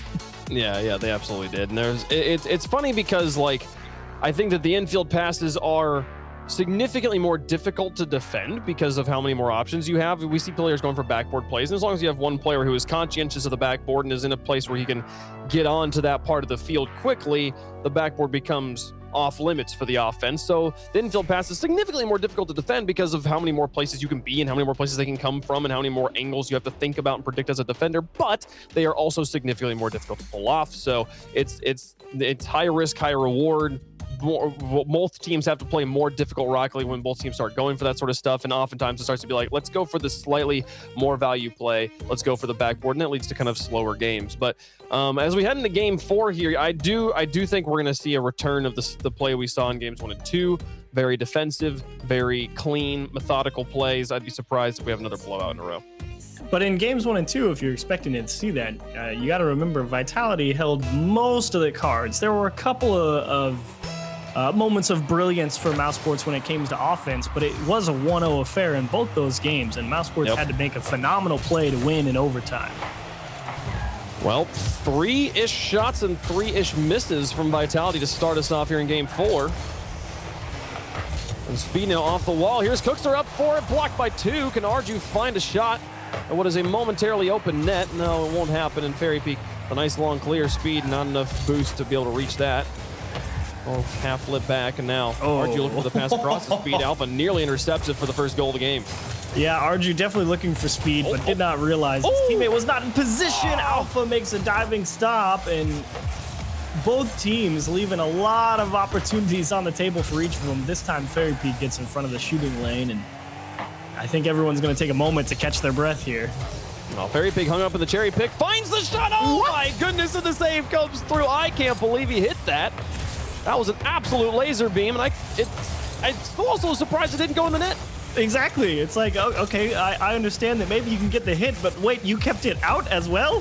Speed, you madman. Absolute monsters. Both teams. Class acts in their region and in the world. As Alpha pushes this towards the box. Speed gets bumped into the corner. I think he actually is happy with this situation. Gives him a bit more control. Cookser get beat by Fairy Peak. Arju now with time and space. We'll take it to the wall. 21 boost to his name, and he'll look to get a pass set up here, but gets 2 defenders to bite. Now Cookser up. Can't get it past K-Dop. A wonderful hover behind that ball. Yeah. A real excellent cover up from K-Dop right there, because Cookser was definitely about to just push that ball through 2 defenders and leave that third man in a 1-on-2, and the ability to follow a play like that. And now Fairy Peak drips one down. Everybody from Mousesports is just caught unawares. Cooks here gets no peace. Arju misses as well, and at that point it's just a disaster. Yeah, the 2 defenders up for the first pass attempt, and neither make solid contact, leaving the goal very open. By the time Cookser's back on the ground in the goal, he has no momentum, no speed. There'll be no way to get to that ball. 3:02 on the clock. Vitality with their earliest lead of the series, I want to say. Cookser push this back down midfield. Alpha now off the ceiling. Believe he's got the flip reset to work with. See Fairy Peak onto the backboard once more, off of Arju, back in front of the box. Speed, past 1. Alpha, shot from midfield. Arju's got the save. At halftime, still just the 1-goal lead for Vitality as they try to reverse sweep Mouse here. Well, they got a pretty decent chance so far. Again, it's been tough for Mousesports to really break out of their own half. 1 or 2 good-looking shots, but nothing Vitality isn't capable of handling, so dare say you were right, Wavepunk, when you're saying I expect to see more game 1 and 2 gameplay. And that means it's a lot of defense, but speed. Did he fake out K-Dop? Did he tip it under him? Second look says. All right, there's one over Alpha. Touch, and then it's tough to say. I don't think he hit it again. He didn't because of the slowdown on the orange trail. The first time he did not touch it the second time. I don't know if that just was K-Dop getting mind gamed or just missed input there. But a tie game either way. Speed, in many regards, has been the standout player for me on Mouse. Oh yeah, he's been involved in every goal so far. And has been a stalwart defender as well. Head up to the corner now. Speed slows this down, takes 1 up against it. No, okay, it's 2 offenders in front of him. They'll keep this one pinned in the back third. Speed having a quick point turn. Get the clear. Now 1:35 on the clock, trying to advance onto offense, but he's the only player in enemy territory. Puts her up for a block. Speed with a miss. Arju with a pass back to Speed, but Alpha will get in the way as Fairy Peak kind of pitted Speed out of position, out of contention for touching that ball. Arju turns around in the corner. Speed up. Oh my goodness, the pressure from Vitality just barely not enough to make Speed shake in his boots. I know, it's the nerves, because if Speed just rushes that touch, he probably gets blocked and that ball goes back into the middle, but he lets it travel a little bit, lets the offensive player go right on past him and then make the clear. Oh, Speed is icy on defense today. Nothing's getting by that guy. Cool, calm, and collected player, and it started in game 1. Oh, Speed up tried to make it happen. This one really all alpha. Technically an own goal, but Speed, not his fault. Great lift from K-Dop into the midfield. Finally, a little bit of space. And Alpha's not concerned with placement. He's all the way, just rip this one towards the goal line and see what happens. And it happens to work out. 47 seconds left. Vitality up by 1. Game 5 starting to glimmer on the horizon and the chance of the reverse sweep. Cooks are across to Arju. They look to tie this game. Alpha now. Airborne K-Dop coming out of enemy territory. Oh, and Arju gets the dunk on Speed, but Cooks are now a nice punt. Scraper tries to slow this down, but he gives it to Arju. The shot is good. No, K-Dop falls off the backboard and gets the save. And now could Speed find the second block? No, K-Dop through 2 all the way to the back lines. Arju out of the corner with 13 seconds left. Can they get this one out of their back half and goes to overtime again? No, it's not gonna matter if Alpha slams another one in, and it's 3-1 Vitality. From the big save from K-Dop on the back wall to Fairy Peak, making everybody on Mouse Sports look silly in the corner to secure game 4. What a comeback from Vitality in this series it has been. Phenomenal closeout. I thought for sure Mouse were going to equalize there, but instead they're going to have to play another 5 minutes. The only games Mouse has managed to win been 1-0 overtimes. Here, a much more normal scoreline in Rocket League, the 3-1. Well, they keep the ball alive, respecting the ancient rules, but it will eventually come to an end, as it always inevitably does, and we will go, Achieves, to Game 5, Vitality with all the momentum here. Working hard for it, no less, too, and tough stuff for Mouse Sports. We're sitting there thinking they're getting boxed in. Towards the end of the game, they start putting a lot of great pressure. They ended the game with 10 shots. Only 1 on its way into the back. The other 9 all saved, and none bigger than that K-Dop stop right at the end. I mean, they had Fairy Peak tied up in that dribble, and I saw K-Dop was just stuck on the backboard. And I was like, oh, it's a disaster. Yeah. And a couple of big saves early on as well, and then bang, Fairy Peak, money redirect, and that save as well. It's been 6 save after 6 save all series long. It has been quite the defensive game. 9 saves Vitality had to put up to keep their net clean, and which gives us a kind of perfect scoreline, the 10 shots to 9 saves with 1 goal let through. Every shot accounted for there. Vitality finding a way to get in the way of everything that mattered here and get us to Champions Field. And they talk about K-Dop and like, oh, the one chance Mouse has here is that it's not Sunday. So like K-Dop's not going to be firing on his Omega cylinders. But I don't know. I feel like Game 5 is kind of also the same equivalent here for K-Dop. I very much could believe that. He's won a lot on this stadium, and that's the reason it's up there in the rafters 3 times, and he rightfully gets to wear his 3-time World Championship title for being so successful when it comes down to it. But it's been tough all the way through. I think everyone's going to take a bit of a pause here as we figure out what's happening, but when you think about, what K-Dop has accomplished throughout the entirety of his career, I mean, there are few games far and away where he does not contribute in a meaningful way. And I think when you put it down to the absolute wire, he is definitely one of the greatest players to ever play the game. So I think you make an excellent point saying that just because it's not Sunday doesn't mean you shouldn't be wary. Yeah, for sure. I mean, it's crazy the amount of legacy and power there is, and K-Dop has won 3 world championships, second only to the GOAT Turbo Pulsa, but I believe he has played in more grand finals than Turbo Pulsa. Maybe they played in the same amount of grand finals. K-Dop has played in like every grand final since season 3, I believe. The guy is absolutely consistent. But these guys, there's some nice dribble practice here. Alpha showing off his skills. Look at the command, the 360. Oh, and the catch. Ooh, that slows the ball down on his hood. Well, this is brilliant. I love it, actually. If I could ever learn to dribble in reverse, wow, I just got a master class. Yeah. No, these guys waiting for a bit of a reset here before they continue with the actual game 5. And I gotta say, like, Speed is a player who, like, originally when he came in for RLCS, we saw him at WSOE. That was where he played with Cooks for the first time. They won that event, had played one LAN, won that first LAN. He's like, wow, my goal for this year, I think it was 2019, was to win a major, and did that in January. Okay, what else am I supposed to do this year? And then for the rest of his, like, I feel like he kind of hit not I wouldn't call it a slump, but consistency became an issue.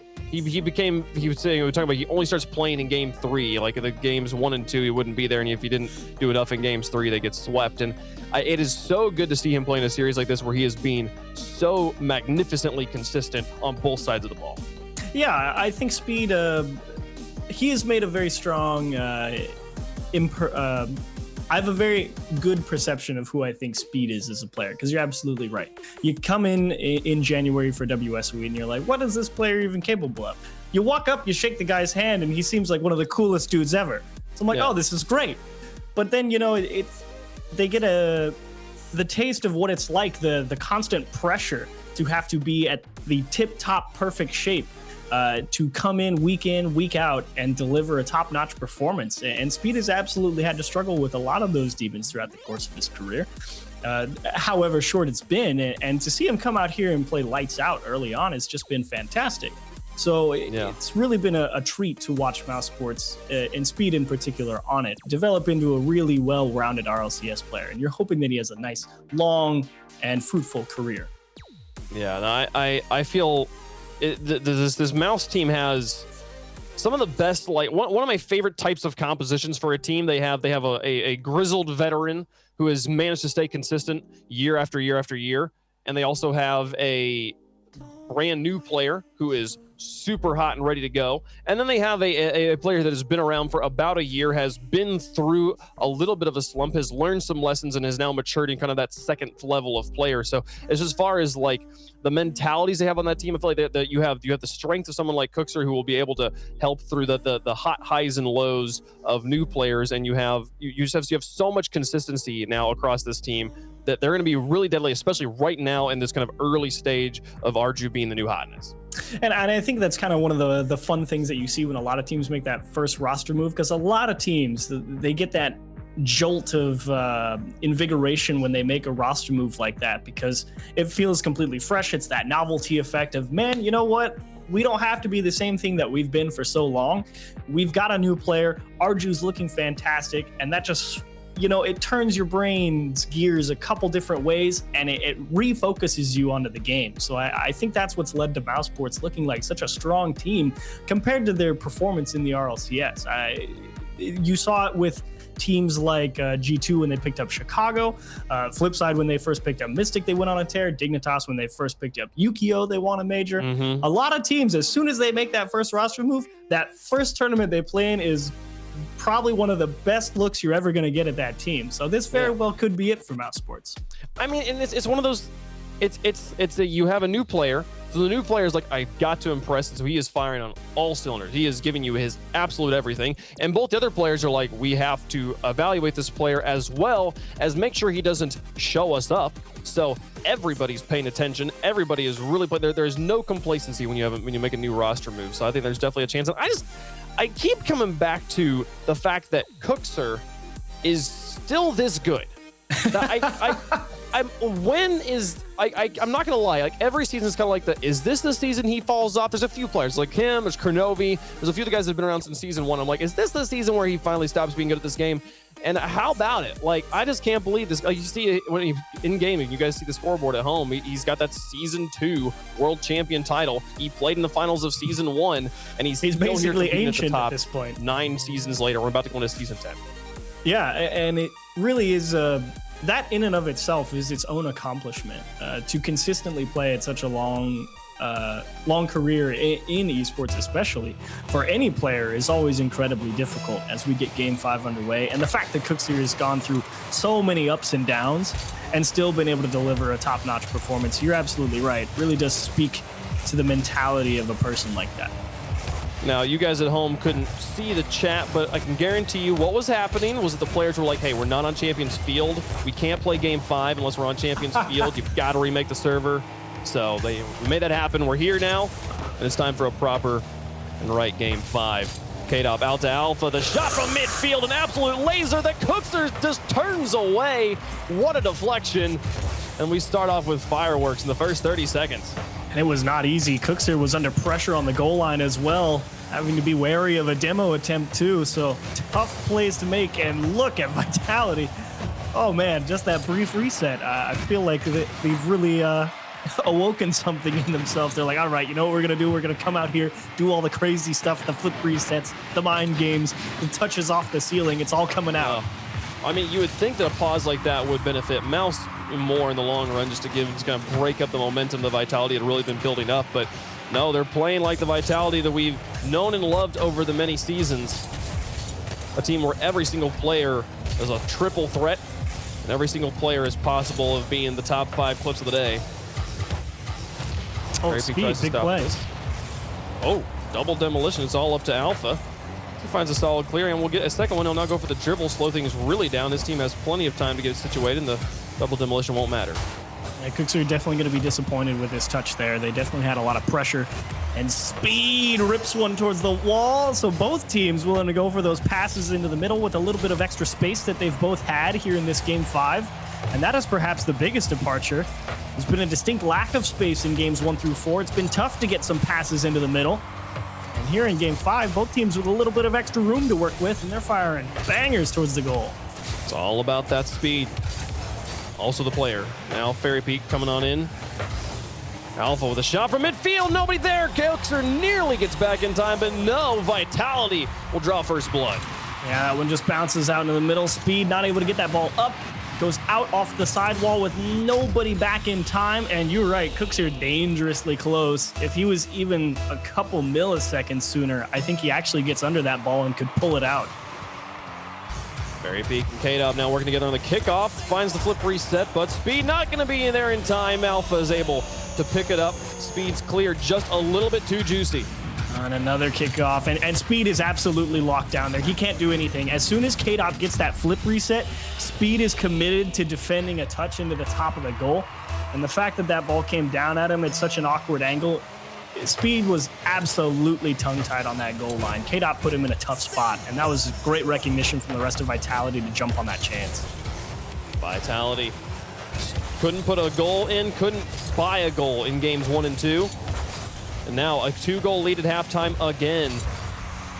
And this one, the one that really matters, you win it here, you win it all, and you're through to the winners finals and guaranteed a top 3 finish in the European Spring Series. Alpha to the edge. Speed just dumps it in the midfield. K-Dop will take to the air with it, stretch it past Cookser. Arju will trap it. Fairy Peak and Alpha both waiting for that second touch, and there it comes now.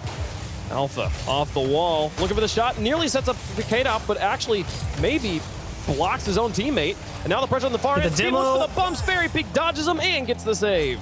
Speed so close, and you recognize this is where Mousesports might start getting a little desperate. They go for the lay down for Speed, and again, Vitality all over it. Mouse will not go away. Shot after shot, just barely under the crossbar. This one will be under, but too soft and easily read by Alpha. Arju out of boost, won't be able to follow this one. K-Dop has to push it to the corner and just wasn't able to get the angle around and onto the net once more. Speed will have another opportunity here, but off the top of his hood, he'll have to follow it up. Finds a bit of a bump, but Fairy Peak now long way down. Keeps that ball near the ceiling. Cookser, quick adjustments, finds Speed out of the corner. Nobody home to take the shot though. And Alpha will have this one all the way back and into the blue. But now it feels like Mousesports really trying to make too much with too little. They might stretch themselves a little thin because they know they need 2 in quick succession. I don't know if that's really going to benefit them in the long run because Vitality have looked so solid throughout the entire series, and did one finally sneak past Speed? I think it might have, and You said they needed 2 in quick succession. Now they really need 2 in quick succession. Yeah, speed there in the net. Just not doesn't have the perfect read with that weird bounce out of the corner. Thought his teammate had a tip. Stretched just a bit farther past him, and now they do have to find 2 quickly and then leave themselves. They're doing the boost. They're doing the boost. Demolition. Here's the start. Oh my goodness, they're coming back.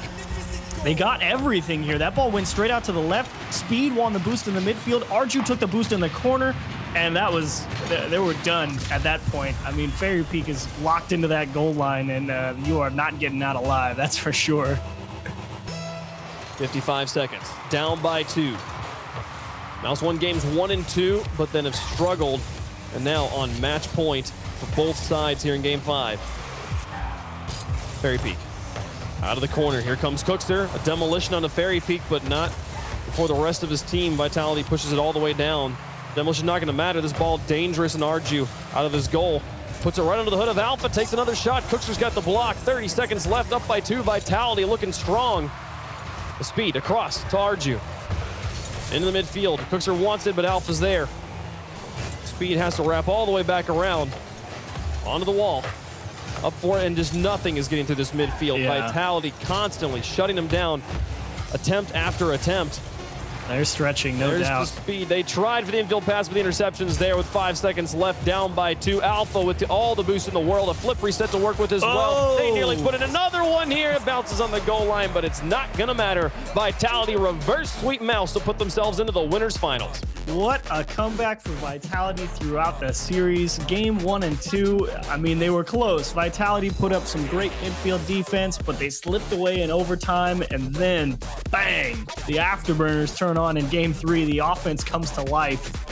Games 4 and 5, they were close all the way through, but it got out of hand a little bit too early in Game 5, and that was when Mouseboard started to stretch a little bit too much. Those passes, way more telegraphed, pretty obvious where they're headed.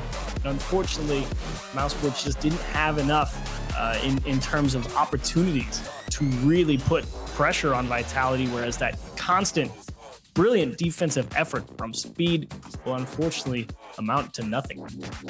Well, it does send them to the lower bracket. They're not done yet. We will get to see Mouse Sports later. But for now, folks, we're going to take a quick break here on the Spring Series. When we come back, Canyon going to be taking on Endpoint. Endpoint had some fireworks earlier. Can they keep it going? We'll find out after the break.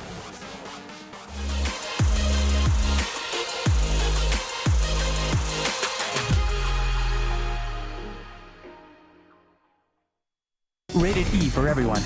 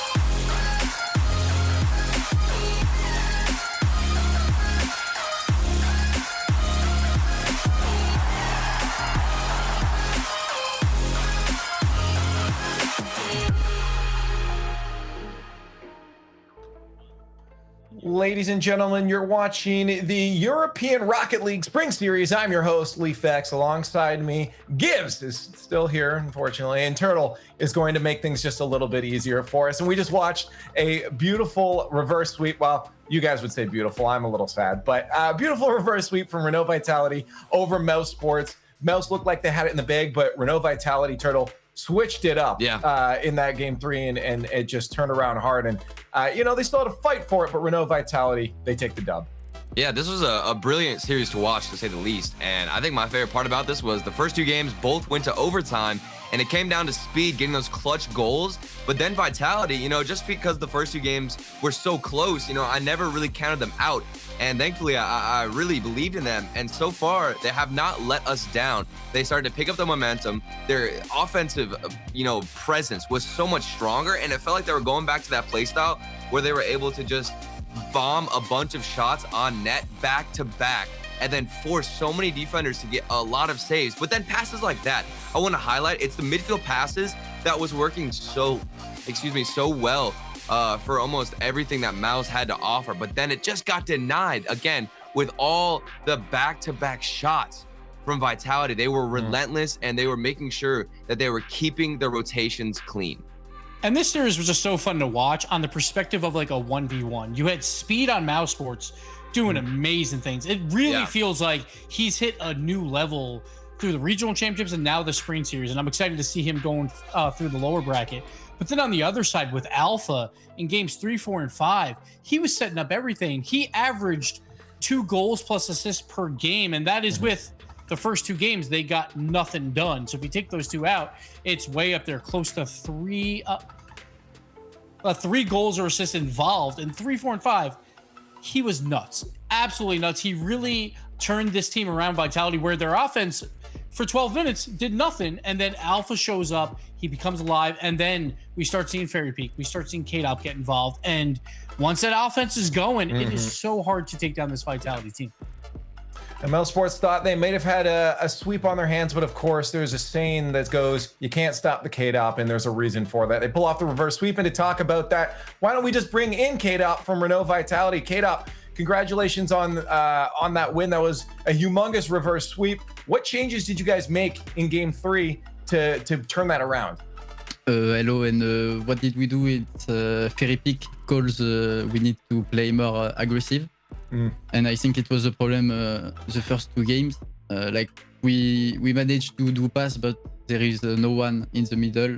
So I think it's for that we cannot score the first 2 games. And after Fairy Peak called that, and we just play normal. I don't like that he just agreed with what Gibbs basically said. Sorry? No, I'm just making fun of Gibbs. Okay. And then my question is, since you were being more aggressive in the midfield, is that the key to stopping a lot of the midfield passes from Mouse? Because I'm just curious, how did you actually end up getting in the way of a lot of their passes? At the start, they do a lot of pass because we just back when we got the action, and we give them a lot of space so they can pass to each other. So I think it's for that. And after we just play aggressive, they get less and less space. And I think it's for that they cannot score anymore. So K-Dop, over this last month on your Twitch streams, you've shown off this beautiful B suit. Yeah. And my question is, where did you get it? And when are we going to see it for an interview? It was for the new year from last year. So I managed to get that for this night. And I don't know if I will reshoot that because it was really hot in here. Oh, yeah. Yeah. Really Come on. Maybe one day. Maybe one day. We'll have to convince him. But until that day, we have to continue through this bracket. So let's talk about the match that you'll end up having to face. You guys are now sitting in the winners finals, but you have to play either Canyons or Endpoint. I'm sure you thought it would have been Dignitas, but it's not. So for Canyons and Endpoint, who do you think you're going to be playing? I think Endpoint, to be honest. They look really good. So they sweep Barca, right? 3-0. No? Yep. It was 3-0, yeah. Okay. Yeah, so I think they are in a good shape to be in a final. I don't think that's a bad assessment at all. I think you probably nailed that one on the head. So I just wish you good luck in your match if it is going to be Endpoint. And if maybe we get a surprise, good luck against Canyons. Thank you so much. Thank you.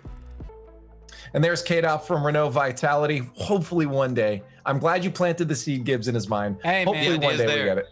We just need production to take a 10-minute break after they win this tournament, and then come back, K-Dop's in his B suit, and we're good to go. It probably takes more than 10 minutes to get that suit on, though. That's no way. It's just that's some work. Yeah. Anyways, we got to talk about that next match that we just mentioned, Canyons versus Endpoint. Again, we got Endpoint coming through FC Barcelona with a full sweep, and Canyons upsetting Dignitas 3-1 to get to this point. This is an unexpected matchup, I think. I mean, like, a lot of people might have had their money on Barcelona and Dignitas being in this series, but it's the complete opposite, Gibbs. And I'm just curious now if you agree with K-Dop, because they did look really good with Metanaris now on the roster. Well, first off, me, you, and Shogun all had, different top threes for our third place spot. Well, these two teams, whoever wins this, guaranteed top three, and neither of us had these guys in there. So this is huge for both these guys. Canyon's coming in as the 8th seed, Endpoint is the 5th seed. But the reason why Endpoint is that 5th seed, they beat Canyons in the qualifiers. Then let's not forget the promotion tournament, the most important match you could have, that lower finals to decide if you're in RLCS or the rival series.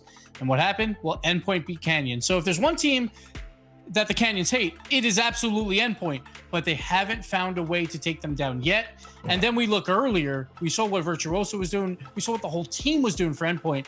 They looked more impressive. You have to back Endpoint at this point. Yeah, and Virtuoso got exterminated in one of those matches, and we were listening to Tox's interview where he said that he knows that Virtuoso is just going to be running around the field, going for demos. So the way he said they were going to counter that play style was to be more aggressive themselves and even get, maybe demos of their own to kind of combat that, make sure you're also clearing space against the other team. So I'm hoping that when we get into this series, it's just going to be a battlefield on the pitch where both teams are just running around, going for demos. It's going to be a action-packed series where I think really instead of coming down to the defense, it's going to be all about the aggression that we see out of both sides on offense, and also the clutch factors from Virtuoso. He had 2 huge goals in game 1, the buzzer beater and then the OT pinch goal. Endpoint are looking so good, and I think that both these rosters are definitely huge underdog potentials that I'm excited to see how they even progress after the spring series. Yeah, now for Endpoint, though, do you think this is potentially just a honeymoon phase? Do you think the honeymoon phase is going to last longer than this weekend? Is it going to fizzle out partway through even today, to the point that Canyons are going to have that opportunity to bounce back here? I mean, like, you even heard we were talking to Canyons earlier about just what there is to prove for them, and Tox was saying that, we're just here to show people that, we're good talent, right? So I feel like there's less on the line, and a lot of times that can end up propelling you a bit forward, right? So if Endpoint comes into this with the full aggression they had before, I wonder if they're going to get caught off guard. Do you think, Turtle? Yeah, definitely. I think that Endpoint, both these teams definitely have a lot to fight for, but for Endpoint, I mean, you could say the factor that, they're going to get more chances down the line to beat these RLCS teams, obviously. So for Canyons, they're really going to have a lot to work with as well. So I think that for the most part, as long as both these teams come out and are playing confident, really there's no telling what we could see. Yeah, so the one thing that I loved was when they were talking about picking up Metanoris. That is the one positive, or maybe not the only positive. There's experience when you pick up a veteran, but you also know how he plays, his tendencies. They looked for a player that was more defensive minded because they knew what they wanted to do. So those tryouts, they get a head start because you can throw Metanoris in compared to a newer player where they're going to want to do things their way, or you're not sure how their gameplay will coincide with your team. But Metanoris, he loves defense, and that's what they were looking for. And so far, this has worked out perfect for him. Well, again, not many people expected either one of these teams maybe to be in this spot right now, but they are. Canyons and Endpoint are fighting to see who goes to the winner's side of the bracket. Let us know on Twitter what you guys think, or who you guys think, is going to be in that winner's spot against Renault Vitality on Twitter with the hashtag RL Spring Series. But we got some more matches to get to, so let's get this one underway. It's going to be an exciting match here between Canyon and Endpoint, and we heard a few people talking about how this is a bit of a grudge match here for Endpoint, especially for Canyons, as Endpoint was the team that gate kept them from RLCS this past season. But I'm interested to know, Achieves, Turtle said that he thinks Endpoint looks so good right now. Do you feel like they look good, or do they just look fun? Because those are some fun goals they scored. I don't know if it was super good though, you know? So I think it's a little bit of both. I think it is a lot of fun to watch Virtuoso get exterminators in the first couple minutes of games. It's a very exciting opportunity. You see he's keeping it up right here, immediately going for the bumps and then that off the kickoff to free Stake. And if it's a strat that they're comfortable with and they can have the ball control to make it work, I see no reason not to continue. Not to mention the fact that I think Relating Wave was making some massive plays in their series versus Barca. So I think it's a little bit of both. I think Virtuoso's having fun, but at the same time, they're looking great. They've looked strong, and they're looking to finish in the top 3, get a match up against Vitality, who waits in the winners finals. We've got Endpoint in the blue, Canyons in the orange. A best of 5 here. In the upper semifinals, Tox will take a touch. Oh, Metanaris, a nice long clear. Virtuoso, there's the first demolition of the game on the Samway. He's hunting. And look, he's still going.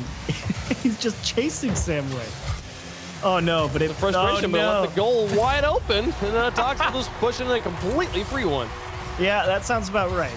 This is the exact downfall of this strategy. If you have one guy constantly up in the offense, putting pressure on, you leave it 100% in the hands of your 2 teammates behind you, and if they get beat, you are absolutely doomed. So if everyone on Endpoint is comfortable with that strategy, then fine, but you got to make sure that midfield is locked tight.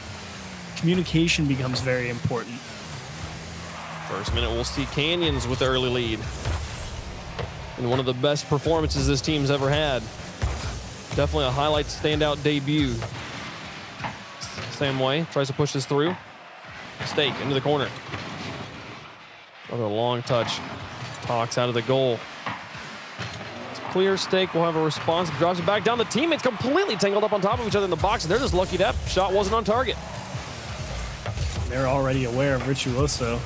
Hey, they're listening. He was thinking about going for a couple demos on the goal line, but they watched the last series that Endpoint played. They know what's coming at him.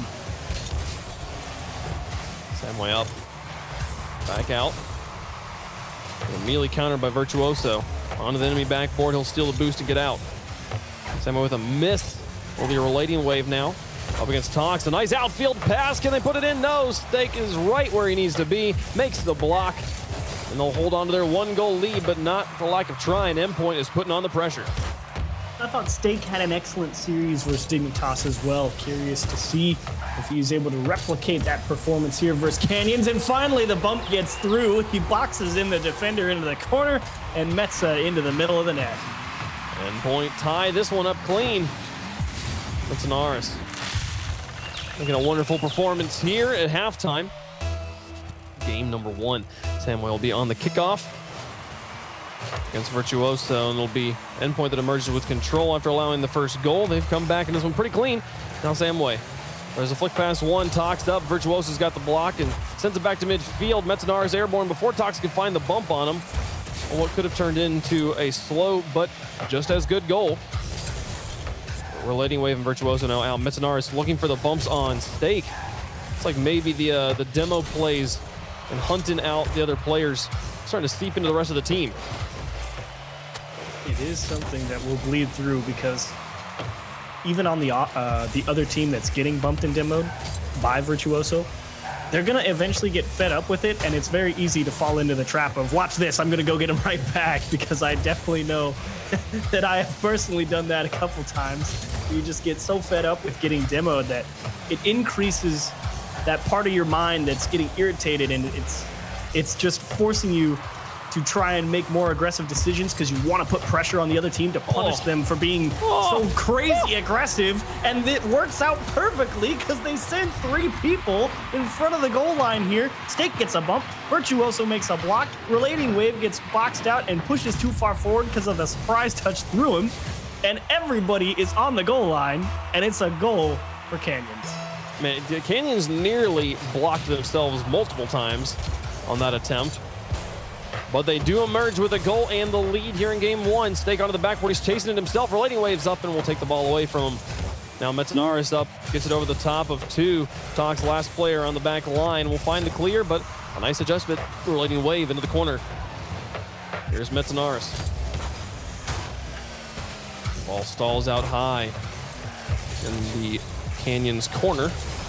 With 1:05 on the clock, Stake looks for the small pass Amway across the box. Talks too far back, and now here's a nice position from Endpoint. They gets the bumps on Talks off the backboard, looks for more bumps in the goal, finds a demolition, but a nice deflection from Talks, puts it super high. Virtuoso will have to just try and play for control, not going to be able to take a shot at the net. An excellent job of buying time from Talks there. That was a tough situation to make that snap read on. He executed perfectly with a nice slow floater over the defense into the midfield to buy a lot of time from all that pressure that was put on that goal line with that demo. So well done from Talks. Big defensive touch. Relating Wave just misses a beautiful redirect chance to tie it up. Now Metanaris back around Talks down the field. Will be a Relating Wave up to Virtuoso. 20 seconds left. Got to find one goal to send us to overtime. Metanaris gets called off by Relating Wave. Now back in the middle. Here's Metanaris up against Talks. Oh, it's the Relating Wave looks for the fly. Oh my goodness, what a play. The passes back and forth tie the game. And Virtuoso is locked into basic Mortal Kombat with Stake on the goal line, doing everything he can to get in his way. He bumped him 2 or 3 times. And again, it comes through and turns it into a goal. The passing between Relating Wave and Metanaris gets it done. 9 seconds left. Relating Wave to put it high and Virtuoso to extend it. Overtime looking likely given the position. The game one overtimes continue here. We'll see Endpoint and Canyons go to golden goal to take the lead in the series. Here's Metanaris. Cross towards Virtuoso. On the wall up against Talks. Actually manages to get a touch on it. Nearly finds a second dunk as well. But Talks down the field, up in front. A nice touch. Relating Wave puts it high. Samway's got to adjust. Open goal. Wave onto an empty net over to the side. Talks just has to try and guess at where that ball's going. And the overtime goal goes to Endpoint. Samway stretching, and he needed to hit that ball. Virtuoso was right on it. And Talks is forced to jump because he knows Virtuoso's going for the bump. Combine that with a perfect shot to the back post from Relating Wave, and the Endpoint counterattack gets there early. Beautiful shot, and what a game from Endpoint. So you've seen it for yourself now, Wave. What do you think? Yeah. Is it good or is it fun? It's both for sure. This Endpoint team is genuinely a treat to watch, and Canyons as well. Both sides with exciting plays. I mean, we kind of talked about it a little bit with the Latin American region, that there's a certain amount of just aggressiveness that isn't necessarily the prime way to play Rocket League, the ultimate way to play Rocket League, but my goodness, is it enjoyable. And I love the way that both these teams are choosing to, drive and touch and push first, ask questions later, not sit there and be worried about playing super methodical Rocket League.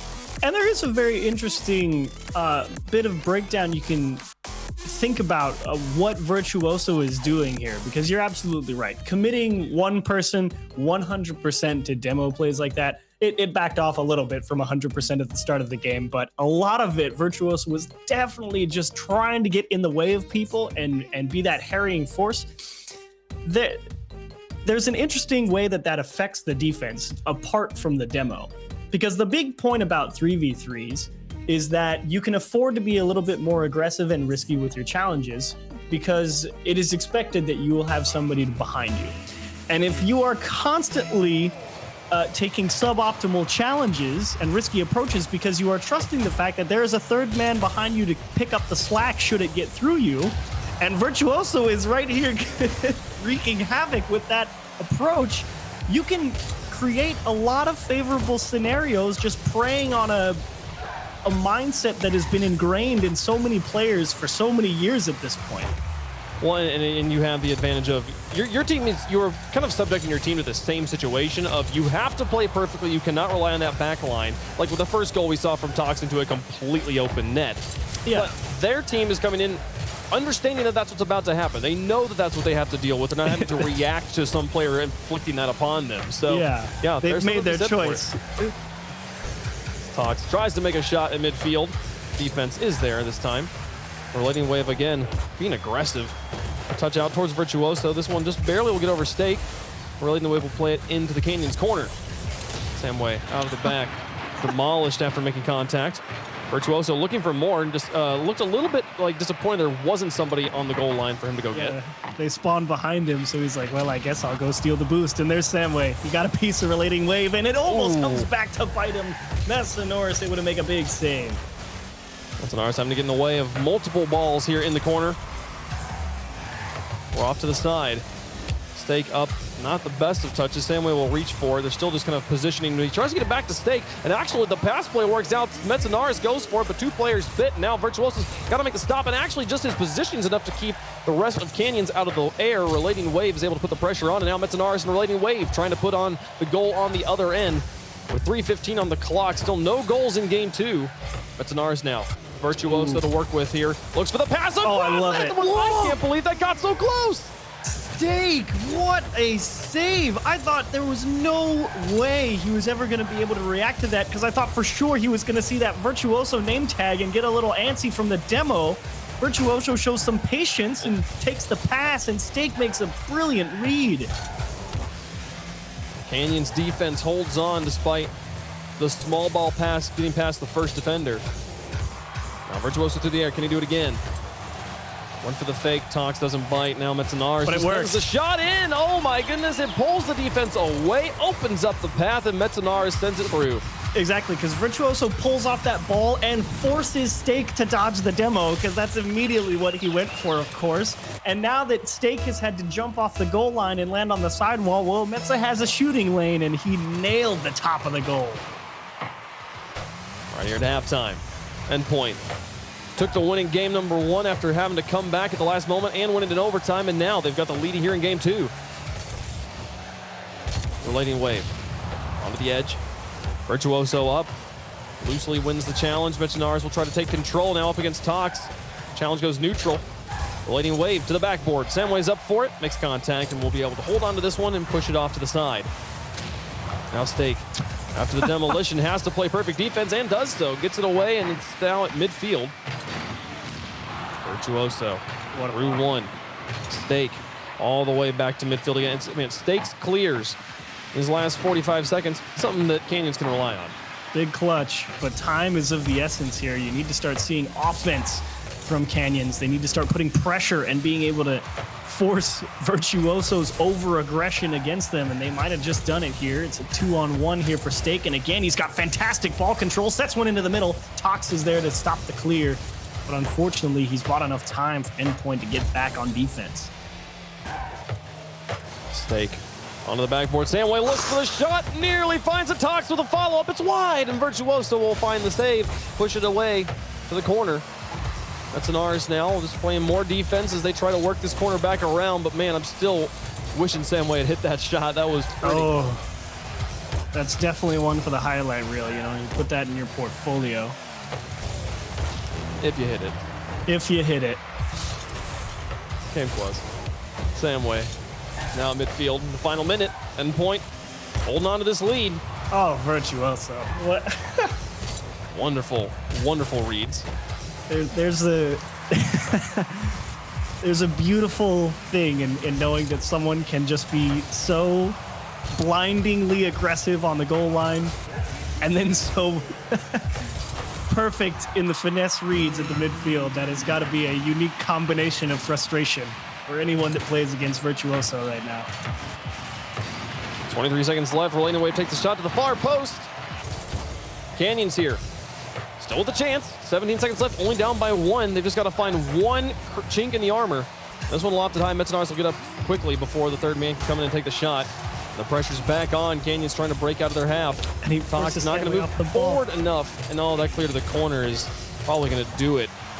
The clock is now out, and Endpoint will push it down. 1-0 is all it took in game number 2, and now they're on match point. Now, I know we've been sitting here talking a lot about Virtuoso. Yes, he is creating a lot of opportunities, opening a lot of doors and making some big stops. But 100% tip of the cap to Mesanoris and Relating Wave. Relating Wave with the goose eggs and 3 shots, and Metsonoris with the 1 goal, 2 saves, and 4 shots. Virtuoso has 100% been making a couple big stops in the midfield when he absolutely needs to, but the rest of the game is Virtuoso putting pressure on the opposing team and saying, Relating Wave and Metsonoris, you need to play perfect Rocket League. And this shot from Metsonoris, exquisite. That is a perfect shot from Metsa, and they don't win the game without it. Yeah, more or less a perfect shot. And what was a very stalwart defense here, 7 saves Canyons was able to put up to the 9 shots of Endpoint there. So Metsa, you needed that sort of precision to be able to score in a game like this when Canyons is really standing strong. Still, there was the one pass from, I think it was Virtuoso to Relating Wave, just a small one off the back wall. And it was like, how does Stake possibly find stop there, right? Metsonoris Like they're Virtuoso, because I thought Virtuoso was going to go for the demo. Stake with a huge save. The defense was strong from Canyons. It's been strong the whole series, so you need to find those outlier moments to score right now. And Metsonoris has been that. Metsonoris seeming to thrive on this roster right now. And some early attempts from Canyons. Just barely wide again. Tox corner. Leaving Stake to the edge. Samway. Other long one. Stake's going to try and reach it, but quite there. Metsonoris. Look at Samway. They're doing the same thing. Samway is just bumping people. Yep, got another one. Got Virtuoso this time. They figured it out. They see, aha, this is Endpoint's game. Boom the ball, send the person for the demo, let the other two play follow-up, but Metsa's trying to pick them apart. Relating Wave continued to stretch for that. I guess Virtuoso this was too far back to possibly take a shot on what would have been a 3-second follow-up. Both defenders biting so hard and the ball going very much taking an Endpoint bounce. Relating Wave stretches it all the way back down. And now Samway undoes it all with one touch. There's Tox towards the back. Metsonoris off the backboard will look for the air carry. Got Stake down in front of him. He'll neutralize it to the edge. Both teams with a few moments. A few good looks towards the net, but generally stalling out at midfield play. Oh, nice aggression from Stake, understanding. Virtuoso's just trying to see if he makes a misplay. And Stake hangs right with the ball and getting this ball stuck in the midfield and going for just stronger touches over onto that blue half, or definitely forcing some space. But look at Virtuoso, and Tox makes a monster stop under pressure the whole way, combined with a passing play. Oh, Tox. Wow. Sometimes the outlier shots still aren't enough. It's Canyon's defense. Correctly positioned, correctly reading, absolutely impressive. And now looking for the dribbles on the far end. Samway's trying to do it to him, but Metsonoris has seen enough dribbles in his day to get in the way. Now Demolition on the Relating Wave. Players bumped. All 3 players from Canyons piled up here on the side. This might be just a simple shovel into the goal. They can just get it past the pile. There's I found the next evolution of the Demolition meta. This is it. The whirly bird, I don't know. Just constant chaos as Virtuoso continues to bump one back. Tox will make the stop. What was a good shot? Halftime. Game number 3, Endpoint up by 2 despite Canyon's best efforts. No, they had an open goal. They got the demo on the goal line and everything. Oh my goodness, and Stake couldn't quite slip that one around the post. And now a miss from Tox. Here comes Virtuoso. He's getting a bit sloppy as Virtuoso, and again, trying to set up his team. Here's a Relating Wave. Does he just put it to the backboard? He's out of boost, so he won't be relevant for another 10 seconds or so. Here comes Metsonoris now across. Relating Wave will pick up that canister on the far side and now looks to advance. Ball just far enough over his head. They have to rely on Virtuoso's backline defense. The punt from Relating Wave. Virtuoso with the chase. Find Demolition. No ball. Relating Wave now looking for the bump. He's going to try and zone out Stake. Samway on the backboard's got to get this one across the entire goal, and he does. Now Metsonoris putting more pressure on the goal line. As far back as you could possibly be in the field. Relating Wave up the wall. Tox over the top of him. Man. Endpoint. It's been a game. Endpoint is playing some run style offense, just relying on the O-line to get in the way of everything. Get him out of the way and see what happens. And massive credit to the defense of Canyons throughout this series. It has been an absolute battle in and around the goal line, but they might have just pushed one step too far. Samway is able to cover up. I thought maybe for a moment Endpoint would have some space to make something happen. 52 seconds left. Metanaris there, staking out onto the backboard. Virtuoso and Metanaris in front of the goal. Leading away with a long clear. Still scoreless here in game 3, but Endpoint 1 goal at this point away from winning the series, sending Canyons to the lower bracket. Winning this series gives you a match in the upper finals against Vitality. Stake across. Dangerous ball, a demolition onto a goalie. Here's the shot from Tox. Does it actually drop it? Oh my goodness, the bounce off the ceiling. Give the defense enough time to get in position and actually block it. And now on the far side, Virtuoso doesn't make contact. It was right there. 12 seconds left. Overtime now starting to glisten on the horizon. Here comes Stake to try and finish it off in regulation. But no, the defense will hold. Virtuoso now. One last attempt. Back down to Metza to Relating Wave onto the backboard. Does Metza swing far enough? No, it will be overtime in game 3. Man, and Canyons are going to be disappointed if they lose this one here because they had 2 beautiful opportunities in regulation to take the game away. Metza is somehow able to get the perfect angle on that ball. I thought he almost owned gold. A demolition, but Metanaris will still take a shot after being bumped. A quick adjustment. Relating Wave played into his own back corner. Was this too little, too late? Oh, Samway can't get it around again. Virtuoso blocks it just enough. And everybody, like, I feel like the teams are playing retreating offense right now. Like, there's so much just like backpedaling happening from both sides. Well, they're both trying to do the same thing because I really do think that Canyons have been trying to emulate whatever Endpoint's been doing and just put the pressure on the goal line and say, fine, we can do it too. And this time, Metza does own goal. No is right. A disaster. He's not even doing anything wrong. This one's up from the backboard. Metza's just trying to maybe get a block, but the perfect bounce. I mean, to be honest, it was a bad jump by Metza. That was probably not the right move. He was never going to reach the ball. The missed shot goes right back into his car, and whoops. We'll see you in game 4. What is this series? What is happening? This is like, I mean, good goal from Metza, I guess. I don't know. Like, we'll go to game 4. They had the sweep right there, had overtime. They've technically scored all the overtime goals. From both games 1 and 3. Everything. He scored everything, but Canyons gets credit for that one. And game 4 right around the corner. And hey, you know, I mean, we talked about Canyons defense. Perfect in that game. So perfect. They forced the team to score. Metza was like, I got to score something, and I can't score in the orange net, so guess we'll go for the blue one. The funny thing is about Virtuoso in that game, until about, I don't know, 20 seconds on the clock, he had 42 score where he made that save towards the end of regulation.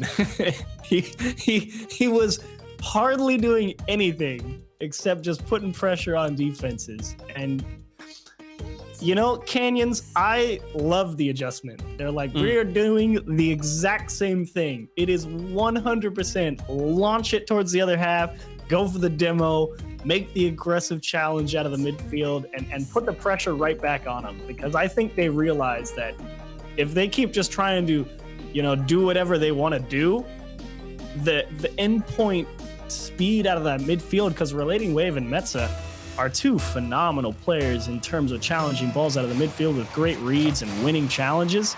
I think they realize they lose that fight. Well, Canyons find a way with a little bit of double agency to get themselves to game 4. We'll see if the adjustments continue, or do both teams, I don't know, I could even see a world where it's like both teams stop demoing as much, but no, Samway's like, no, this is the series we're in. This is what we're doing. Love it. That's what we're doing. It. The derby. Virtuoso finds Stake, and now Relating Wave and Virtuoso going to try and push this one towards the goal. Virtuoso was positioning for demos, not for passes. He'll have to stretch the field just to touch the ball at all. Now Relating Wave to an open net. He's only got 1 boost, so he's not going to be able to reach this double tap. That's Anaris, a pinch to the corner.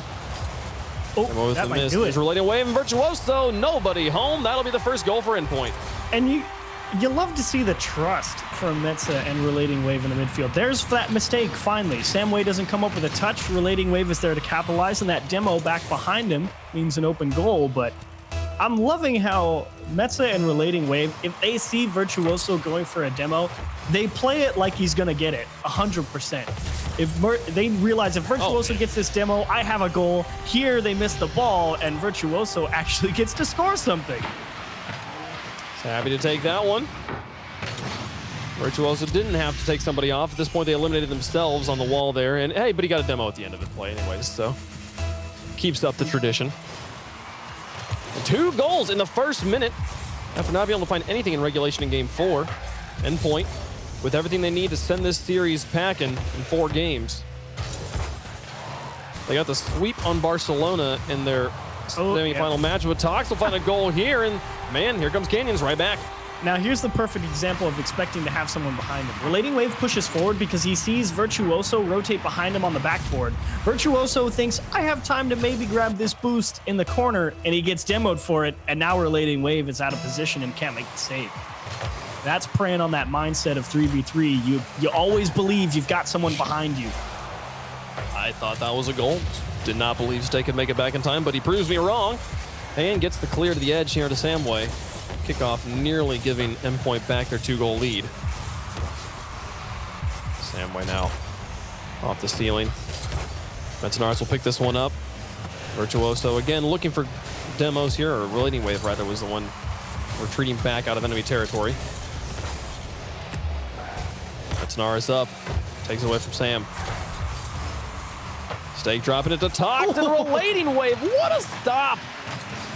Every player on this team having their moment in the spotlight. Oh, it's a disaster. And Virtuoso with the bumps. Ooh, okay. He bumped him onto the back wall. Tox will make the stop. Relating Wave with the attempt here. Metanaris onto the back edge, past 2. Stake will try to hold on to this in the corner. Here's across the teammates. Tox's touch, not the best onto the wall. It'll actually set up a pass for Stake.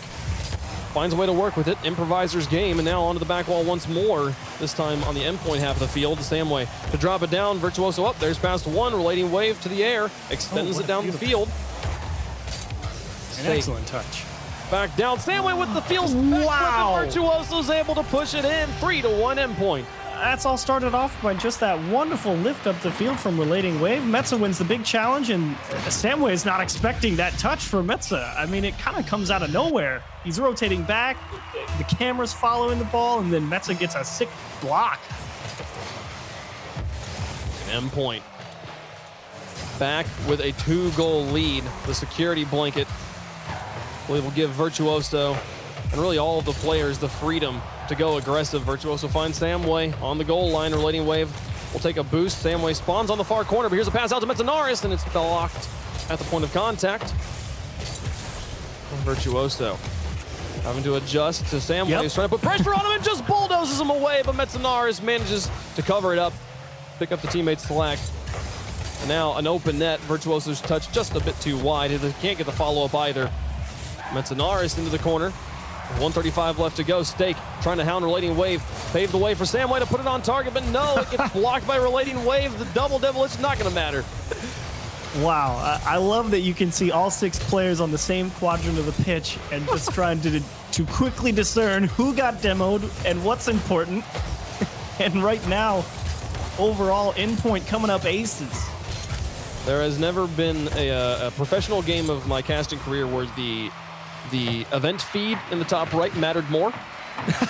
Just let me know exactly what happened here.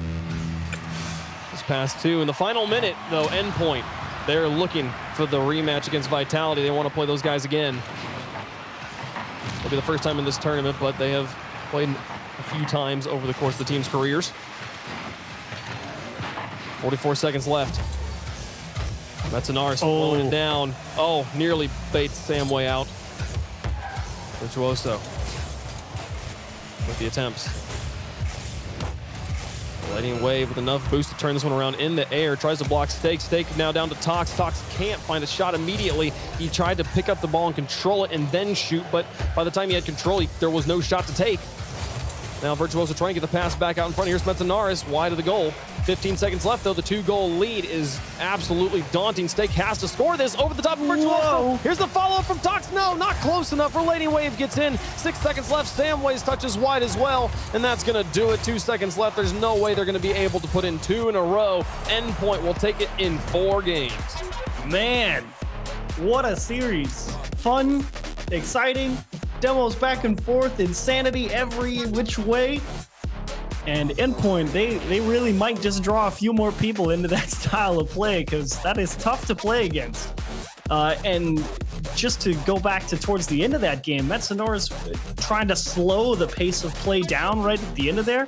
Changing gears like that when it's been a nonstop knockdown, drag out fight at full speed for 3.5 minutes like that is just brutal.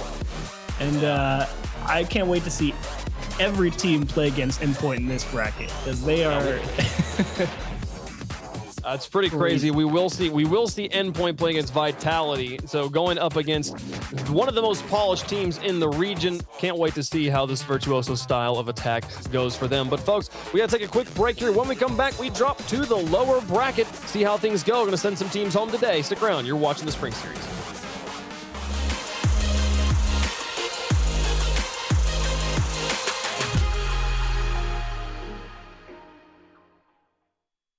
Rated E for everyone.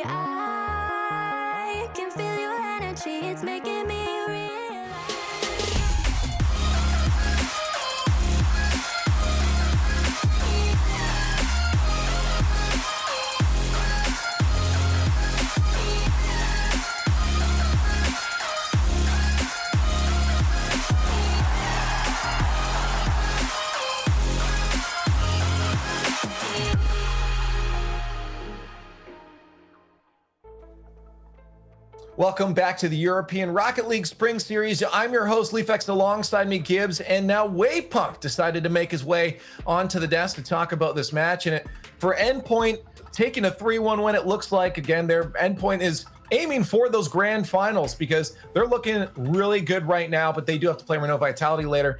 But Endpoint, Wave, this playstyle is working real well for them. This was one of my favorite series to watch and cast at a professional level in a long time. Both teams were so like shoot first, ask questions later style. So much like we have this what equates out to like a cheese strat almost of like sending one guy in to be super demo heavy and trusting your other two teams to play proper doubles action. It was super fun to watch, and the goals that came out of it were pretty spectacular. So I love that in game one, probably the main question is, will Virtuoso do this again? Will it work again? Not only did he do it again in game one, where all 3 goals he was bumping the goalies, one of them he was doing it backwards. He was driving backwards into the goalie. That's when you know he's confident. He's like, I don't care. We will play 2v2 all day and all night. I am just going to disrupt whoever's sitting on this goal line. It's so much fun to watch. Then later in the series, we see Metsanoris get involved again. Seems like the demos are contagious. And this Endpoint squad, sure, we knew Virtuoso was a demo-friendly guy back in the RLCS, but nothing like this. And it's just so fun to watch. They're so fast. They're just shooting at will, like Wave said. And it's just a blast to see a new playstyle come out of this. I was just saying before, I tweeted it too. You know, we harped on Europe just over the past few seasons of RLCS for, you know, kind of slowing down a bit. But just from all the teams today, and Endpoint's a perfect example of that, how good Europe is looking just overall now. It's exciting. Wavepunk, you said it yourself. They're just fun to watch. This is exciting right now. And I want to talk to one of the players, actually, because we have Metsanaris on the line from Endpoint about this exciting play. And Metsanaris, thank you for joining us. I'm wondering, is this exciting for you? And how has your playstyle had to change from your previous roster to this one for this exciting play to happen? Hello, and of course it's very exciting. Honestly, every time I get like a new fresh start, it's like a new blood in me. It makes me so motivated, and like I'm so, I don't know how to say it. I'm just ecstatic to have a chance again and show everyone that I can still be at the top. It's very fun. The fire is lit again. You feel the burn. Yeah, no, you're looking good out there, and that refresh is definitely showing, my man. Thank you. I'm curious about this play style you guys are approaching with this like demos first, goals later style. Like, how did you guys establish that that's what you wanted to do, and how is that different from other teams you've played on before? Obviously, it's way different from like all the teams I've been in. I think it's just because Virtuoso is such a good bumper. Honestly, it's so easy to play around it. So of course, when you have 2v3 for like maybe like half of the game, it's obviously easier for us to do whatever we want, you know?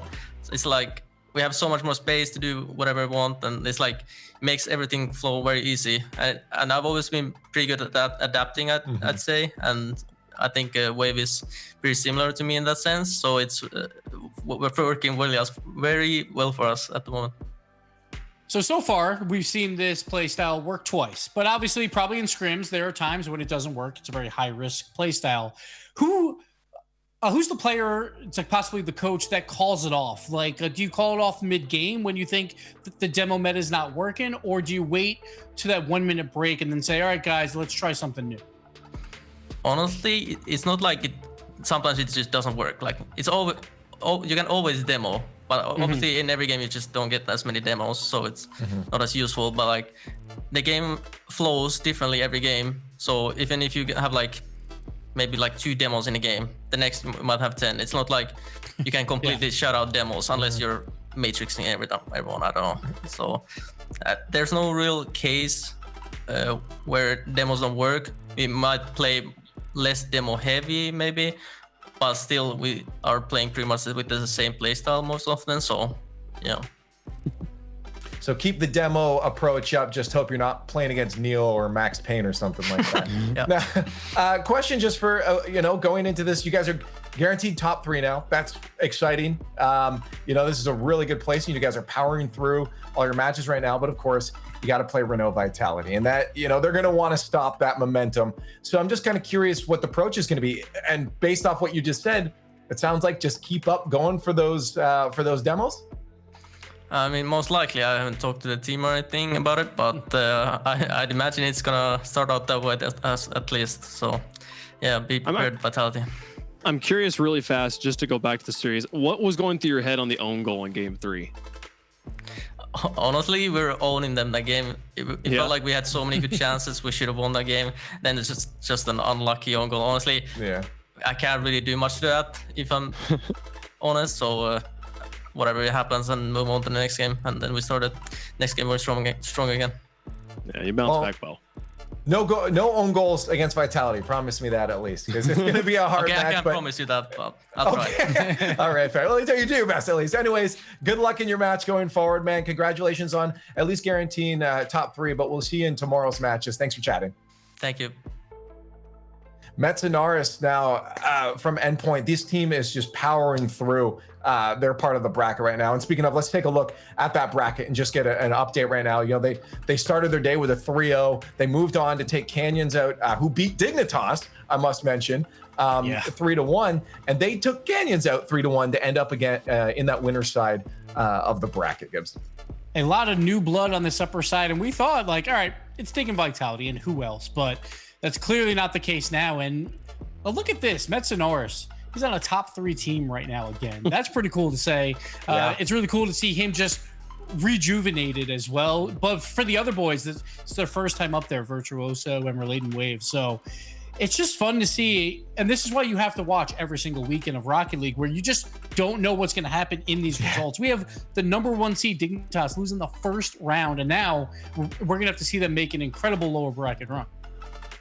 Yeah, no, it's already been an exciting first start to the day. You know, the teams that we thought, at least at the beginning of the day, were starting to win, but then we had the flip on the head because of Endpoint and Canyons there. But now we do have to flip down to the lower end of the bracket and send some people home. It's a 2-day event, but not everyone gets to go to day number 2. And we're going to start off with Team BDS versus the Clappers.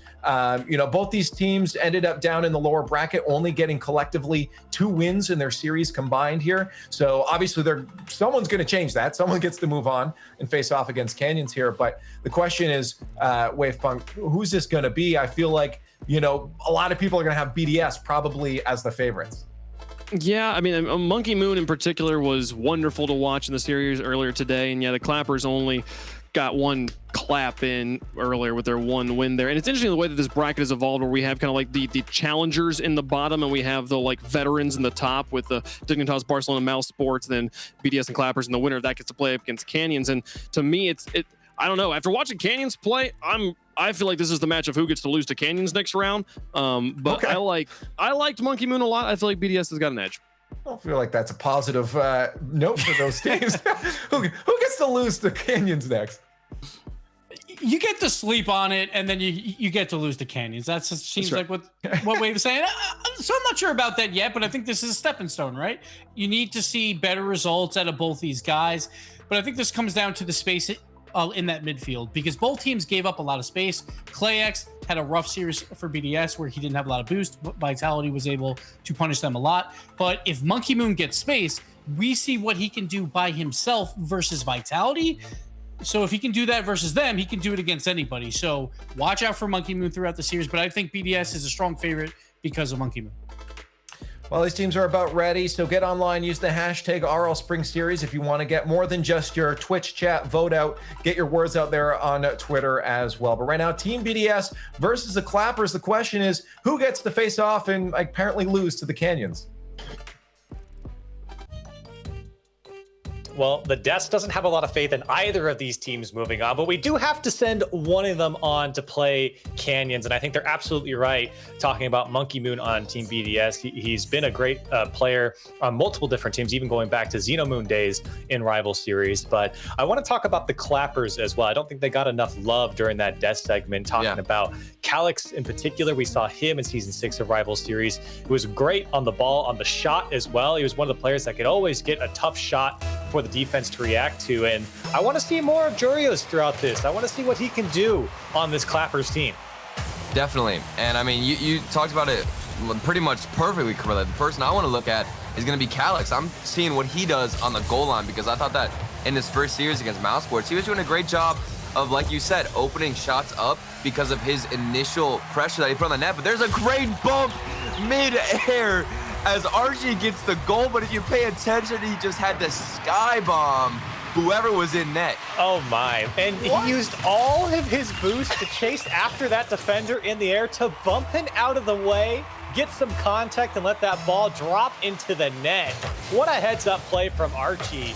And the crazy thing is that whenever you see mid-air bumps, almost 90% of the time, I feel like the player is going down to try and land on the goalkeeper in whatever way because he got the shot earlier. But in that instance, he literally just kept boosting up, like you said, Curly, used all of it, and then got the demo, or excuse me, bump. Oh, no another way. one that rolled Oh, in. my goodness. Archie. What a way to start off the series. You get the bump play earlier on and the clear off the top of your head, and the defense BDS were absolutely not expecting that touch from Archie. My goodness. Hand this man a medal. That is the best way I've ever seen anybody start out a game because both of those goals were so tilting. There is not any other way that I would hate more to get scored on than those 2 goals. And so now BDS have some work to do, giving up 2 goals early on here in an interesting fashion. Archie, surely the beneficiary here so far as he's been able to put it away. And the Clappers, or excuse me, can BDS get some control here as Clayx trying to find the back wall, has some follow-up here from Monkey Moon, but a second touch from Archie. Done a great job to clear it out. This ball's still dangerous. Calyx shot left side, and it goes in top shelf, and a 3-0 lead for the Clappers. And a fastball just gets pitched all the way to the upper left hand of the corner. That's a great pass with a little bit of a pinch on that 50 off the back wall, or excuse me, not the back wall, the side wall, where it just gets placed directly on Calyx's hood. He has a great shot, a really strong aerial, and there's no saving that ball with that speed. Absolutely not, and what a way to start off the first minute and a half here for the Clappers. BDS have got to get something figured out, and they've spent some time on the offensive zone. This one might sneak back Jorius as he does get it out and clear it out from his own corner. Here's Clayx. Just looking for that back wall. Archie there to receive it. BDS doing a good job of keeping this ball in the final third, Turtle, but not generating a lot of offensive chances right now, at least not threatening ones for the Clappers. I mean, that's something that I always saw and found to be a really bad habit on the side of Team BDS against, Vitality. It felt like they were opening up a lot of great chances. I mean, I even think back, there was a chance in Game 2 against Vitality where they had an open net off of a great passing opportunity and nobody was there. Monkey Moon managed to actually find a shot, but it was off the post, so they fail a lot of times to find that finishing placement. So shooting accuracy has got to be something that you work on and you can really at least execute better, especially against a team that doesn't have the defense of Vitality, and that's how it gets done. Monkey Moon this time, he's able to capitalize and pull one in. I was about to comment on high-impact plays from Team BDS, and here is Monkey Moon, the man that the desk was talking about multiple times in the pregame, able to come through and put away his second shot of the game and get BDS on the board here. Important as you approach halftime. And Joros is actually just going to sneak it by Monkey Moon off the kickoff and immediately get one back. I mean, these guys are really sneaky with these goals. They come out of nowhere. We don't expect a lot of this momentum that they're building and the style of goals, and especially kickoff ways like that. We don't expect any of these goals to really start a chance or to spark anything. But Clappers have been doing a great job of that tight, small window of time that they have to make a play. They make sure to execute. A demo came out from BDS, but no shot came through as a 3-goal lead here for Clappers. Traded demo on Calyx and Mark by 8. Archie tried to feed it over to Jorius as it's still in the box. Shot here from Calyx goes high. Follow-up from Archie is too slow, and now 2v1 situation here for BDS. This shot goes high. Monkey Moon couldn't follow up, and Archie to clear it out for Clappers. That was a scary situation. Archie, great clear as well for him. Finally getting some of that pressure off their defense. And while we talked about it earlier, BDS, I mean, they're doing a great job. They can move this ball towards the other side of the field, transition well, and like here we see a lot of passing. But so far, we're waiting for that final shot because they can't get in front of these challenges. And you're seeing Clappers really struggle to break out from their end. It has been, while the offense has been good, the defense has been a little shaky. BDS have spent a lot of time in the final third. And for the Clappers, they really do want to get it situated. BDS will figure them out here eventually. Right now, they've just struggled on putting on quality opportunity, quality chances, but this could be it for Mark as it's cleared away by Clayx. You can see Mark actually going in for bumps as well. You know they're desperate to try and change something up about their playstyle, maybe taking a little bit of a few notes from Endpoint's playstyle to go for those demos, go for those bumps. Even Metza, we saw in that interview, he was talking about how nice it is to have all that extra space. There's a great chance for Calyx as it gets saved by Monkey Moon. A great job getting in front of that shot. Darius tries to keep it alive. Mark try to get over Archie. He's doing such a good job to bring this ball down, keep control, slow down the counter from BDS. And again, not seeing a lot of threatening opportunities. Even with the 10 shots that Team BDS has, they've only been able to put away one, and there's only been a couple that have been threatening at all. And that's so frustrating. You know that for Team BDS, they are very tilted and agitated right now, because how can you not be frustrated whenever you have all the pressure, a lot of possession on the field, but when it comes down to really finding a finishing shot, you fail to open up that opportunity and maybe put something on net. You're absolutely right. We've kind of talked about it throughout game one here, and I think that is really what loses the game here for BDS. Even with the poor start, Clappers, I think, got off hot with Archie's 2 goal, but with the amount of opportunity, with the amount of chances we saw from BDS and the time spent on the final third, and with the shots generated, I mean, all of these facts piling up, BDS have got to be more productive in the scoring department.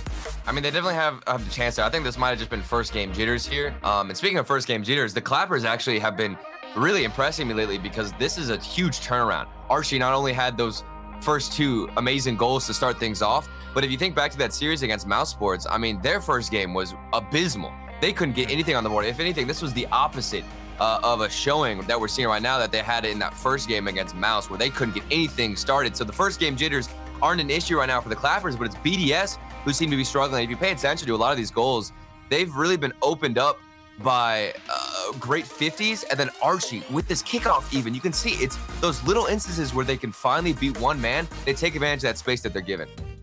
And the story is has started to be written here for BDS. They've played 5 total games here in the spring series so far, and they've only had a single game that they've scored more than 1 goal. So every 4 out of 5 games, they have scored 1 goal, and including this last one. So while the offense is there, it was the same story against Vitality. Even though they were closer games, they still just can't put up the score. I think the most they scored is 3 in a single game against Vitality in game 3. So for BDS, that story is being written for them right now. They have got to be more lethal on offense. And there's a lot of times that we'll see, you know, teams who can't really put a lot of shots in and finish a lot of great passes that get tossed out into the middle. So what it's going to take a lot of times is going to be one specific player. And like we talked about, it's going to be Monkey Moon. We just saw him get a shot there on net.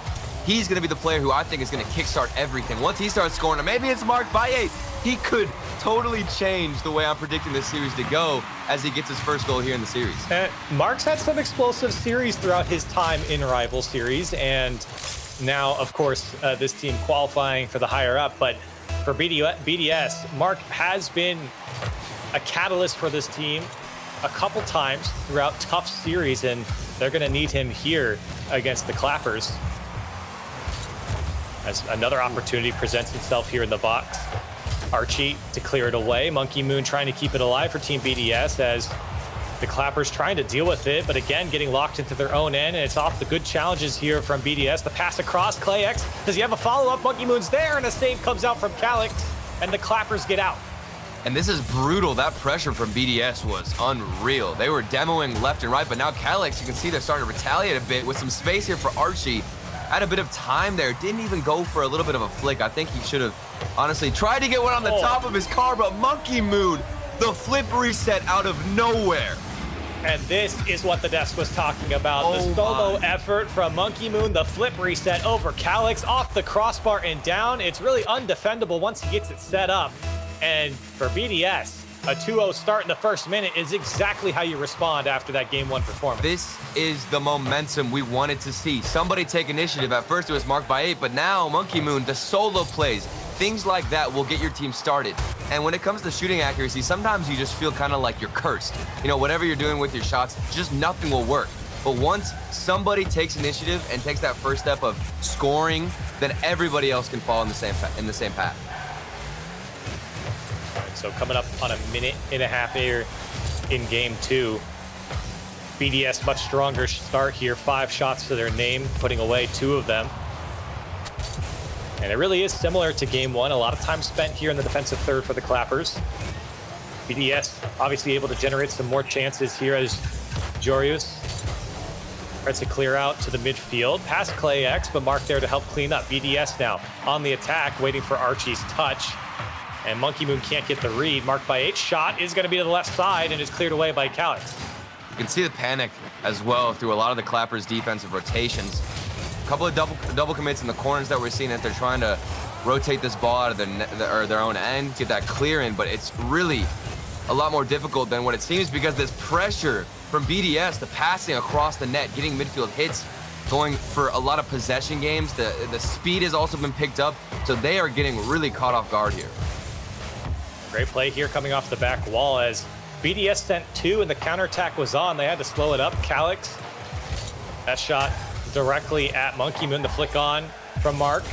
As ClayX has some space to work with, passes off to Monkey Moon. Good idea, but cut out by the defense of the Clappers.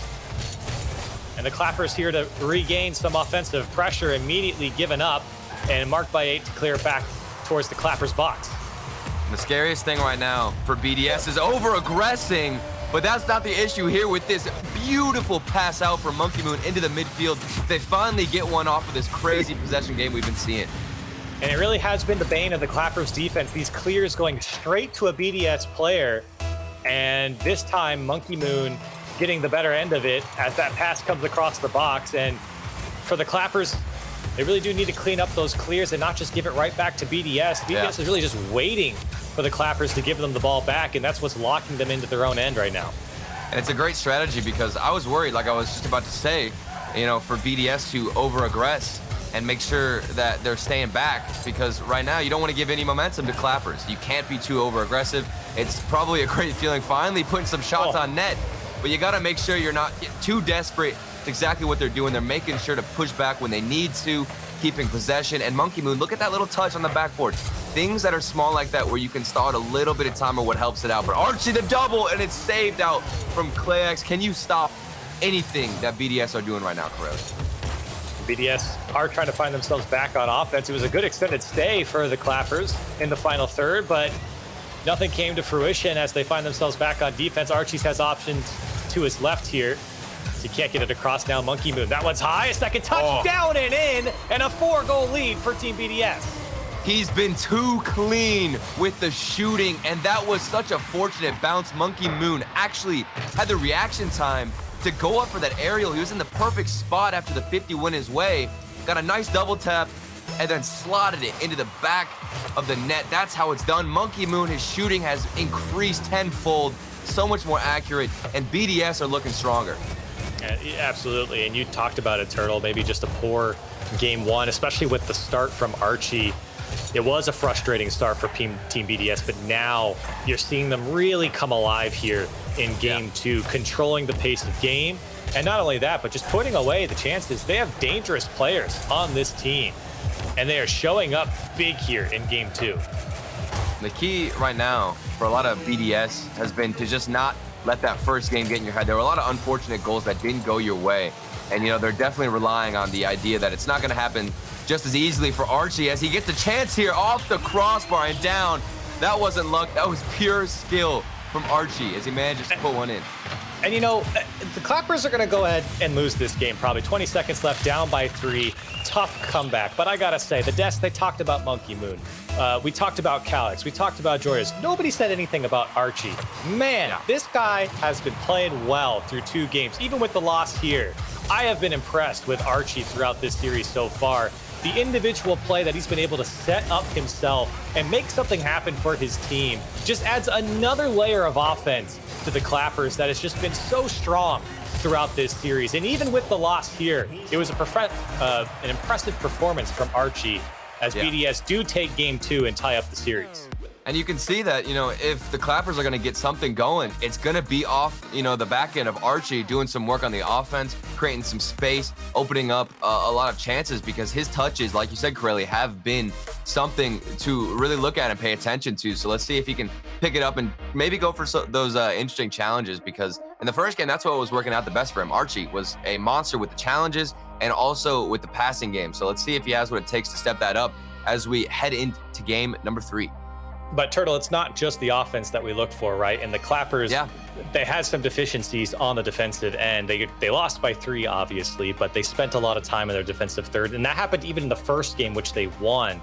They invite BDS in and they can never get out. So the question is, how do you break out from your end? What is BDS doing, Turtle, that the Clappers just can't respond to on their defensive half? It's definitely that midfield passing. And I say this mainly because BDS, they've been doing this in the first series saw against Vitality and now in this series again. And Vitality, the difference of their defense versus the Clappers was they knew when to push up and get in front of a lot of these passes and how to intercept them. Because for Clappers, I feel like they're kind of just waiting back, trying their best to just block any shot that gets put on them. But they need the confidence to move out of their own end, intercept a lot of the midfield hits that are coming out, and force more solo plays from BDS so you can have a better counterattack. So right now, if you're Clappers, I think you move that defensive line forward, intercept a lot of midfield passing, because that's what's creating the possession and a lot of that starvation that you're seeing come out of BDS. Yeah, and I think that last word there, the starvation on the back end, has been tough as Mark by 8 starts it off with a double tap. These guys are on fire. First, it's Monkey Moon with the flip reset and a double tap, and then Mark by 8 says, hey, pay attention to me. I can hit these too. Everyone has been such a pivotal player right now on BDS with these shots, these passes, and then now the mechanical skill. This is such a great showing and a turnaround from that first game. Monkey Moon trying to keep it going here for a second goal as BDS pick up where they left off here, start off on the right foot, however you want to put it. They've looked better and better since their game 1 performance, and they're looking for more as this one comes off the back wall. Mark by 8 tried to follow it up. Monkey Moon shot's too high. Archie has to stretch out. The defense split for Clappers. Archie gets punched out of the box, and Jorius there to clear it away as things slow down for the Clappers. And even watching from Archie's perspective there, this is a game of really just pure speed from BDS, because Archie, you saw this from his perspective. He's seeing everybody on the side of BDS get double taps, keep possession, and then now they're getting demos involved too. How much space are they creating for themselves, and what are you going to do? You just have to outpace them and force your defensive line forward. That's it, Corelli. And I'm just looking now. It was probably more earlier on, but Mark by 8 already sitting at 4 shots. First minute come and gone here with a goal to his name. Shot here from Jorius, and look at the angle from the young gun as he's able to tie it back up. There we go. Some momentum has been started off a perfect bounce. When that ball got flicked up into the top of the corner, I was waiting to see where it was going to end up, and it just perfectly bounced out to Jorius, who thankfully was there for the shot. They get one back after a lot of possession for BDS. They're thankful for that one. Great answer to get back in it. Quick response as well as Clappers on the board here in game 3 to tie it back up. Minute and a half gone. Pass down to Archie and can't get out. Swallowed up by the defense. And a quickly downfield for BDS. Jorios trying to get a second touch. Going to take that back boost instead. Monkey Moon actually breaks free past Archie into the corner. A great setup across the box as that one's flicked out by the Clappers. Archie gets a beautiful read and now brings it down, has options to his left. Calix is there. Monkey Moon read the pass across and looking to slow things down as you know he's going straight back into the Clappers.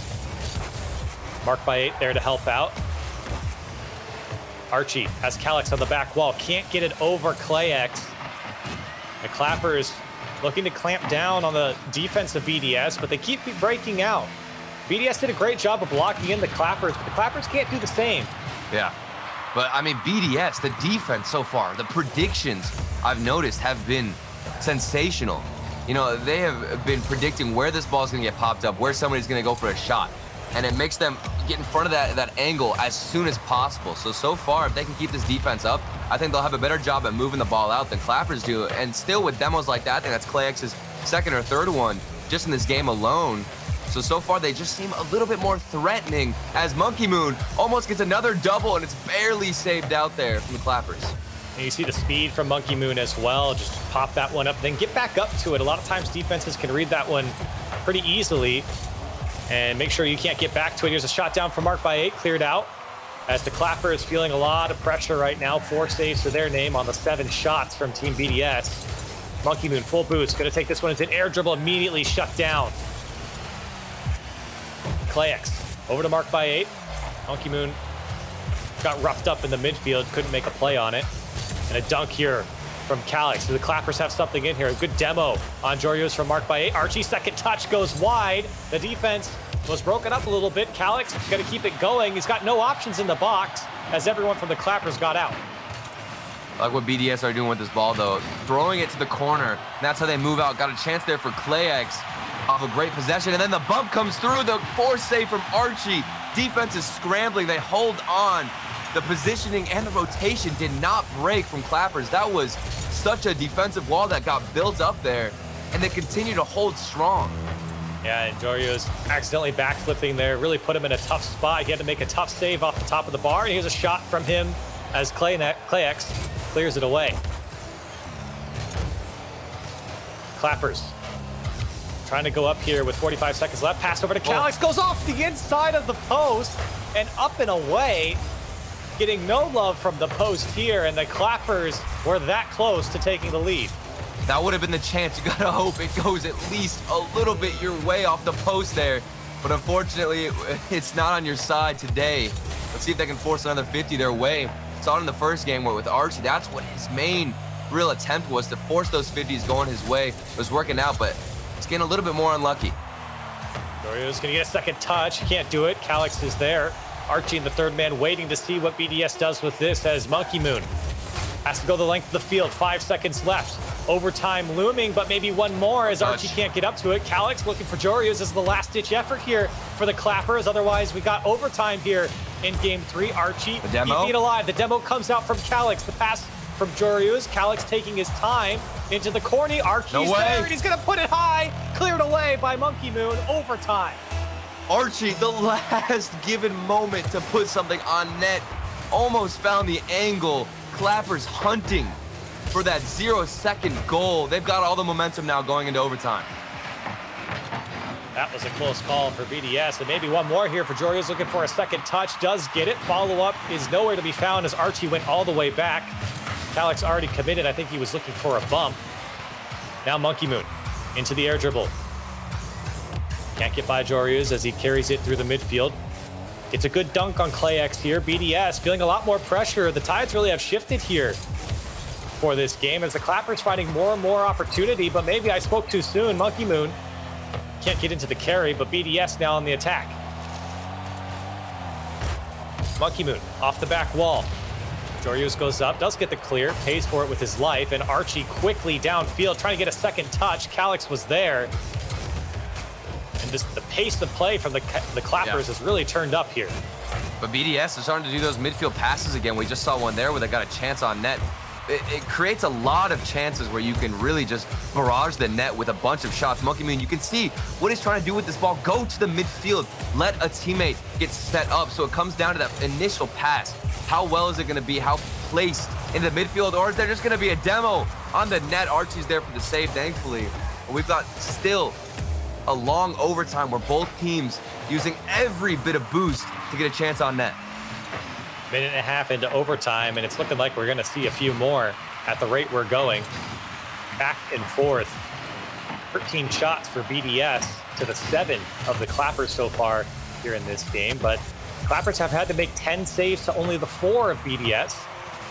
Archie tries to play this one across, comes clean off the back wall, and Mark reads it. Calix, the last man back, does a good job to stop things up and keep the attack going for the Clappers. Here's Mark by 8, looking back towards Clayx.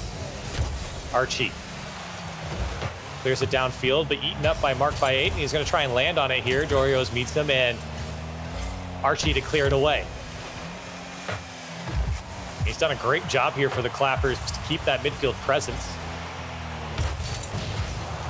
Nice demo. Monkey Moon trying to make something happen. Didn't have a lot of options there. Ended up giving it away. Mark by 8 now. His turn to have a go on net. Weak shot cleared away. 2 minutes and 30 seconds of overtime here, and the chances are slimmer and slimmer for both these teams, I'd say. Things have kind of calmed down. It's not so stretched out. It's not so panicky on defense. People have really gotten into a rhythm here in overtime. Yeah, as it's really progressed, it's felt a lot more like a clear battle where both teams don't really want to extend too much past the midfield line. They're just waiting to get a solid clear with a great counterattack from somebody from the midfield. Can it just put one on net that'll sink in? Nobody wants to really be the aggressor and try and get maybe a demo or a bump play here. If there's more midfield passing, I love to see it from BDS. It might open up something, but Jorius is there for the save. 12 saves now from the Clappers. Monkey Moon trying to find that one to break the defense. Jorius again, playing it through the corner. Monkey Moon trying to fight for it. Calix comes barreling through. Now Archie's turn to go. Clappers ramping up some sort of attack here as it's getting a little dicey on the side of BDS. Jorius trying to go for a second touch, and Monkey Moon with just barely enough boost to catch up to it. And he's been unstoppable on defense, Monkey Moon. Oh, but the pinch shot, it snuck in Archie off the ground. It came out of nowhere from the ceiling. He just dive bombed on it and used the back of his car to push it in. Oh, that was such a great play from Archie, too, to follow it up. Like you said, using the top of his car to land on it, to put it to the right side. And the Clappers come out with it. They weather the storm. Look at that stat line in the saves. It's 12 from the Clappers, and they fielded 15 shots in that series, or in that game alone. 15.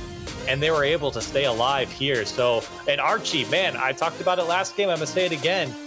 This guy's looked good throughout this series. Oh, yeah. He is so clutch. I have been impressed as well. I mean, he's definitely 100% on my radar now because I'm paying more attention as to how he's going to be moving towards the ball. And it's usually based off 50-50s. And on that one, it was a 50-50 with the ground instead because he just pinched it in.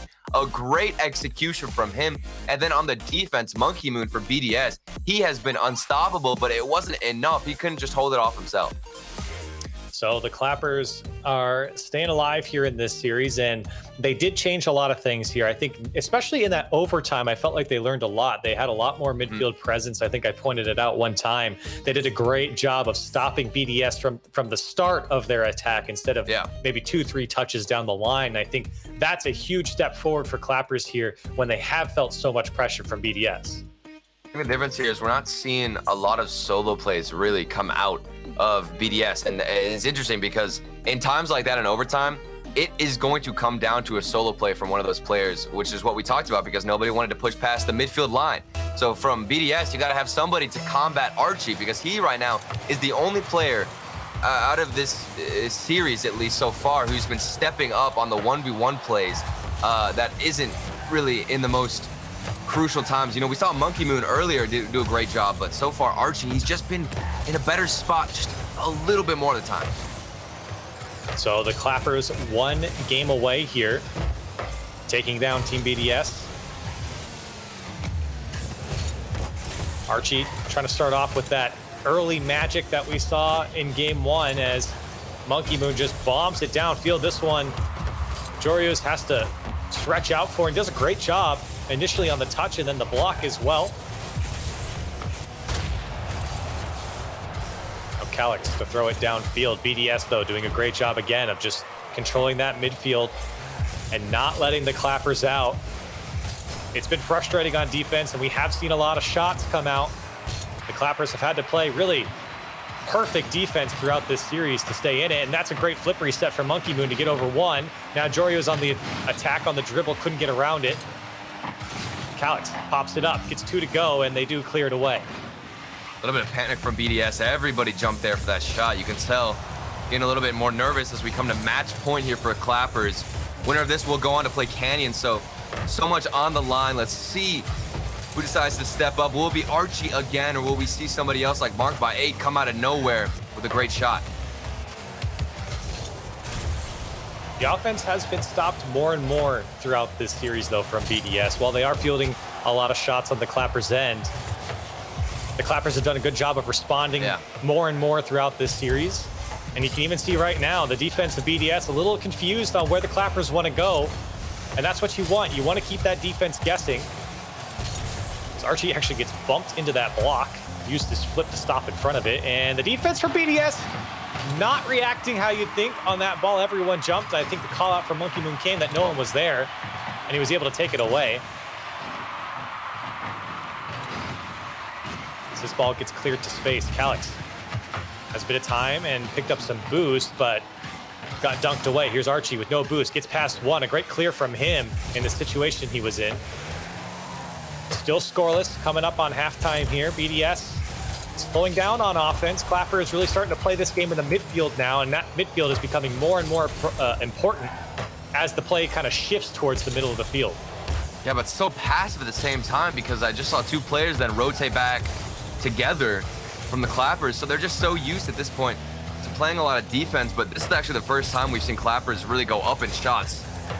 3-2 right now against BDS in terms of shots on net, as nobody's been able to get that first goal. But let's see, I've been noticing the communication as well, a little bit shy here from BDS, where it seems like they get a chance, but nobody's ready for maybe the flip reset or a really great play that gets opened up by Monkey Moon. Maybe he's not communicating well enough on the offensive side. Well, here's a chance for Mark by 8. It was exactly what you want, that passing play through, and immediate shot on target, but it was straight at Calix. Jorius trying to fight for it in the midfield as Mark by 8 happy to blast the ball downfield a couple times. Jorius again over to Archie. Now Monkey Moon clearing it downfield as the Clappers happy to take some time with it here, but maybe a little bit too long as Monkey Moon finds the back wall. Mark by 8 decides not to go, and a quick counter downfield for the Clappers. Archie was there, met by ClayX, and cleared away. We found ourselves into another battle of clears. Both teams just giving each other turns, really, at taking shots on net, as one team will get a nice clear and then the other one will just counter it and immediately alleviate all that pressure. So nobody's able to hold consistent control of the other team's boost, or anybody. Yeah, you're not really seeing anyone bring the ball down right now. They're trying to use the walls to play off, and that's what's really leading to the back and forth gameplay right now. ClayX, you can see, trying to play it off the back wall. Monkey Moon forced the shot. Calix on the save. Not seeing a lot of passing either, as ClayX was looking for Mark by 8 there, but he went for the demo instead, and wasn't a bad play. There was just no follow-up from BDS. This ball comes out to Joris. Try to play it off the back wall. Archie gets a piece of it. Monkey Moon has help from ClayX. Can get over to it. Time ticking down here. It could be the last opportunity for BDS here. Monkey Moon in dangerous position. He's got some space to work with and had boost, but shut down. And back the other way. Clappers, they might have the last go here for the win. And Monkey Moon's going to clear it out with the help of Mark by 8 and a 0-0 overtime. I liked what I was seeing there from BDS towards the end, where I think it was ClayX who actually decided to bring it down, something that we've been mentioning. We want to see them take more control of it, where they can bring that ball down, go for a solid dribble out, or even force a great 50-50 that could go your way. That's been a goal that we've seen constantly throughout this series, where somebody's gotten a solid 50 and it's just gone their way, fortunately. But now a bump play with the 1v1. Archie's there to put it away. We saw it happening, and that's the end of the game, Corelli. And you knew the second you saw Archie bring down that ball, you look in front of what he sees. He's got Joru's right in the goal line in the face of the last defender, and he can punch him out of the way, clap him out of the way, I should say. And the Clappers take down BDS in a 3-1 series. I mean, speaking of bringing the ball down, that's the best time to do it when you know somebody can go for a demo. In that instance, it's so easy for the person who's taken the shot and who was supposed to dribble to instantly just fluster himself and then shoot it and give away possession because he's panicking. But he knows where the teammate is. He has the awareness that he can get the demo or the bump play, so he brings it down, gives time for his teammate to go in, take the goalkeeper out. And that is just a flawless execution from the Clappers here. And I've been very impressed, like we talked about this whole time, with all three, but most particular, Archie. Yeah, he looked good. I mean, right off the bat, he looked good. Oh, yeah. And, I'm very impressed with the Clappers. They will move on to play Canyons later on. We got one more game for the day. Stay with us after the break. More Rocket League coming your way.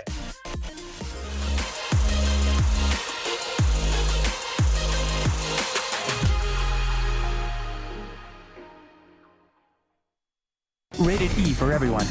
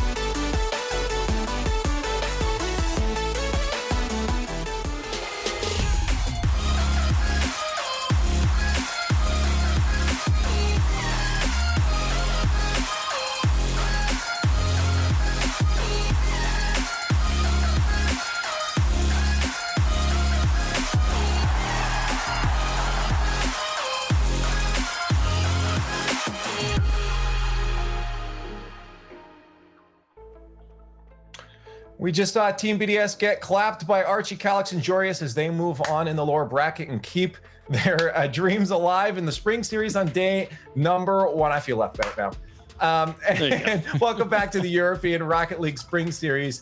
I'm Leafex alongside Gibbs and Wavepunk. And again, I feel like we've just seen another upset. I mean, Team BDS coming in this were the chat favorite. I feel like they were the analyst favorites. They've just been the favorites for a long time in the Rocket League esports community. And Clappers just come in and change that story, Wavepunk. Yeah, they showed up well, and who knows, maybe Clappers are the ultimate underdogs. You get them where the analysts and the chat are against them, and they're in the lower bracket. These guys are going to shine, but I felt like it was a pretty one-sided affair. There was the 1 2-minute overtime that was pretty strong, but other than that, it seemed like it was all Clappers. So I feel like this is what Spring Series is all about. I've said this every single weekend. There's always one team that comes out of this where it's like, we don't really know their names until they show up. And the Clappers, they just took down BDS, and people might not realize what BDS means. They're an RLCS team. They got the auto qualification spot. This is a huge upset. 2 of these players can't even play in the RLCS. They just became of age back in March, and Archie is one of those players who just popped off. That game 3, the overtime winner, was such an important moment because I did feel like it was a very close series and 2 young teams where momentum might sway it. And he gets the ground pinch behind the goalie to score it. Those are the big plays that make Archie like a new household name at this point. Everyone's going to be watching what team he makes to try and qualify for the next season of the Rival Series. Yeah. Now for you, Wave, I'm just curious now. You talked about both these teams looking like they were trying to play against Canyons, to lose against Canyons. Has your opinion kind of really changed here? Do you still feel like it's going to be an uphill battle to play against Canyons? I don't know. Like, the thing is Canyons is one of those teams they matched Endpoint style so well. I could even see them being like, this works really well. Let's take this up against Team BDS. But I really did like what I saw out of out of Clappers, excuse me. Here there was some wonderful performances from all sides of the ball here. I think how well does Canyons match up against what Clappers brings? That was what I saw with them against Endpoint. I'm excited to watch that matchup tomorrow. Well, let's see if the Clappers are excited about what the Clappers are doing right now. We're going to bring in Jorius to talk about their match. Jorius, thanks for joining us right now. Are you guys happy with where you're at, and what changed from the upper bracket to lower bracket to get this win? Of course, we're happy. We weren't even expecting to make Spring Series. At least that's we're happy if we make it. Doesn't matter if we don't. But in the upper bracket now, a lot of people have kind of expectations now because we beat 2 RLCS teams to make it through qualifiers. So against Mouse, we had nerves, and we kind of fell under the nerves. And of course, it's not a shame to lose against a team like Mouse because they are RLCS and we're just a bubble team. So. Well, but how does it change your confidence? I mean, like you said, you've already beat 2 RLCS teams. There's almost no bubble teams can say that. If that has to help your confidence in some way. Yeah, it of course helped our confidence. I think we kind of underestimated Mouse as well. So we beat 2 RLCS teams. We might be able to do this one as well. And we figured out at the end that wasn't. That didn't quite work out. Yeah. So I have 2 questions for you. One, I think is pretty easy. This is a new squad. I assume that you guys are going to make a run for the Rival Series in Season 10? Yeah, that's the plan. Okay, my second question is, obviously, you guys are brand new names to the scene, except for Calix. How did this team form? Calix, I believe, was looking for a team earlier on because the last few seasons of our Switchy, unfortunately, didn't make. He had pickup teams last minute, and so we started screening from early on, and then he asked us a team because he didn't want a last minute pickup team and actually a team to grind with and get good for RRS. So we scrimmed a few times together and that worked out, and eventually asked Archie and I to team, and we accepted that and started grinding. Yeah, no, it's going well for you guys so far. I mean, you're still in tournament. You make it to day 2. That's definitely an achievement. Getting in, as you said, to the Spring Series in itself was an achievement for you guys. So just happy to see you guys, hitting some goals. Now that you've gotten a bit of experience, you've played some games, is from here on out, the goal just to learn as much as possible, or have you guys set new sights for the spring series of where you want to place? Nah, it's probably just experience. I don't think we expect to like win everything. So let's just try our best, see where we end up at, try to win everything, of course, but we won't be sad if we will lose tomorrow first round. We're already so happy to be able to compete here, and every win is just a bonus right now. That's awesome. That's also dangerous. We've seen what, just having nothing to lose can do for teams. And sometimes it's scary for the opponents. So, Canyons, you better be watching out. But I just got to say again, thanks for joining us, Joyous. Congratulations on the wins and your success so far. And good luck against the Canyons. Thank you. There it is. Joyous from the Clappers. I like to see it. And that's why those open qualifiers, I think, are so important. So you can just hear it in his voice, very calm and cool and collected. A lot of the newcomers that come in when we go to like media day for the World Championships, when they first get in front of a camera, there's a lot of nerves for even some of those names that we know now that are so comfortable in front of the camera. But it just shows that these guys are ready for this big stage. They're just like, yeah, we're here. There's no pressure. We just want the experience. And it's showing. They're taking down RLCS teams left, right, and center. I can't wait to see more. Hey, they got the nerves out of the way by playing mouse. You heard it there. So now they're smooth sailing from here on out. But not smooth sailing is going to be one of the teams from our next. Someone's going home. One of the RLCS teams, Dignitas or Barca. I think Dignitas, of course, coming into this as the favorites, are the regional champions for Europe, right? But they got knocked down by Canyons into the lower bracket 3-1. Like, it didn't even go to a game number 5. Dignitas had a lot of difficulties on day number 1 here, and they are now facing potentially being out of the spring series. But Barca, also on the other hand, that volatility. What if, Gibbs, they just suddenly pop off and we see that top 4 potential again? This is just a brutal lower bracket because 3 of the top 4 teams in Europe are down on this side of the bracket. So only one of them will come out and have a chance or be a top 4 team. But Dignitas, like everything seemed just slightly off throughout their first series. Their passes slightly off. Like sometimes they were just too fast coming in, so the shooter couldn't react to the ball in time. He would shoot it high. It's like, or it's just inches too far. The one worry I have for Dignitas is their defense. I still think has been a little bit shaky, the same that I thought before the regional championships. But the positive is Barca doesn't play a ton of offense. So as long as they don't get counterattacked, they should be okay. And Dignitas, they are a possession team. That is what they love to do, control the ball. Well, Barca has had a lot of troubles with that. So as long as Dignitas can do that, and don't do anything too extreme. Like, don't go for the pass when it's not necessary, because that's when you get in trouble, when Barca starts reading those passes because you're getting too pass happy.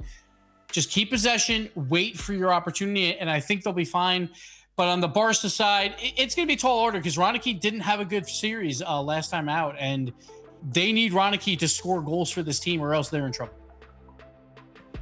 Wave, I wonder how you feel about Dignitas after we've seen them now. Are they still, in your mind, the favorites, given the fact that they've had a bit of difficulty getting those passing plays started? Or do you think that there's no way that Violent Panda is going to let their team slack off in their second series? I mean, one series today against a team that seems to be playing very, very well and at an RLCS caliber isn't enough for me to say I think Dignitas doesn't have this right now. I think Dignitas is still, if you had to put Barcelona and Dignitas in a chamber, which we're about to do, I would pick Dignitas every time here. They're going up against Mouse Sports tomorrow. But yeah, my faith is in Violent Panda. Violent Panda has just continued to look better and better as the years have gone by.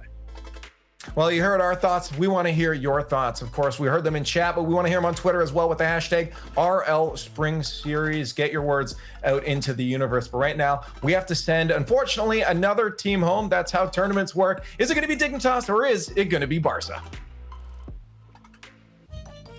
Not the two teams that we would expect to round out the day here for the European Spring Series on day 1. Dignitas and Barca taking on each other. One of them, you heard the desk, are going home here in Turtle. I have concerns for Barca. They seemed very slow against Endpoint. Endpoint ran all over them. Virtuoso ran all over them. Heck, they've been running over everyone so far, but it feels like that slow play style from Barca might come back to haunt them even here against Dignitas. It has been a frustrating day for Barcelona. I mean, we talk about the first game against Endpoint. They threw that first game, letting them get that last second pass in, and then they missed the buzzer beater in game 3. Everybody on Barcelona has come so close to getting a quality shot, getting a great chance to set up their team, but instead of finishing it, they end up missing by just a tiny bit. And the same story goes for Dignitas, where these passes, these shots, they're just slightly off. Gibbs talks about it on the desk. You know, they get that a little bit too fast of a return on the pass, or maybe they're in just a slightly off position, so they hit it high or go off the crossbar. It's little things like that both these teams have been struggling. So the question is, which one out of these two teams are going to show up with the cleanest gameplay, the most polished right now, where they can read each other better, the communication is on point, and they're just a little bit more, I guess, in sync with each other. Man, I don't think either team played extremely well in their first series that we saw them earlier on today, but I do think that Dignitas are able to bounce back a bit better just because of the way they're starting off here in game 1, but just how their play style is, as well as Ronicky puts this one off the back wall. Debo as well going to put it off. And follow up here from Ronicky, and Flakes was there. Barca putting on some pressure as soon as you talk about it, and immediately stopped up as Astral and everyone breaking out from the Dignitas end. But I do think Dignitas, they have a great game plan. They didn't execute in their previous series, but when Dignitas does execute, they are by far the best team in the world. I mean, it's an interesting concept for Dignitas right now, because the only times we're seeing them off a little bit are whenever their passes are a little bit too obvious. So it brings up the question, you know, is there such a thing as passing way too much? You know, making sure it's not predictable, making sure nobody on the defense from Barca right now can get in front of that pass and cut it off. It was a strategy that they knew, you know, earlier on that Dignitas like to do. And it's just one of those play styles where you can counter them by getting in front of a lot of these passes. Oh, there's an opportunity from Astral. It didn't get enough of it, or enough behind it, rather, as the shot was able to be blocked away by the Barca defense. Ronicky, good cut here in the midfield, buys his team some offensive pressure as he dishes it off to Flakes, but he can't get by Astral as he carries it away. Now Astral looking for a second touch. He does get it across the box. Yukio's there. The shot's high, and the defense holds strong for now, but Violent Panda comes through on the right side shot, and Dignitas the go-ahead goal. And you gotta pay respect to Astral, that initial touch to get it over the net across the pitch with a double touch off the backboard for Yukio then to crash the net, which then opened up a shot for Panda. That is everybody getting involved from Dignitas. And while it wasn't, you know, a stellar passing play, it's things like that that really show the versatility of this Dignitas roster, where Astral can make a solo play, open up space, Yukio gets the shot, and then Panda is there for the veteran shooting. Dignitas starting to look a lot better and more in form. Great bit of shooting there from Violent Panda, and a great attack from Dignitas as well. The pressure, the extended pressure, and then the final shot when the defense got pulled out. Yeah. It's a great way to start off this series for Dignitas, and they've had a lot of shots already, forcing 7 saves from Barca so far here in game 1. As they try and get a bit of passing going. 1-2 downfield, but it's straight at Astral, non-threatening shot. Devo looking for Flakes on the outlet, and Flakes can't do much with it. Gives it up to Yukio. Yukio trying to get a second touch, comes back down to Astral.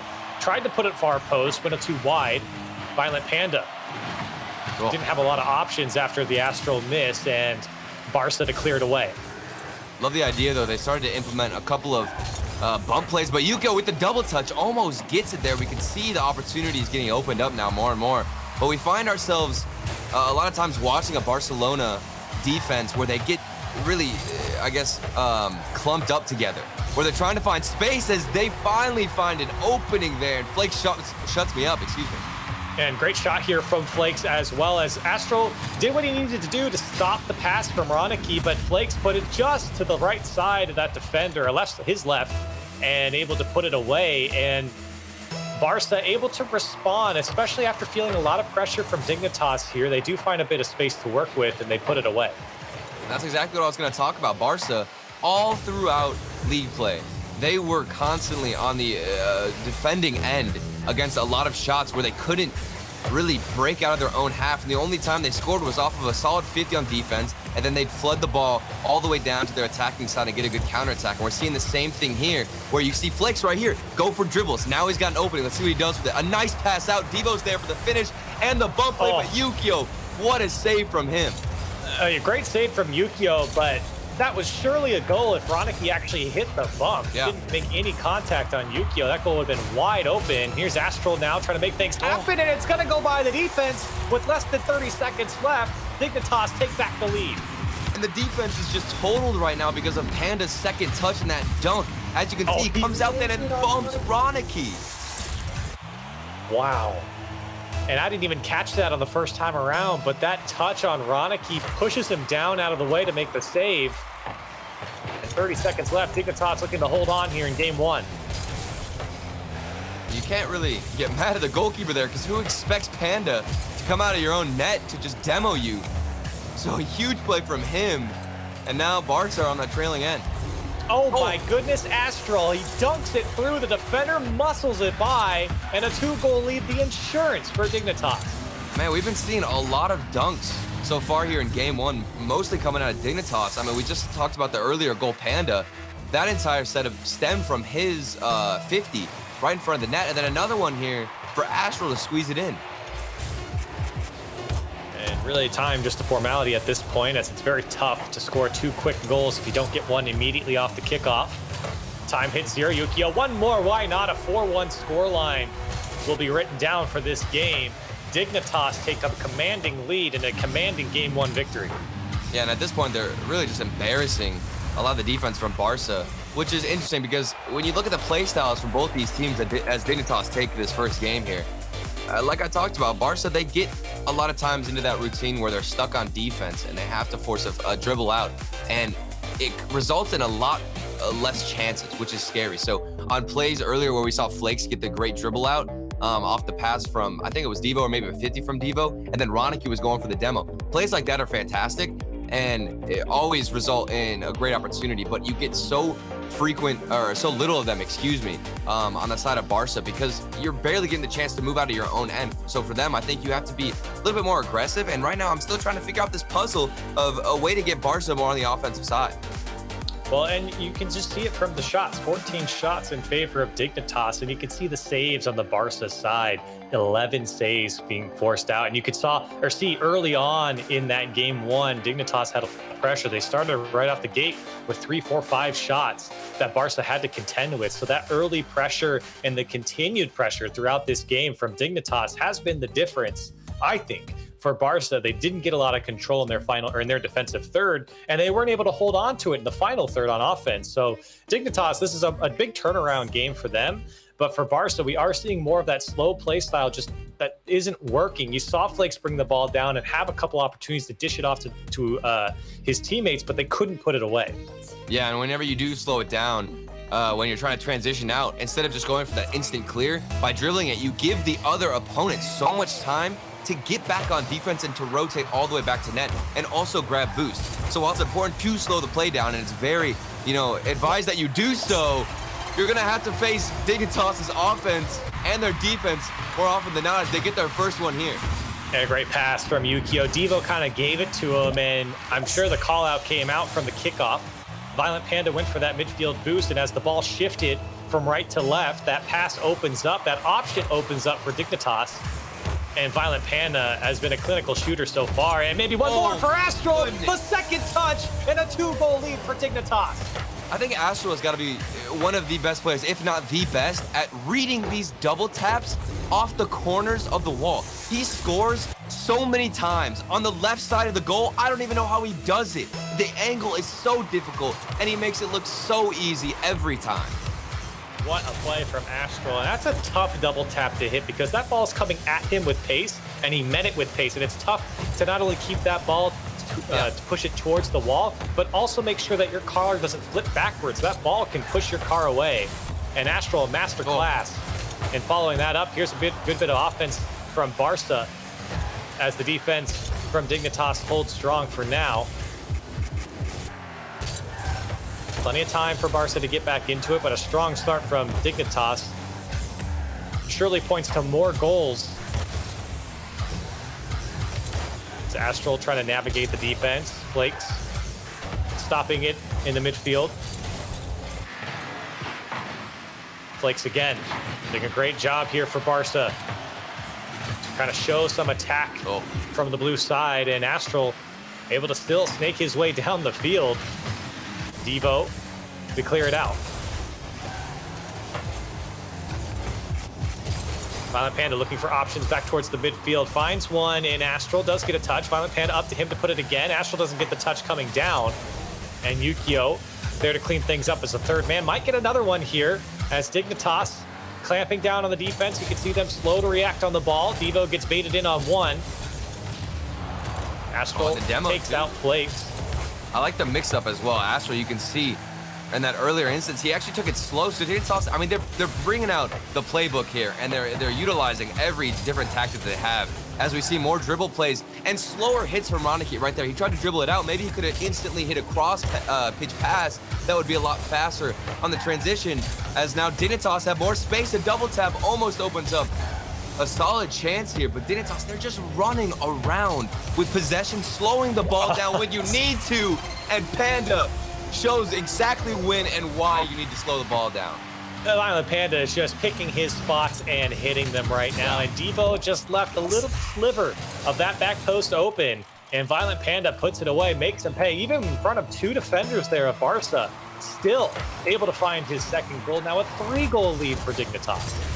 And that was the main issue, was predictability for me. I thought that the passes, they were so easy to read for whoever was playing against Dignitas. But this game, they're slowing the pace down and utilizing so many different tactics. You know, you'll see mind games. You'll see even their classic passings back and forth in the midfield where Dignitas can move the ball. But then also Panda getting dubs, Astral off the backboard double touch. This is the regional champs that we expected to see in the first series. And it's nice to finally see them show up. Coming up on 2 minutes left here in game 2. It's been all Dignitas. Really haven't mentioned too many of the players' names on the Barca side. One in particular is Roniki, who has been really came into his own in the last RLCS season. Very quiet throughout these two games. As Dignitas still putting on a great display of passing. They couldn't convert there. Flakes over to Roniki. Maybe that's the shot for them as it's turned away by Violent Panda. That's a go for Yukio as Dignitas find their way out. Great touch from Violent Panda to pass first defender. And Devo with an interesting touch to get over the defense there, but a bit too high. I like what I'm seeing, though. Possession starting to get more in favor of Barcelona. They need to break out of this, Barca. You have to start, getting a little bit aggressive. Build momentum here while you can, while you have a chance. There's still a minute and a half left. Things aren't over. If you can start something early on right now. Well, they need something, and they need it now. Stevo, this could be it. The fake touch here is Astral. Had to react to it, does make the save. Coming up on a minute left now. Barca in the right side of the field, but can't hold on to it. Here's Violent Panda. Shot on target. Roniki's got to clear it to his own corner, but Dignitas are going to clamp down here. Pass over from Astral a bit too far. Good bit of passing. His Flakes almost puts it away, but that's a great passing play from Barca. Just couldn't find the net. How did Panda read that passing play? Panda was alone on defense, pretty much, waiting for the shot to come out. The pass, the give and goes back between Flakes and Roniki, and yet Panda still got in the way. At what point for Barca? Nothing is working. They gotta at least use something else. Maybe get a demo here. This is just a frustrating game as they come closer and closer, just like their game against Endpoint. Here's a shot from Violent Panda turned away. 20 seconds left. Time, another formality here as Dignitas look to take a 2-0 series lead in this best of 5. Violent Panda maybe one more, had no boost to follow up. Astral, though, is going to chase down. Devo just trying to fight with it in his own corner. Violent Panda, no boost, inviting the challenge. Here's Astral, maybe one more for the highlight reel. Gets a flip reset over to Yukio, and this ball popped up. Violent Panda, last bit of shooting, goes in, and a 4-goal lead and a victory here in game 2. The cherry on top. Violent Panda puts in another one, a huge lead, shutting out Barca. They didn't even get a single goal in this game. I mean, this has been rough from them. That one goal that they got in the previous game, was off of just a solid counterattack, but it wasn't anything crazy. So Barca, we're still looking to see some creativity out of them. And I mean, I even think back to the first goal that we saw in the spring series is something that I think we need to see a lot more, because the first goal that we saw from Barca so far today in general against Endpoint was a great pass from the midfield where they pinched it all the way across. I think it was Devo who hit it all the way across to Ronicky, who had a great touch back down. And that didn't involve any plays on the ground. So I think for Barca, flood this ball into the air more. You got to use a lot of the speed that you have on your team, like Ronicky, to the maximum you can. You have to make sure you're implementing that and that play style in against Dignitas, who are going to be running all over you if you take it grounded.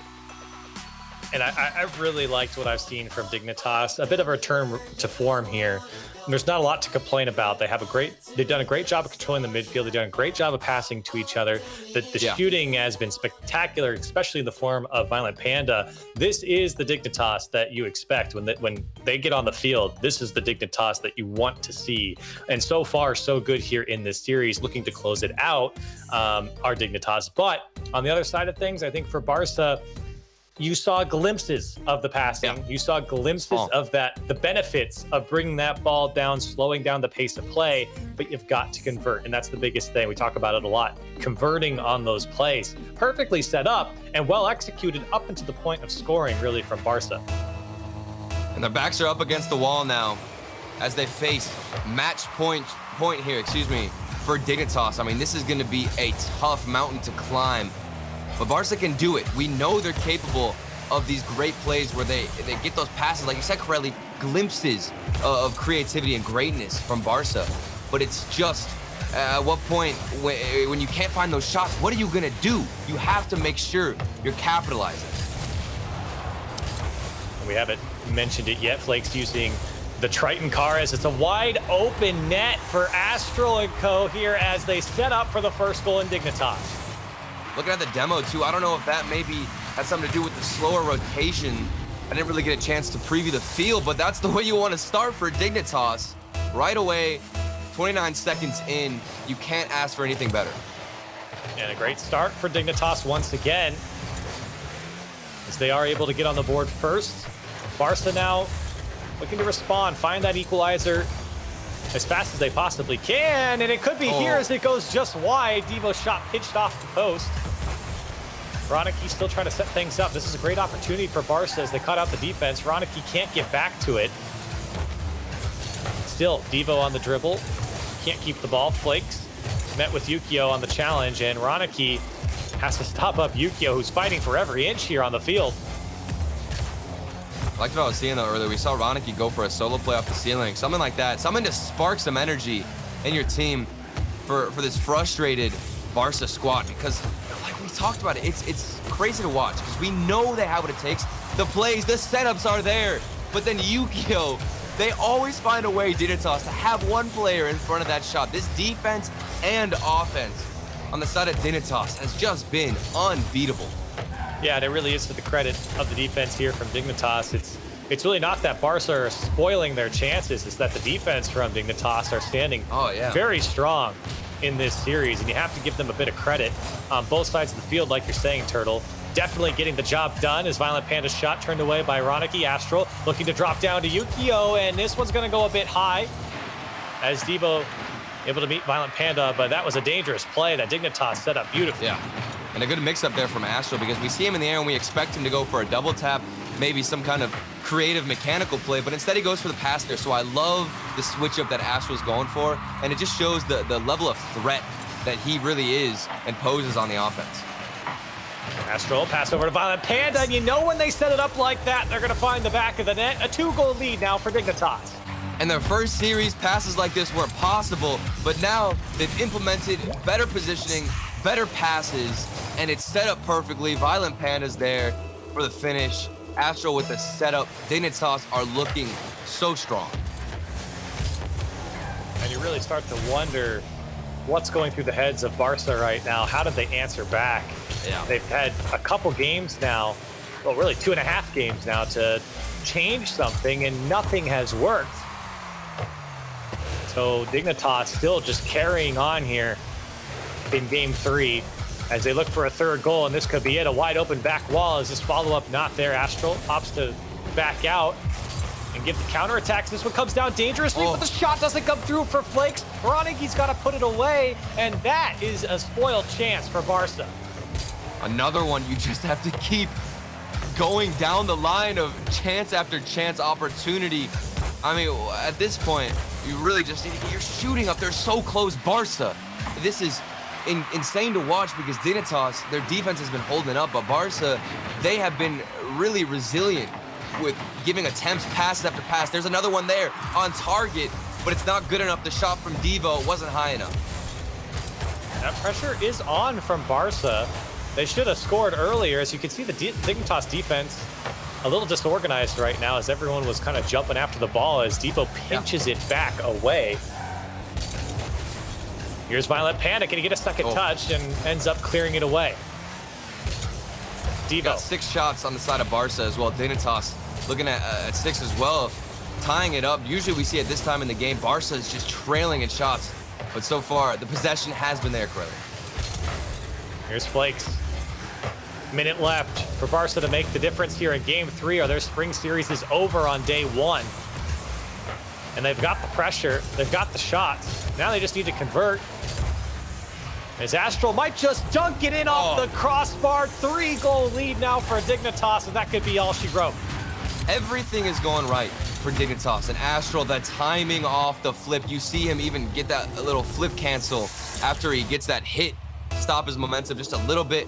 Might have helped him out, but either way, it looked clean as could be. Dignitas, their 3rd one. That might just be the end of Barca's run in the spring series unless they pull out something here that we've never seen. 40 seconds to make the difference, and Astral trying to tack on one more. Here's Violent Panda to keep possession for Dignitas as they're happy to run out the clock here. 30 seconds left. Astral gets his flip, gets by 1, shot on target, and Flakes forced to clear it away. And right now, the defense of Dignitas just trying to prevent this Barca squad from breaking out. A couple demos come through on both sides. And with 10 seconds left, it's really all but over here as Astral almost hit an impossible angle there. Yukio and Astral still trying to put on one more as Dignitas have been able to score a last goal in 0 seconds as the game finishes. Maybe it's Flake's turn, as that will be it. Dignitas will take down Barca in a 3-0 series. Maybe one more for the road, of course. Every game, Violent Panda scores one more to tack onto the scoreline. A 4-0 win in game 3 and a 3-0 series win over Barca. It has been a brutal series for Barca as we've seen Dignitas just tear their defense apart. There were so many different approaches to the ball, so many different styles of passing, double touches from Astral, and then also getting the passes into the midfield. Panda with great dunks, great vision on the field with passes, but he was the striker a lot for this series. And then Yukio, I saw him being so aggressive, going for bumps, demos on the field. These guys really have fixed a lot of their issues that we saw earlier on today, and they are looking so scary now moving into the next day. Yeah, and Dignitas will move on to play Mousesports tomorrow, and it was a complete reversal of what we saw from Dignitas early on in the day. It's the Dignitas that we expect. All 3 games there were high-quality games from Dignitas. I can't think of very many mistakes coming out from this team through all 3 games. There's none. I mean, every time they got the ball, they would figure out a way to properly move it down the field and then set up a great shot. And it didn't feel like they were wasting a lot of opportunities. You know, a lot of times we'll see them go for too many passes that are too predictable. But this time, they knew exactly when to slow the ball down, exactly when to mix it up. And it was just far too much for Barca to handle. So we put that series to rest, but we got the Deaths to talk about it. We're going to send it over to them, see what they have to say. We have to say, it wasn't really Dignitas. It looked more like a ticked off a toss, as they were not really happy probably with that result in the top. Yeah, I'm with Gibbs on this one. That one needs work. It's a long day, Leaf. Why? All right. I just like to see you suffer, Gibbs. No, seriously, Dignitas probably wasn't happy with the fact that they were down there in the first place. And unfortunately for Barca, they were the recipient of that wrath. Dignitas looked like they were back on their game. They were just speedy, punishing everything. There was one time a shot went in, and I'm like, oh, that must be an Astral shot. Oh, no, that was Violent Panda that took that shot. All 3 of these guys look like they're back on their A game wave. Yeah, no, that was insane. They outscored them 12-1, and they scored multiple unneeded buzzer beaters just to pad those stats. Violent Panda in particular having quite the series here. Dignitas looking as good as ever. And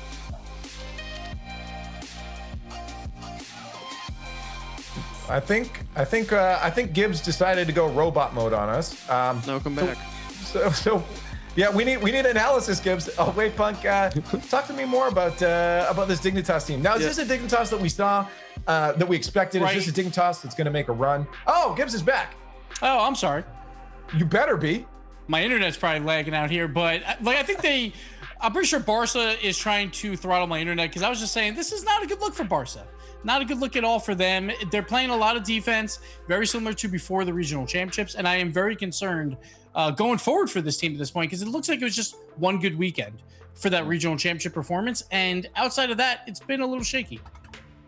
Yeah, my favorite part of this, I love the pass plays. The team, we got to see them work together in the midfield, not having to use too much woodwork. It was beautiful the way that they were working together, the way that they were connecting with each other. The pass plays in particular, when you're passing like that, you can beat just about anybody. Dignitas looks so strong. And I was just asking for Wavepunk. I'll ask it to you, Gibbs, as well. Now that you're back here for Dignitas, is this Dignitas that's back at full form, regional champ form? Are they in good condition to play Mousesports tomorrow? Or do you think there's still a little bit of slacking going on for them? I mean, last time we saw Dig and Mouse play, I felt like Dignitas wasn't playing their A game. It went all the way to 7, but Dig got the win.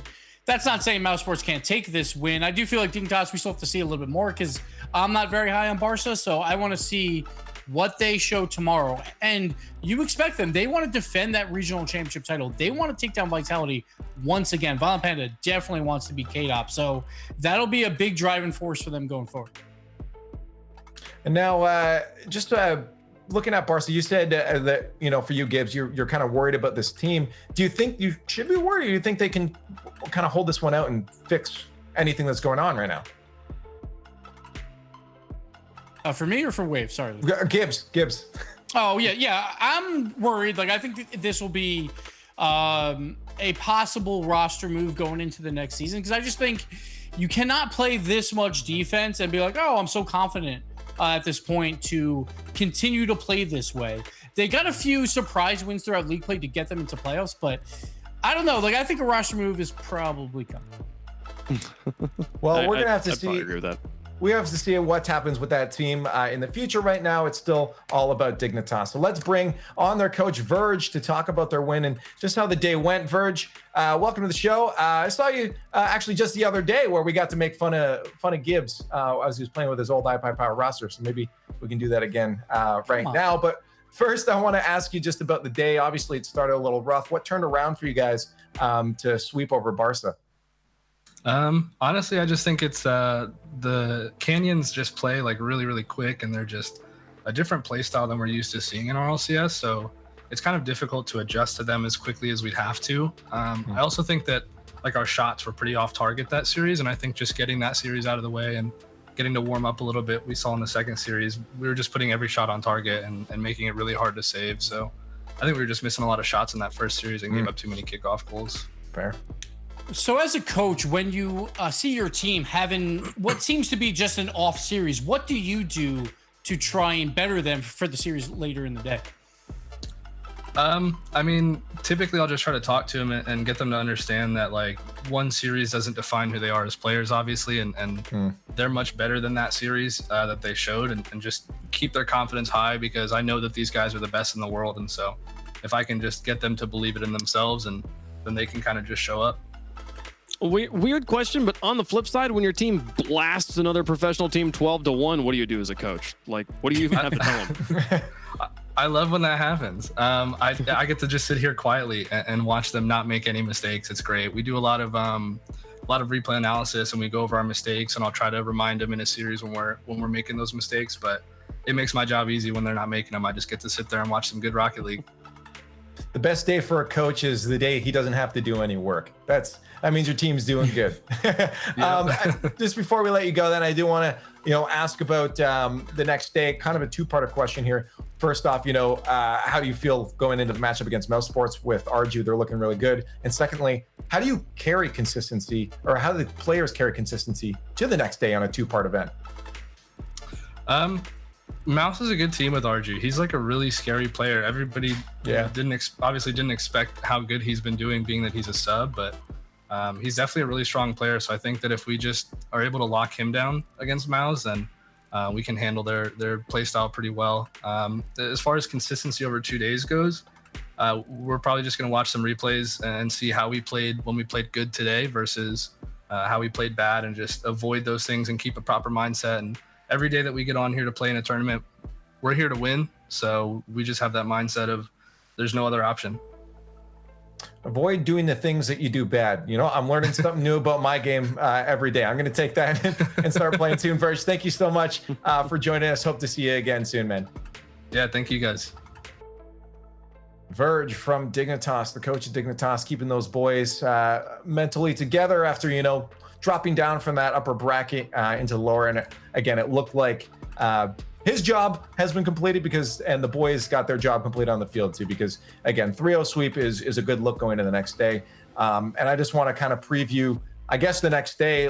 May as well be a good time to take a look at the bracket and just see what we have going tomorrow. For you, Wavepunk, how do you feel about that Mousesports Dignitas matchup? I mean, with Arju in there, Verge even himself said, you got to watch out for Arju. Yeah, I mean, we were talking about it, Chiefs and I, when we casted them against Vitality earlier. There's not a bad player on Mousesports, and they each bring something unique to the table as far as mentality and experience goes. And Cookster, man, I keep waiting for this to be his last season. It keeps on not happening. He keeps on continuing to be strong. So the Mousesports versus Dignitas is probably the matchup I'm looking forward to the most tomorrow. But yeah, looking at the bracket overall, man, poor Barcelona. They didn't win a game today. Wow. Yeah, that was rough. But for me, it's all about Virtuoso versus Vitality. Will this demo meta continue to work when now you're playing literally the best offense in Europe? The first two series, I felt like, not playing very offensive-minded teams. Barca, known for their defense. Canyons, they can show sparks of that, but they are not Vitality. So seeing what will happen for that matchup is going to be very, very exciting. Wave, obviously Endpoint making it into the finals there is a huge surprise, I think, for all of us, especially how quickly they did it, only dropping one game in both their series. Are there any other surprises? How does the bracket look to you after day number one? I like to ask, how it looks and how it matches what you envision. I mean, with the newcomer teams all dropping to the lower bracket means we are, at most, we will have one left tomorrow. The Canyons have been wonderfully impressive. The Clappers have shown sparks of light. That'll be a fun match to watch as well, to see who gets to take on either Mouse versus Dignitas. But yeah, as far as surprises go, Endpoint is definitely the story of the day. And now just get some final thoughts before we head out here today. I'm gonna start with you, Gibbs. Are there any teams you're looking out for tomorrow that fans should be watching for? And again, just final thoughts on day number one of Europe. Yeah, I think the Canyons versus Clappers matchup is going to be really fun to watch, because this bracket was very similar to the North America bracket, where there's two teams. Not a lot of people would expect to be here, not in the RLCS. But for NA, those two teams came in last. Well, we still got Canyons and Clappers here. One of them will finish top 4, and then they get to play either Mouse or Dignitas. So I really am excited for that matchup to see how the momentum will pick up for these teams, because not only do you have to win that matchup, you have to come in so confident because you're going to play one of the best teams in Europe right after. It's going to be a fun watch.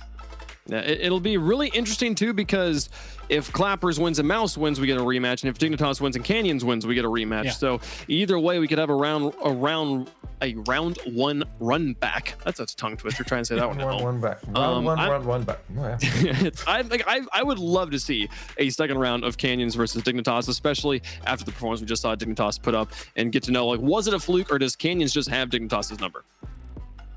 Well, Gibbs and Wavepunk, I just want to say thank you guys for joining me on day number one of our final week of the Rocket League Spring Series. This weekend is all about Europe. Day 2 will continue tomorrow, where we get to crown a champion. So I'd better see every single one of you guys there tomorrow.